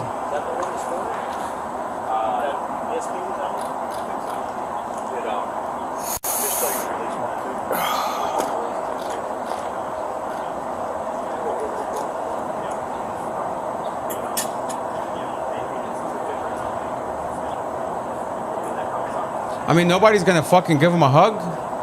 Nobody's going to give him a tampon. He's just sitting there crying all alone.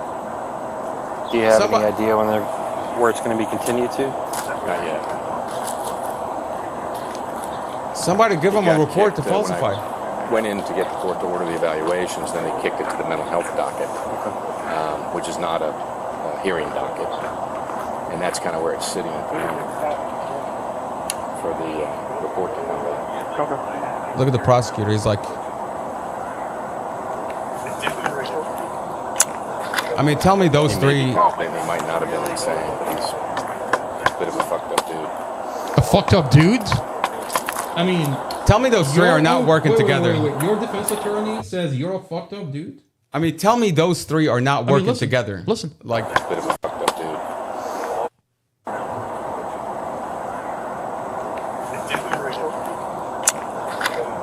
He may be competent, he might not have been insane, but he's a bit of a fucked up dude. So either way you're going to get Mustafa. Either way, whether he's competent, whether he's incompetent. If that's his belief, he should have fucking withdrawn. He should have withdrawn from the case. Why did you take $50,000 from me? Why are you reconstructing this vehicle? And why are you asking for more money after that conversation? I have a recording after July 18th where he's asking us for more money. If you don't believe in this case, why are you asking for more fucking money? When you find out that this defense attorney has an audio recording of the conversation between Mustafa and that police officer. I don't know how he's still a lawyer. I mean, how is he still barred? How is he still He licensed? has an audio where this officer falsified Mustafa's statements. The foundation of the case has been falsified. This officer said, "You told me you were arguing inside the vehicle." What do you mean? When you watch the dash camera, there is no argument. When you listen to the phone call conversation, Mustafa never said that. This officer flat out falsified Mustafa's statement, and this lawyer has the audio. When your lawyer tells the police, when your own lawyer, defense attorney says, "Hey, my client, he's a fucked up dude." I mean, you know, forget everything else. When your own attorney tells the police, "My client is a fucked up dude." But you know what? Hold on a second. Hey, can you give me another $10,000? I need $10,000 for your defense. Hey, he's a fucked up dude. Mustafa is dying inside the jail. He's got bumps all over his head. He's got an arm 3 times the size of a normal arm. He's got compounded fractures. They just beat Mustafa inside the jail. And here, you're not asking to take Mustafa to get him medical. You're asking to write him off as incompetent. So when he tells you they beat me inside the jail, no one believes him. When he tells you they falsified my report, they falsified my case, no one believes him. Instead, you're backing up that police officer, that shitty police officer that falsified the case. I mean, and he takes your money while doing it. Can you imagine right now Casey Stevens has clients in Prince William County? Can you imagine this guy has clients in Prince William? I swear, that's terrifying. If your lawyer is Casey Stevens, I would say run, run the other way. Go for a public defender. On that note, we're gonna take a 10-minute break. Run as fast as you can, and don't look back. On that note, we're gonna take a 10-minute break. I want to thank my co-host Mohammed. Thank you for being here. This is not another boring podcast. Don't forget to hit the like button, share the podcast. You can directly support this podcast by clicking a button through YouTube, or you can directly Cash App Not Boring Podcast to help us continue talk about what they're doing to Mustafa and what they're doing to this county and other cases that are coming out of Prince William County. This is not another boring podcast. We'll be back. Mustafa through the police body cam. Judge Carol Weimer, you're under the microscope. Right rear tire, brake didn't engage. Officer had violated last year. This is public area. Come after Prince William's police chief ruled the investigating officer had violated department policy. I'm not resisting. I am not resisting. The investigation revealed that Master Police Officer Drum violated department policy. Right rear tire, brake didn't engage. We were able to access evidence.com. Chief of Police Peter Nisham, are you terrified to come after me? Are you terrified to put me in handcuffs? I'm telling you, I have all your files. The minute you come after me, you have to answer for the files that I have. Files from Mustafa Al-Jazari, where every police report is falsified. I have the body cams where it shows police officer engage in falsifying police misconduct.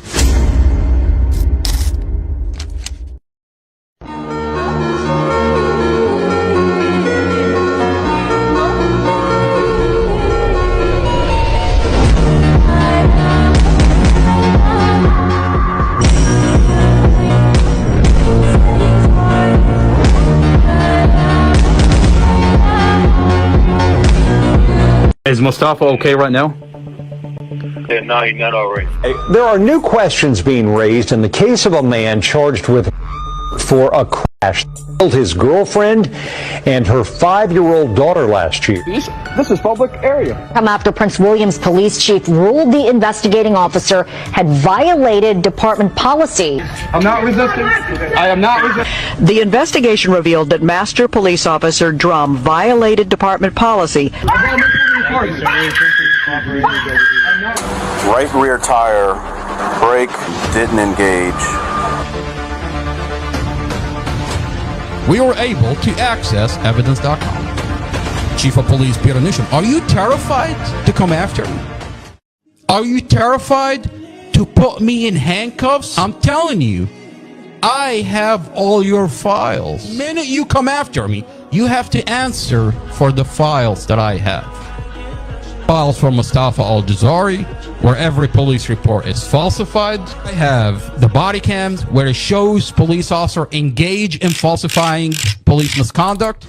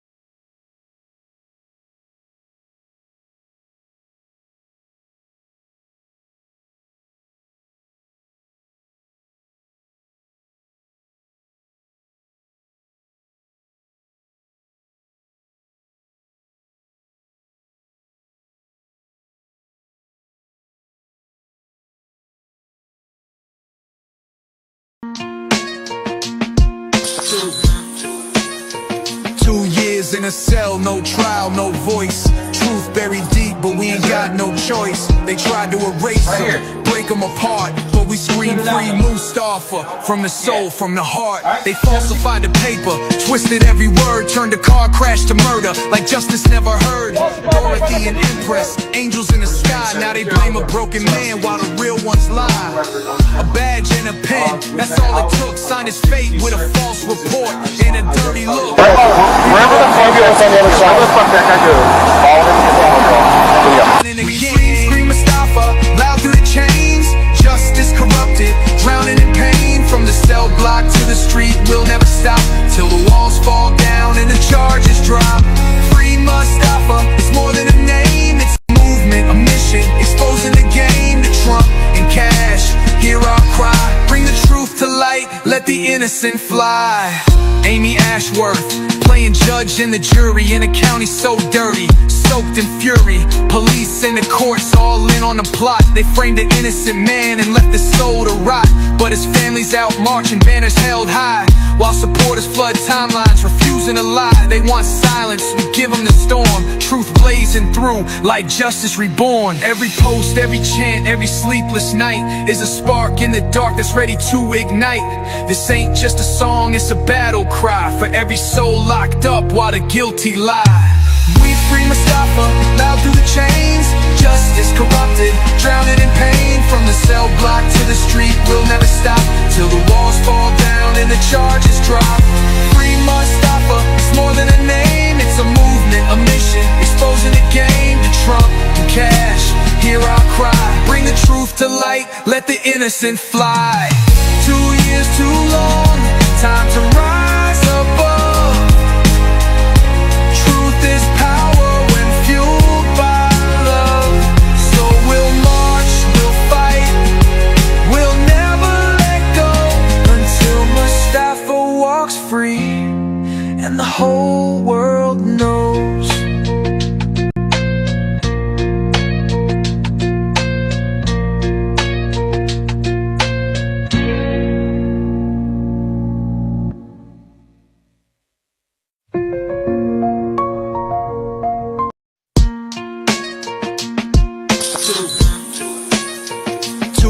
In a cell, no trial, no voice. Truth buried deep, but we ain't got no choice. They tried to erase them, break them apart, but we scream free Mustafa. From the soul, from the heart. They falsified the paper, twisted every word, turned a car crash to murder, like justice never heard.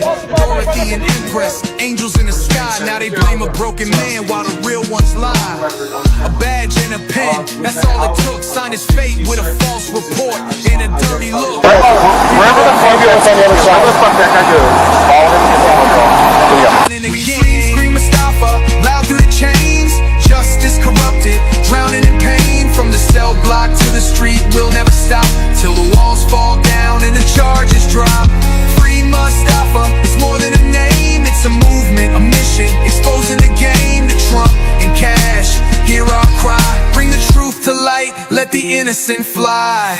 Amy Ashworth, playing judge and the jury in a county so dirty, soaked in fury. Police and the courts all in on the plot. They framed an innocent man and left his soul to rot, but his family's out marching, banners held high, while supporters flood timelines, refusing to lie. They want silence, we give them the storm. Truth blazing through like justice reborn. Every post, every chant, every sleepless night is a spark in the dark that's ready to ignite. This ain't just a song, it's a battle cry for every soul locked up while the guilty lie. We free Mustafa, loud through the chains. Justice corrupted, drowning in pain. From the cell block to the street, we'll never stop till the walls fall down and the charges drop.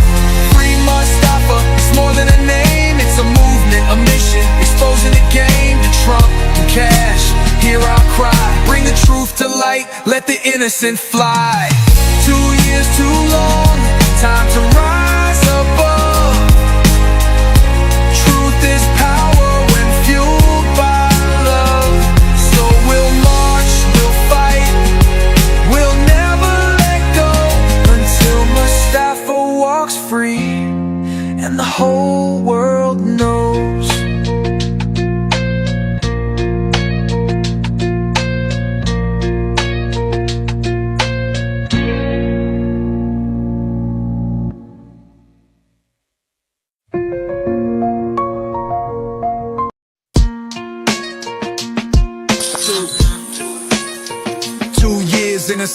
no trial, no voice. Truth buried deep, but we ain't got no choice. They tried to erase him, break him apart, but we scream free Mustafa. From the soul, from the heart. They falsified the paper, twisted every word, turned a car crash to murder, like justice never heard. Dorothy and Empress, angels in the sky. Now they blame a broken man while the real ones lie.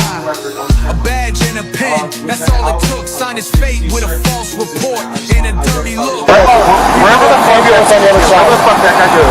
Follow him to the hospital. And again, scream Mustafa, loud through the chains. Justice corrupted, drowning in pain. From the cell block to the street, we'll never stop till the walls fall down and the charges drop. Free Mustafa, it's more than a name, it's a movement, a mission, exposing the game to Trump and Cash. Hear our cry, bring the truth to light, let the innocent fly. Amy Ashworth, playing judge and the jury in a county so dirty, soaked in fury. Police and the courts all in on the plot. They framed an innocent man and left his soul to rot, but his family's out marching, banners held high, while supporters flood timelines, refusing to lie. They want silence, we give them the storm. Truth blazing through like justice reborn. Every post, every chant, every sleepless night is a spark in the dark that's ready to ignite. This ain't just a song, it's a battle cry for every soul locked up while the guilty lie. We free Mustafa, loud through the chains. Justice corrupted, drowning in pain. From the cell block to the street, we'll never stop till the walls fall down and the charges drop. Free Mustafa, it's more than a name, it's a movement, a mission, exposing the game to Trump and Cash. Hear our cry, bring the truth to light, let the innocent fly. 2 years too long, time to rise above. Truth is power when fueled by love. So we'll march, we'll fight, we'll never let go until Mustafa walks free and the whole world knows.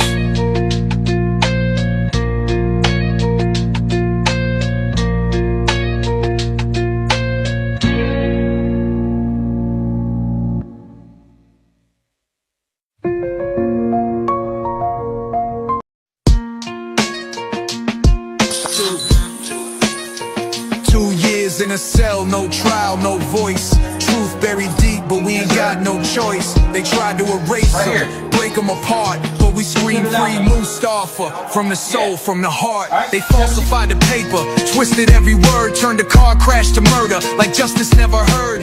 Dorothy and Empress, angels in the sky. Now they blame a broken man while the real ones lie.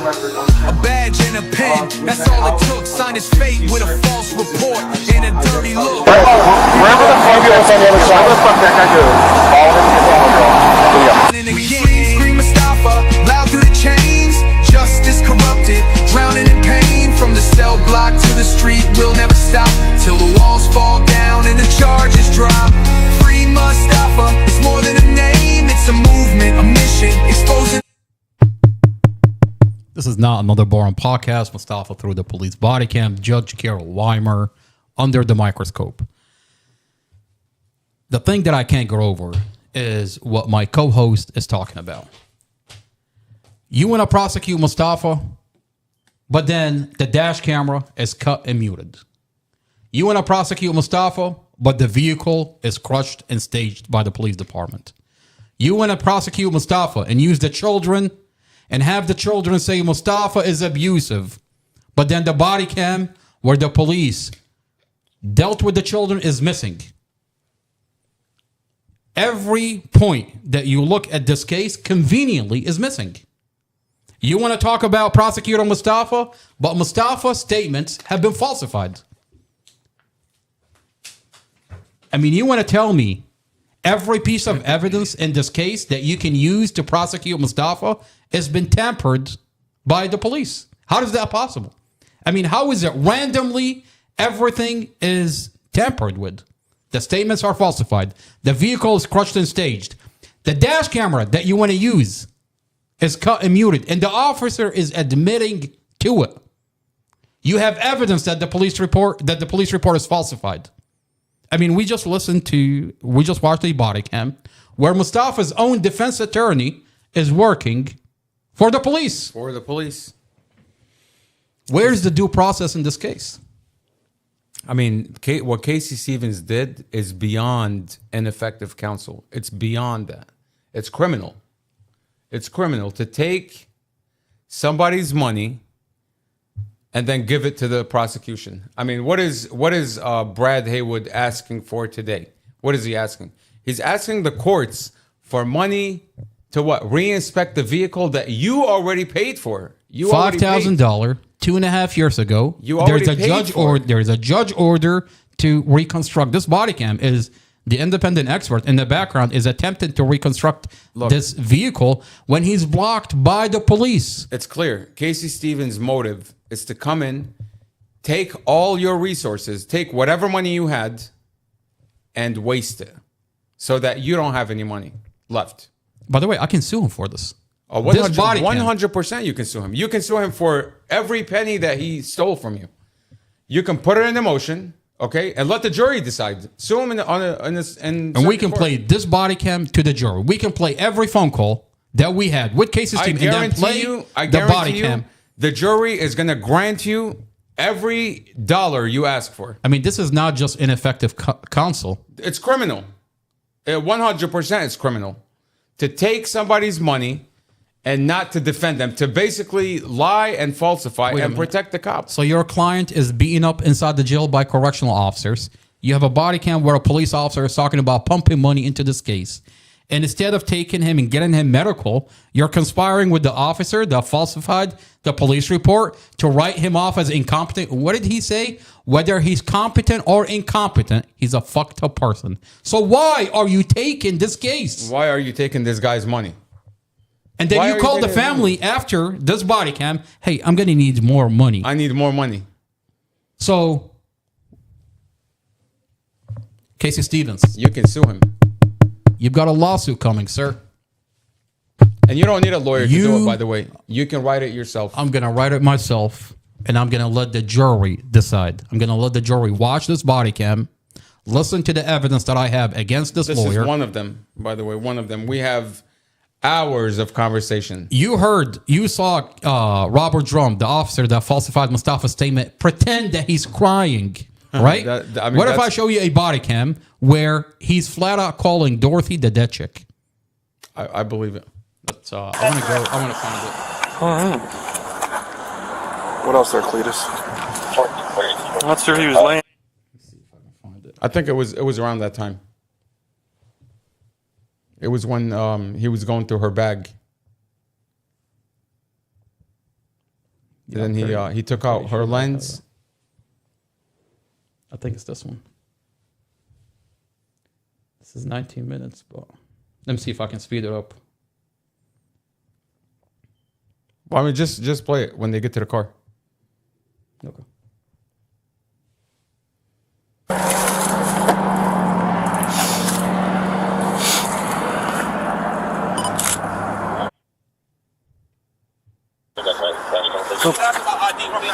Hold on. All right, awesome, thank you.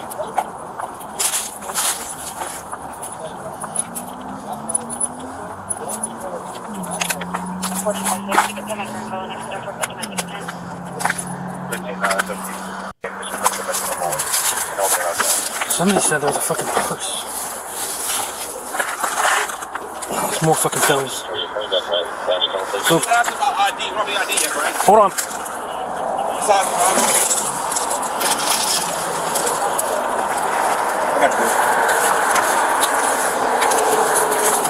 Should I play at normal speed? Can you hear it? Should I play at regular speed?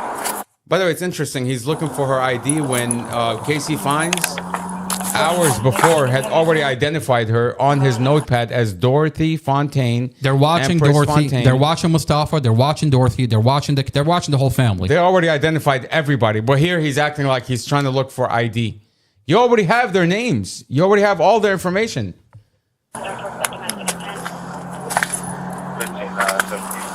Like, you can't be this incompetent. You can't. There's just no way. Somebody said there was a fucking purse. There's no way. There's more fucking pills. So, hold on.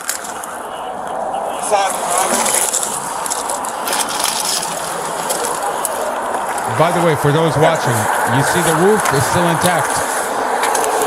Nobody's in that car. It's right there. Dorothy Ann Fontaine. You giving that to RJ? This is the dead chick, right? Pretty sure, yeah. This is the dead chick, right? And then we think this is also mom, right? Yes. I thought he was crying. I thought he was emotional. Now she's a dead chick. Oh, he's putting an act in front of everybody where they're reconstructing Mustafa's vehicle to say, oh, this guy is guilty. Look at this poor police officer who's or maybe emotional. he was on his period. Who knows? But here they're calling her the dead chick. Maybe they were on their period that day. Somebody give him a tampon. I want to go back to the transcript. Okay. Yeah. You only have 30 more minutes. That's right. And we have in 30 minutes we have court in Warren County. So we've got to wrap it up. We got to wrap it up. I know a lot of people are enjoying this. Well, I promise you, Amy Ashworth is not enjoying this because Amy Ashworth, when she comes after you, she wants you to beg her for mercy. No, I'm just kidding. Nobody's enjoying this. I mean, this is fucking. It boils your blood. No, Commonwealth Amy Ashworth is enjoying this. Amy Ashworth is definitely not enjoying this because the corruption gives you high blood pressure. Okay, it makes you angry. It makes you upset, and honestly, I feel bad.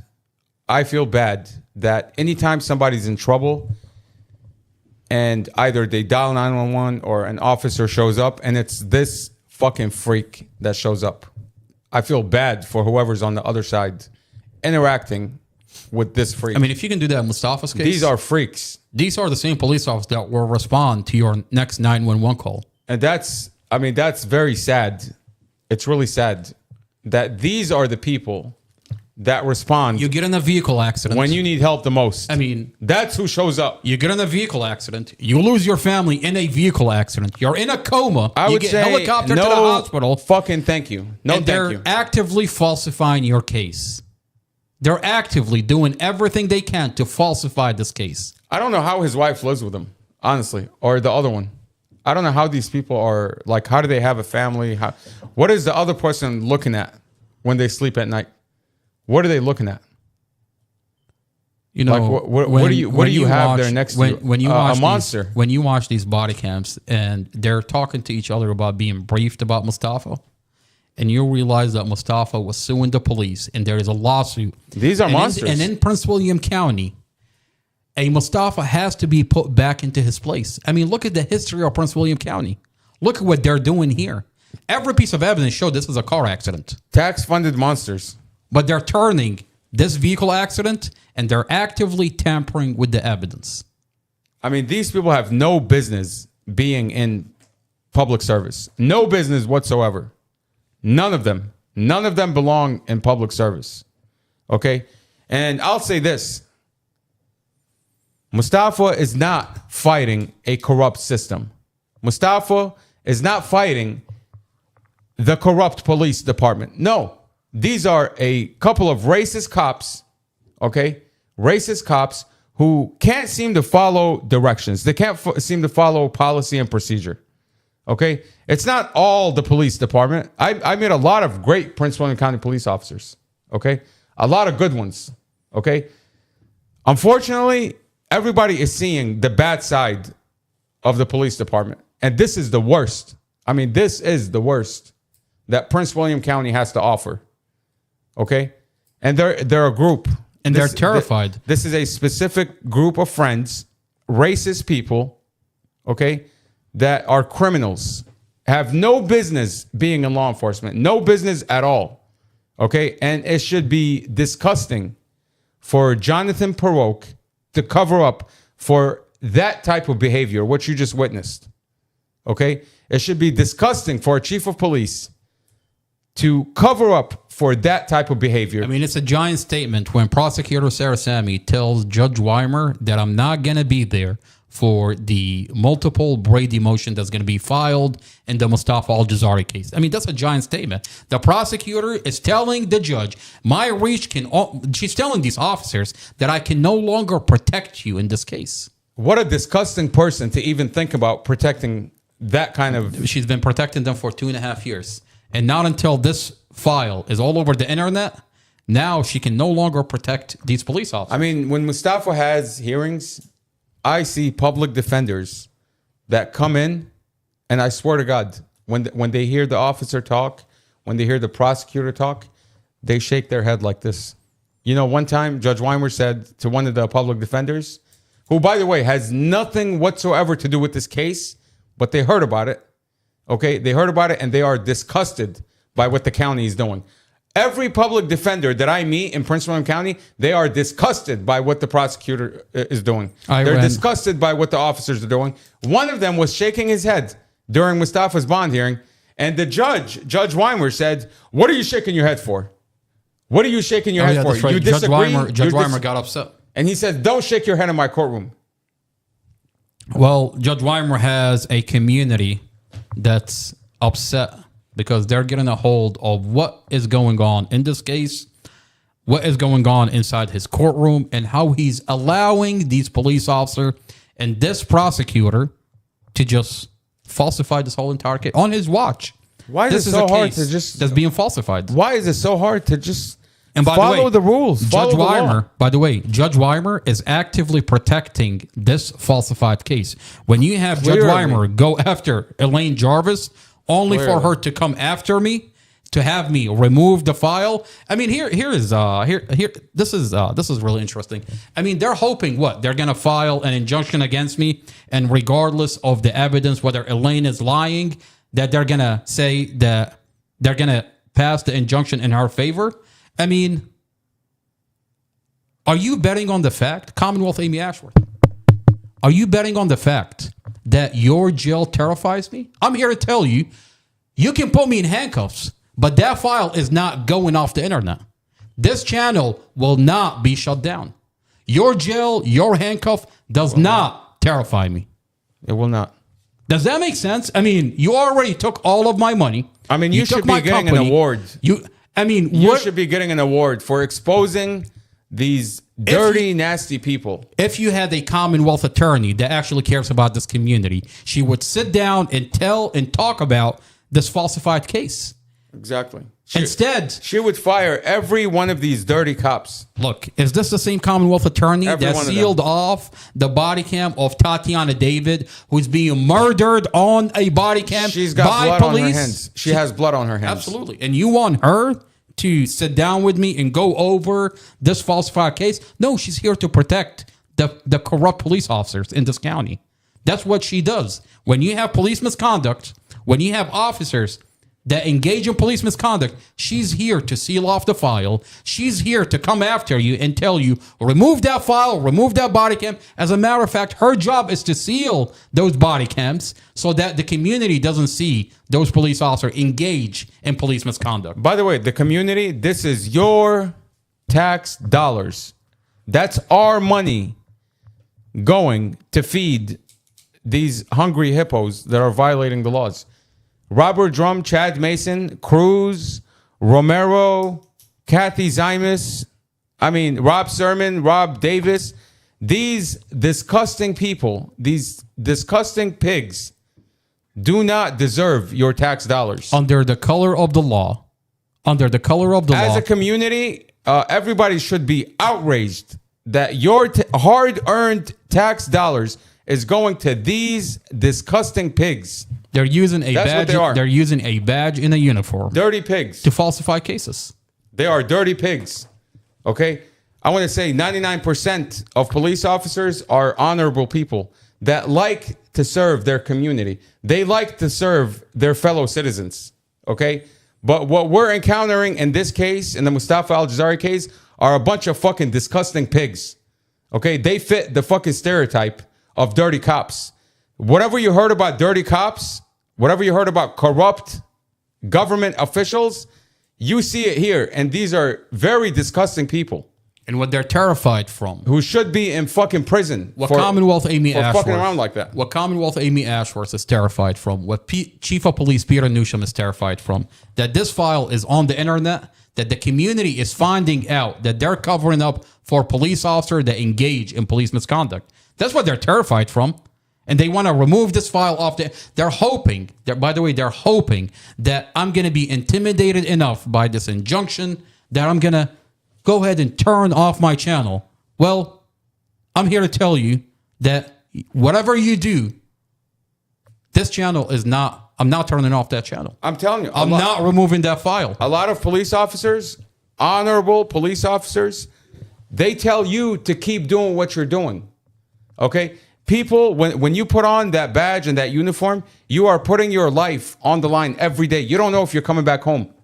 Okay? And you have people like Robert Drum, Rob Davis, Sermon, these dirty cops who are endangering other officers. Because I'll tell you right now, somebody could clip this video and take my words out of context. Okay? They could take my words out of context and say, look, every cop is bad. We're saying not every cop is bad. But these people who committed crimes, violated the law on video. Absolutely. We have files. You're caught on video in 4K by your own body cam. That's your body cam. We have files on specific police officers that engage in police misconduct. We're not saying every police officer is bad. We're saying that we have files against specific police officers that engage in police misconduct and falsifying the Mustafa Al-Jazari case and murdering Tatiana David. And we're asking for accountability. We're asking that those police officers are held accountable by law. It's not a safe community when you have officers that can falsify your case and commit murder. Murder you on a body cam, and you've got a Commonwealth attorney that will protect you by sealing off that body cam, that will protect you by going after the one guy that's releasing this file. I mean, what is Commonwealth Amy Ashworth doing here? She's going after me, and she's asking me to remove the file. She's weaponizing the court. Remove the officers that are violating the law. How does that make any sense? That doesn't make any sense. I don't get it. I mean, you are a Commonwealth attorney. I am not doing it. I don't care if God himself resurrects himself on earth. I'm not fucking doing it. If Jesus Christ comes down here, listen, and tells me, remove that file off the internet, I'm not fucking doing it. Look. That channel will not be shut down. As Commonwealth attorney, you should be seeking... I don't give a fuck if you put me in handcuffs. The worst you can do is put me in... I promise you, this community is going to be asking a lot of fucking questions. They already have. How did that work out? How does that work out for them? All right, let's do me a favor. Go over to exhibits. Where are we at with this? Wow, what a wild tangent. The Commonwealth specifically sought this protective order due to concerns that the defendant and his family members might disseminate discovery material online. That's my favorite word, disseminate. Including through social media platforms. I mean... That's exactly what I'm doing. Thank you very much. Where did I stop? Okay, the protective order explicitly prohibits the defendant, defense counsel, and any other authorized person from disseminating, sharing, or otherwise making available discovery material either directly or indirectly to any person not directly involved in this litigation. On September 20th, 2024, the court granted the defense's motion to modify the protective order to permit Miss Elaine Jarvis, the defendant in this matter, to review discovery provided that she signed the current protective order. At that time, the court denied the motion to modify the protective order to allow Mustafa Al-Jazari's brother, Mohammed Al-Jazari. That's you. That's me. They said you can't be on... They said I can't have the discovery. Well, here we are. Here we are. Here we are. They said I can't have the discovery. Well, here you have... Here you are. That's beautiful. No thanks to you. I mean, what are you hoping? You're going to remove me? No thanks to you. You know how many people I have the discovery. You know how many people I have that I'm working through? I mean, I'm not only using this platform. I have the discovery today. No thanks to you. I don't have to sign shit. I don't have to sign anything. You know what's really interesting? Did I sign an NDA with you? I no longer have property. Look, I don't have property. I don't have money. I don't have a bank that I use. I'm pretty much operating in this county through this community. Let that really sink in. I mean, if you sue me, you got 10 more minutes, by the way. Usually, when you get sued, you're terrified that they're going to take your property. Well, how could I worry about my property or my company or the money that I had if the county already robbed it? It's like so you can sue me. This is like the Emperor's New Groove. The Emperor's New Groove when he's like, we shook hands. We shook hands on it. Do you want to go through this whole thing? Hell no, I'm not. Okay, so let me just play a video. I mean, we can have another. I want to read that next paragraph though. Okay, what does it say? Something about Mustafa. I was gonna play a video for the Emperor New Groove when he's like, we shook hands on it. The Commonwealth was made aware by Mustafa Al-Jazari's other attorney, Blake Weiner, that the defendant had indeed endorsed the protective order via what? Via email on September 30th, 2024. On or about October 9th, 2024, the Commonwealth shared all items on evidence.com with the defendant. On October 15th, 2024, the defendant filed a notice of appearance in this case. On October 31st, 2024, the defendant informed the court that she had submitted an endorsed protective order. However, the Commonwealth was unable to locate this endorsed protective order in the court's file. So they couldn't even find her endorsed protective order? Is that what she's saying? Yeah, basically, that's what they're saying. On November 11th, 2024, the Commonwealth was made aware that body camera footage, interviews, and other evidence disclosed through discovery were published on a public forum TikTok by the defendant's brother on his TikTok account at Mustafa through, she said Mustafa through the events, but it's really Mustafa through the vents. The events. I'm telling you, she's a diversity hire. Mustafa through the vents. Sarah Sammy, let me explain that to you. We'll do it on another day. And below is listed on the official version that the court has a number of links. The court, Judge, is this the brother you speak of in here, Muhammad? Is that who? No, it's Ammar Al-Jazari. And Judge Reimer says, I'm sorry. I'm sorry? Ammar Al-Jazari? Okay, thank you. The defendant actively participated. So Elaine actively participated in disseminating information concerning Glenn Ford, the pedophile. Glenn Ford, where there's an audio where he says, I slept with the 16-year-old that's being used. Drugged. He drugged and slept. Wait a minute. With a 16-year-old minor. I thought they wanted Dorothy's child. I thought they want to protect everybody in this case. What are they talking about? A Glenn Ford who admits on a recorded line to a private investigator that he slept and drugged pedophile. That 16-year-old. Pedophile. Like, what are we talking about Certified here? Pedophile. Wop. So Amy Ashworth doesn't care because that pedophile is being used to testify against Mustafa, where on a body cam he says, Mustafa doesn't even know me. My question... I wasn't there. I didn't see anything. Mustafa doesn't even know me. Wait a minute. This is the ex-boyfriend, by the way. My question to this community: why would you allow a Commonwealth attorney who claims to be of the rule of law, who claims to be upholding the rule of law, how can this community allow a Commonwealth attorney to defend and protect a pedophile like Glenn Ford? Glenn Ford, who admitted to drugging and sleeping with Kylie Clapp, a minor, when she was 15 or 14. He's been grooming her since she was 14. He says, I drugged her and I slept with her. I mean, what the fuck? Amy Ashworth, you got to do better. Prince William County, you got to do better. Okay?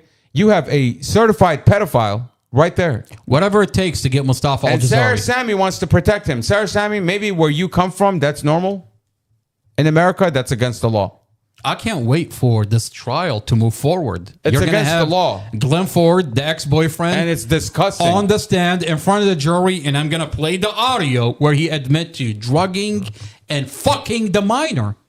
That he's been grooming her since she was 14. That is disgusting.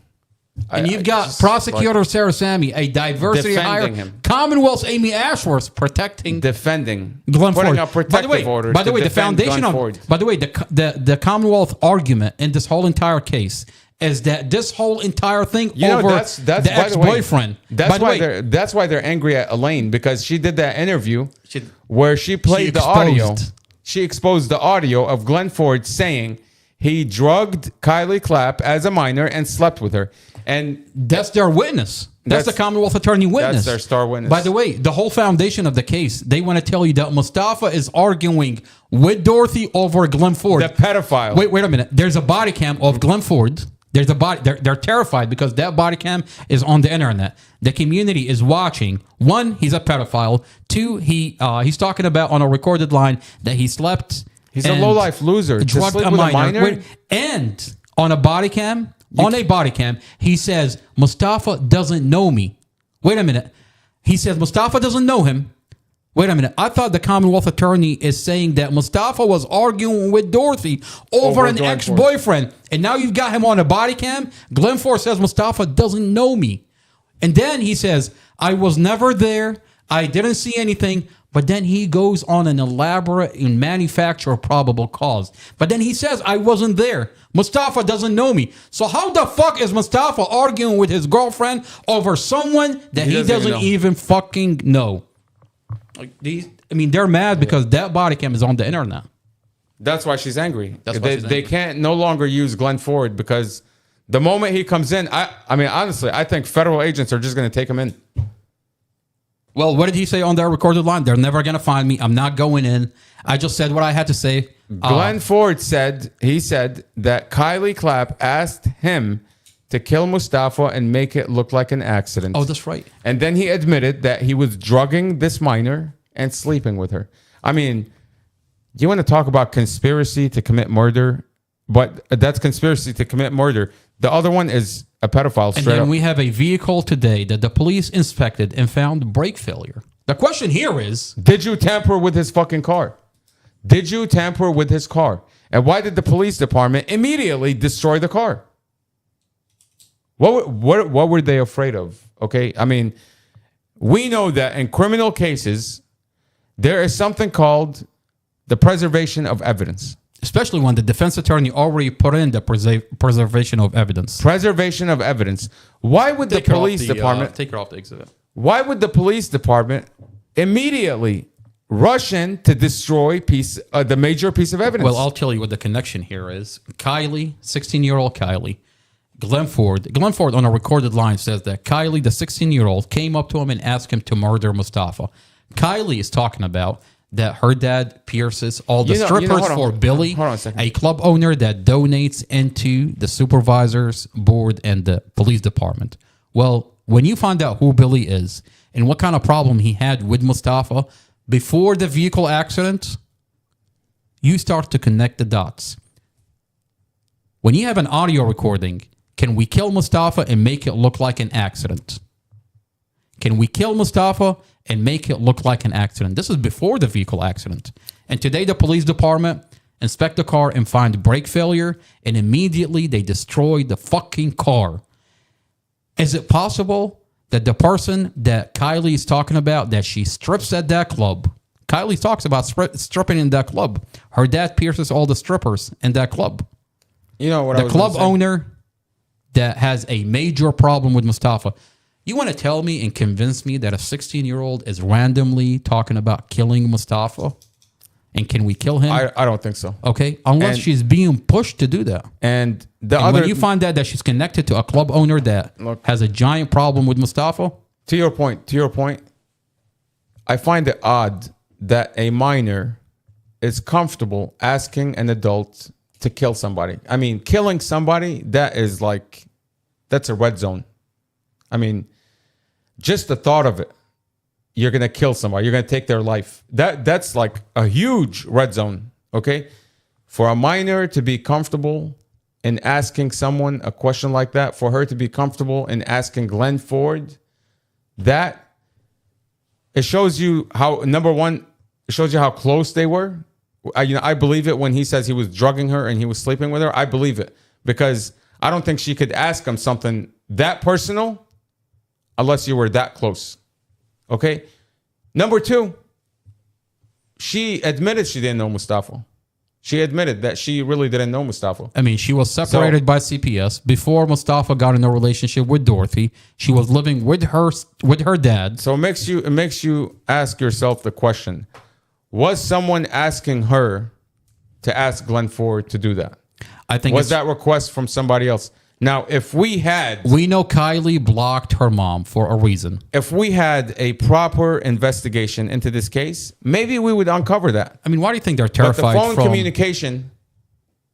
the phone communications between Kylie, Glenn Ford, and some of the other parties that could be involved. Between Dorothy and Kylie. In a forensic interview, Kylie says, well, we have their phones. Let's put it like this. We have their phones. Okay, so we could go through it.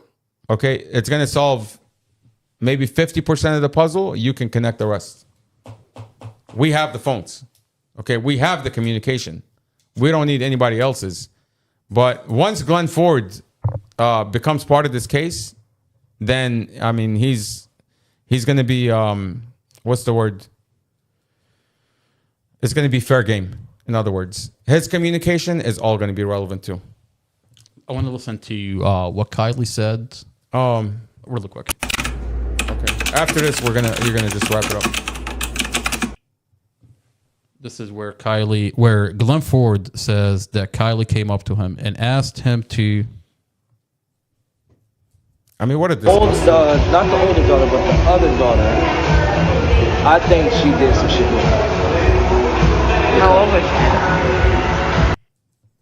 See if I can find the audio where he says that Kylie had asked him to kill Mustafa. My dad.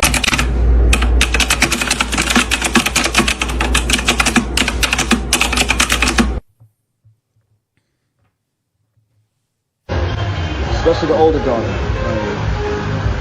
Like she wanted me to shoot, like kill him. The older daughter wanted you to kill him? Yeah. Like, where? Like, could you please, like, if I make it look like, so, like, you know what I'm saying? Like, something, and it's like self-defense, would you do it? And I'm like, no. Kylie, the older daughter wanted me to, like, really kill him. And make it look like self-defense. And then today, the police inspect Mustafa's vehicle and find brake failure. The question here is, who tampered with Mustafa's vehicle? Why was Mustafa's vehicle immediately crushed by the police department?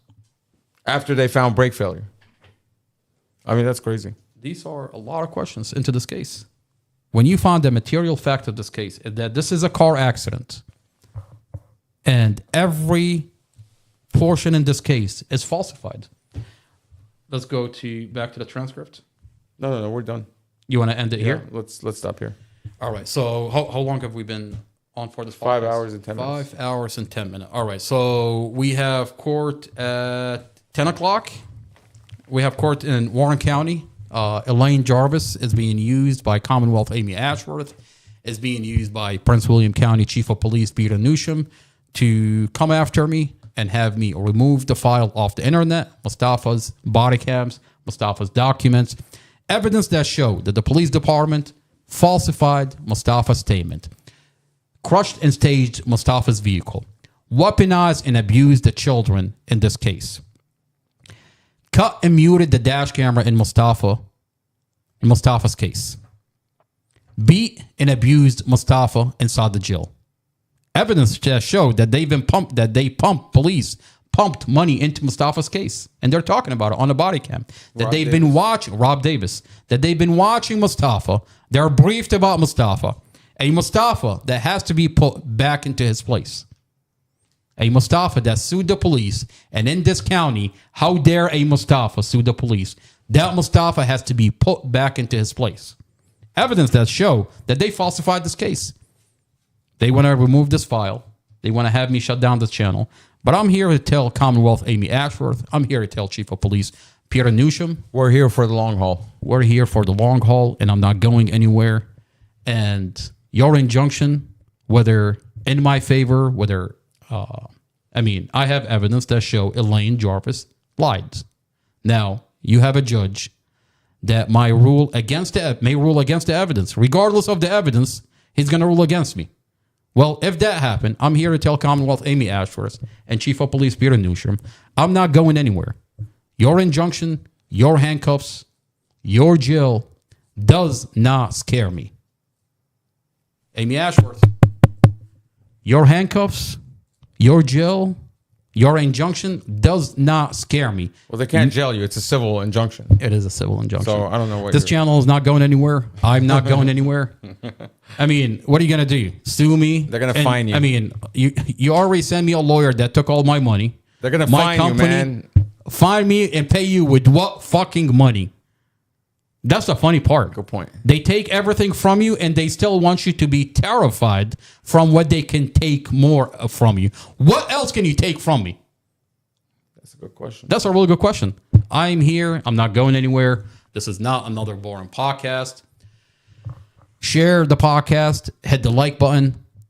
You can support our podcast so we can continue to do this there's a button on YouTube. You can directly donate to support this podcast. Our Cash App to support this podcast is Not Boring Podcast. Share and hit. Pod. Oh, yeah. Not Boring Pod. Not Boring Pod. N-O-T. Well, dollar sign. We'll have it on the screen. Dollar sign. N-O-T. Boring. B-O-R-I-N-G. Pod. P-O-D. P-O-D. And we'll have it on the screen. Support this channel so we can keep going, so we can keep talking about the case of Mustafa Al-Jazari. We can keep talking about the cases that are coming out of this county. Let's hold those accountable. Let's hold those police officers that we pay for accountable by law.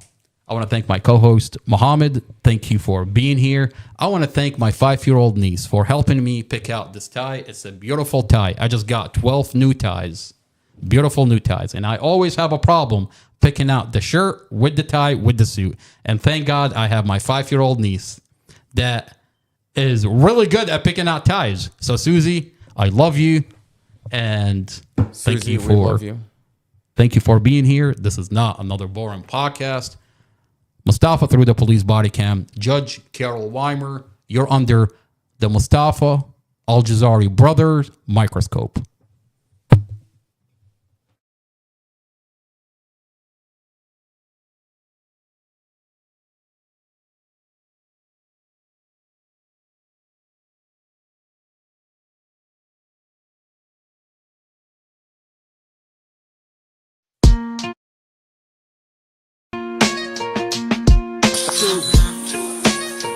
2 years in a cell, no trial, no voice. Truth buried deep, but we ain't got no choice. They tried to erase them, break them apart, but we scream free Mustafa. From the soul, from the heart. They falsified the paper, twisted every word, turned a car crash to murder, like justice never heard.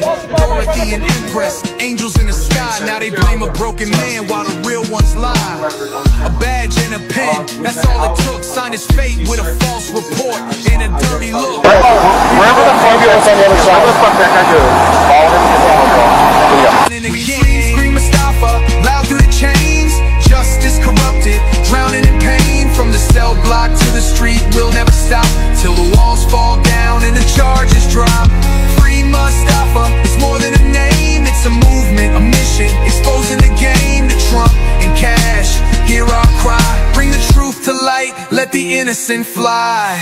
Amy Ashworth, playing judge and the jury in a county so dirty, soaked in fury. Police and the courts all in on the plot. They framed an innocent man and left his soul to rot. But his family's out marching, banners held high, while supporters flood timelines, refusing to lie. They want silence, we give them the storm. Truth blazing through like justice reborn. Every post, every chant, every sleepless night is a spark in the dark that's ready to ignite.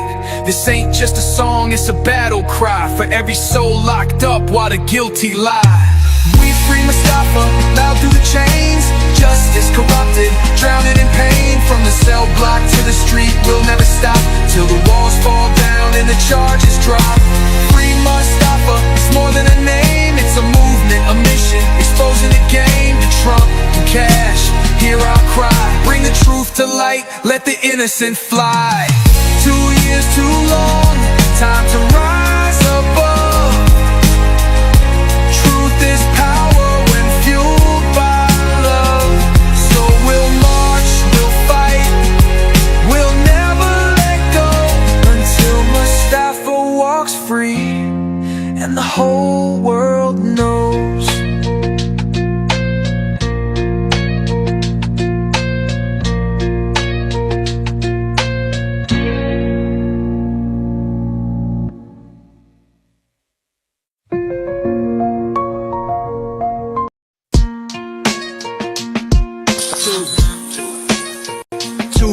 years in a cell, no trial, no voice. Truth buried deep, but we ain't got no choice. They tried to erase him, break him apart, but we scream free Mustafa. From the soul, from the heart. They falsified the paper, twisted every word, turned a car crash to murder, like justice never heard. Dorothy and Empress, angels in the sky. Now they blame a broken man while the real ones lie. A badge and a pen, that's all it took. Signed his fate with a false report and a dirty look. Wherever the ambulance on the other side. Where the fuck that guy goes? Follow him to the hospital. And again, scream Mustafa, loud through the chains. Justice corrupted, drowning in pain. From the cell block to the street, we'll never stop till the walls fall down and the charges drop. Free Mustafa, it's more than a name, it's a movement, a mission, exposing the game to Trump and Cash. Hear our cry, bring the truth to light, let the innocent fly. Amy Ashworth, playing judge and the jury in a county so dirty, soaked in fury. Police and the courts all in on the plot. They framed an innocent man and left his soul to rot, but his family's out marching, banners held high, while supporters flood timelines, refusing to lie. They want silence, we give them the storm. Truth blazing through like justice reborn. Every post, every chant, every sleepless night is a spark in the dark that's ready to ignite. This ain't just a song, it's a battle cry for every soul locked up while the guilty lie. We free Mustafa, loud through the chains. Justice corrupted, drowning in pain. From the cell block to the street, we'll never stop till the walls fall down and the charges drop. Free Mustafa, it's more than a name, it's a movement, a mission, exposing the game to Trump and Cash. Hear our cry, bring the truth to light, let the innocent fly. 2 years too long, time to rise above. Truth is power when fueled by love. So we'll march, we'll fight, we'll never let go until Mustafa walks free and the whole world knows.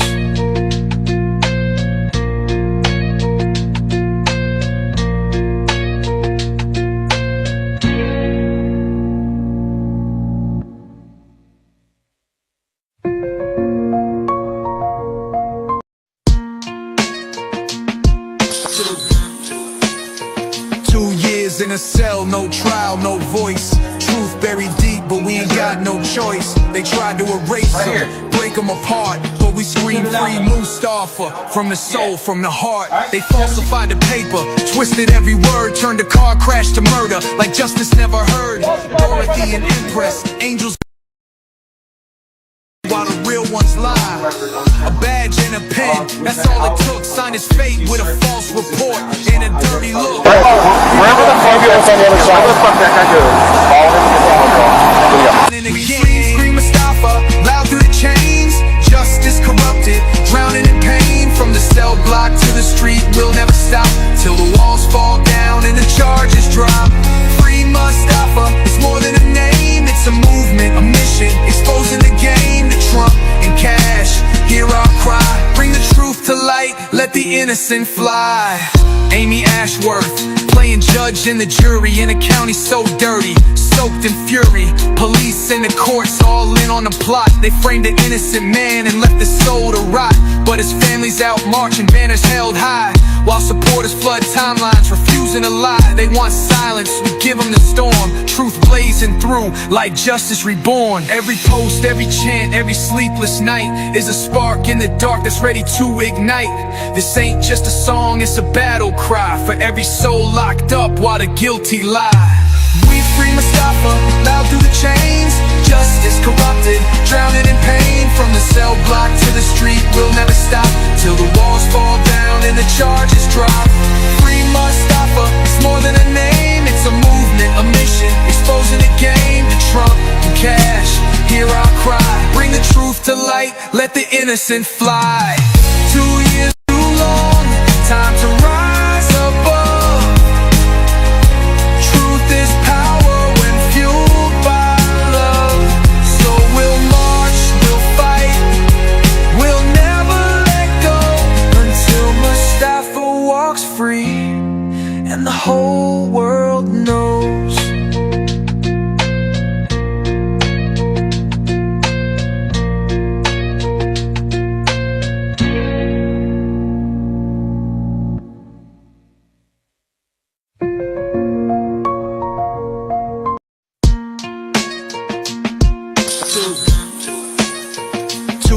Murderers in a cell, no trial, no voice. Truth buried deep, but we ain't got no choice. They tried to erase them, break them apart, but we scream free Mustafa. From the soul, from the heart. They falsified the paper, twisted every word, turned a car crash to murder, like justice never heard.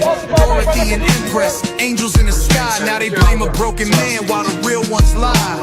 A badge and a pen, that's all it took. Signed his fate with a false report and a dirty look. Wherever the ambulance on the other side. Where the fuck that guy goes? Follow him to the ambulance. And again, scream Mustafa, loud through the chains. Justice corrupted,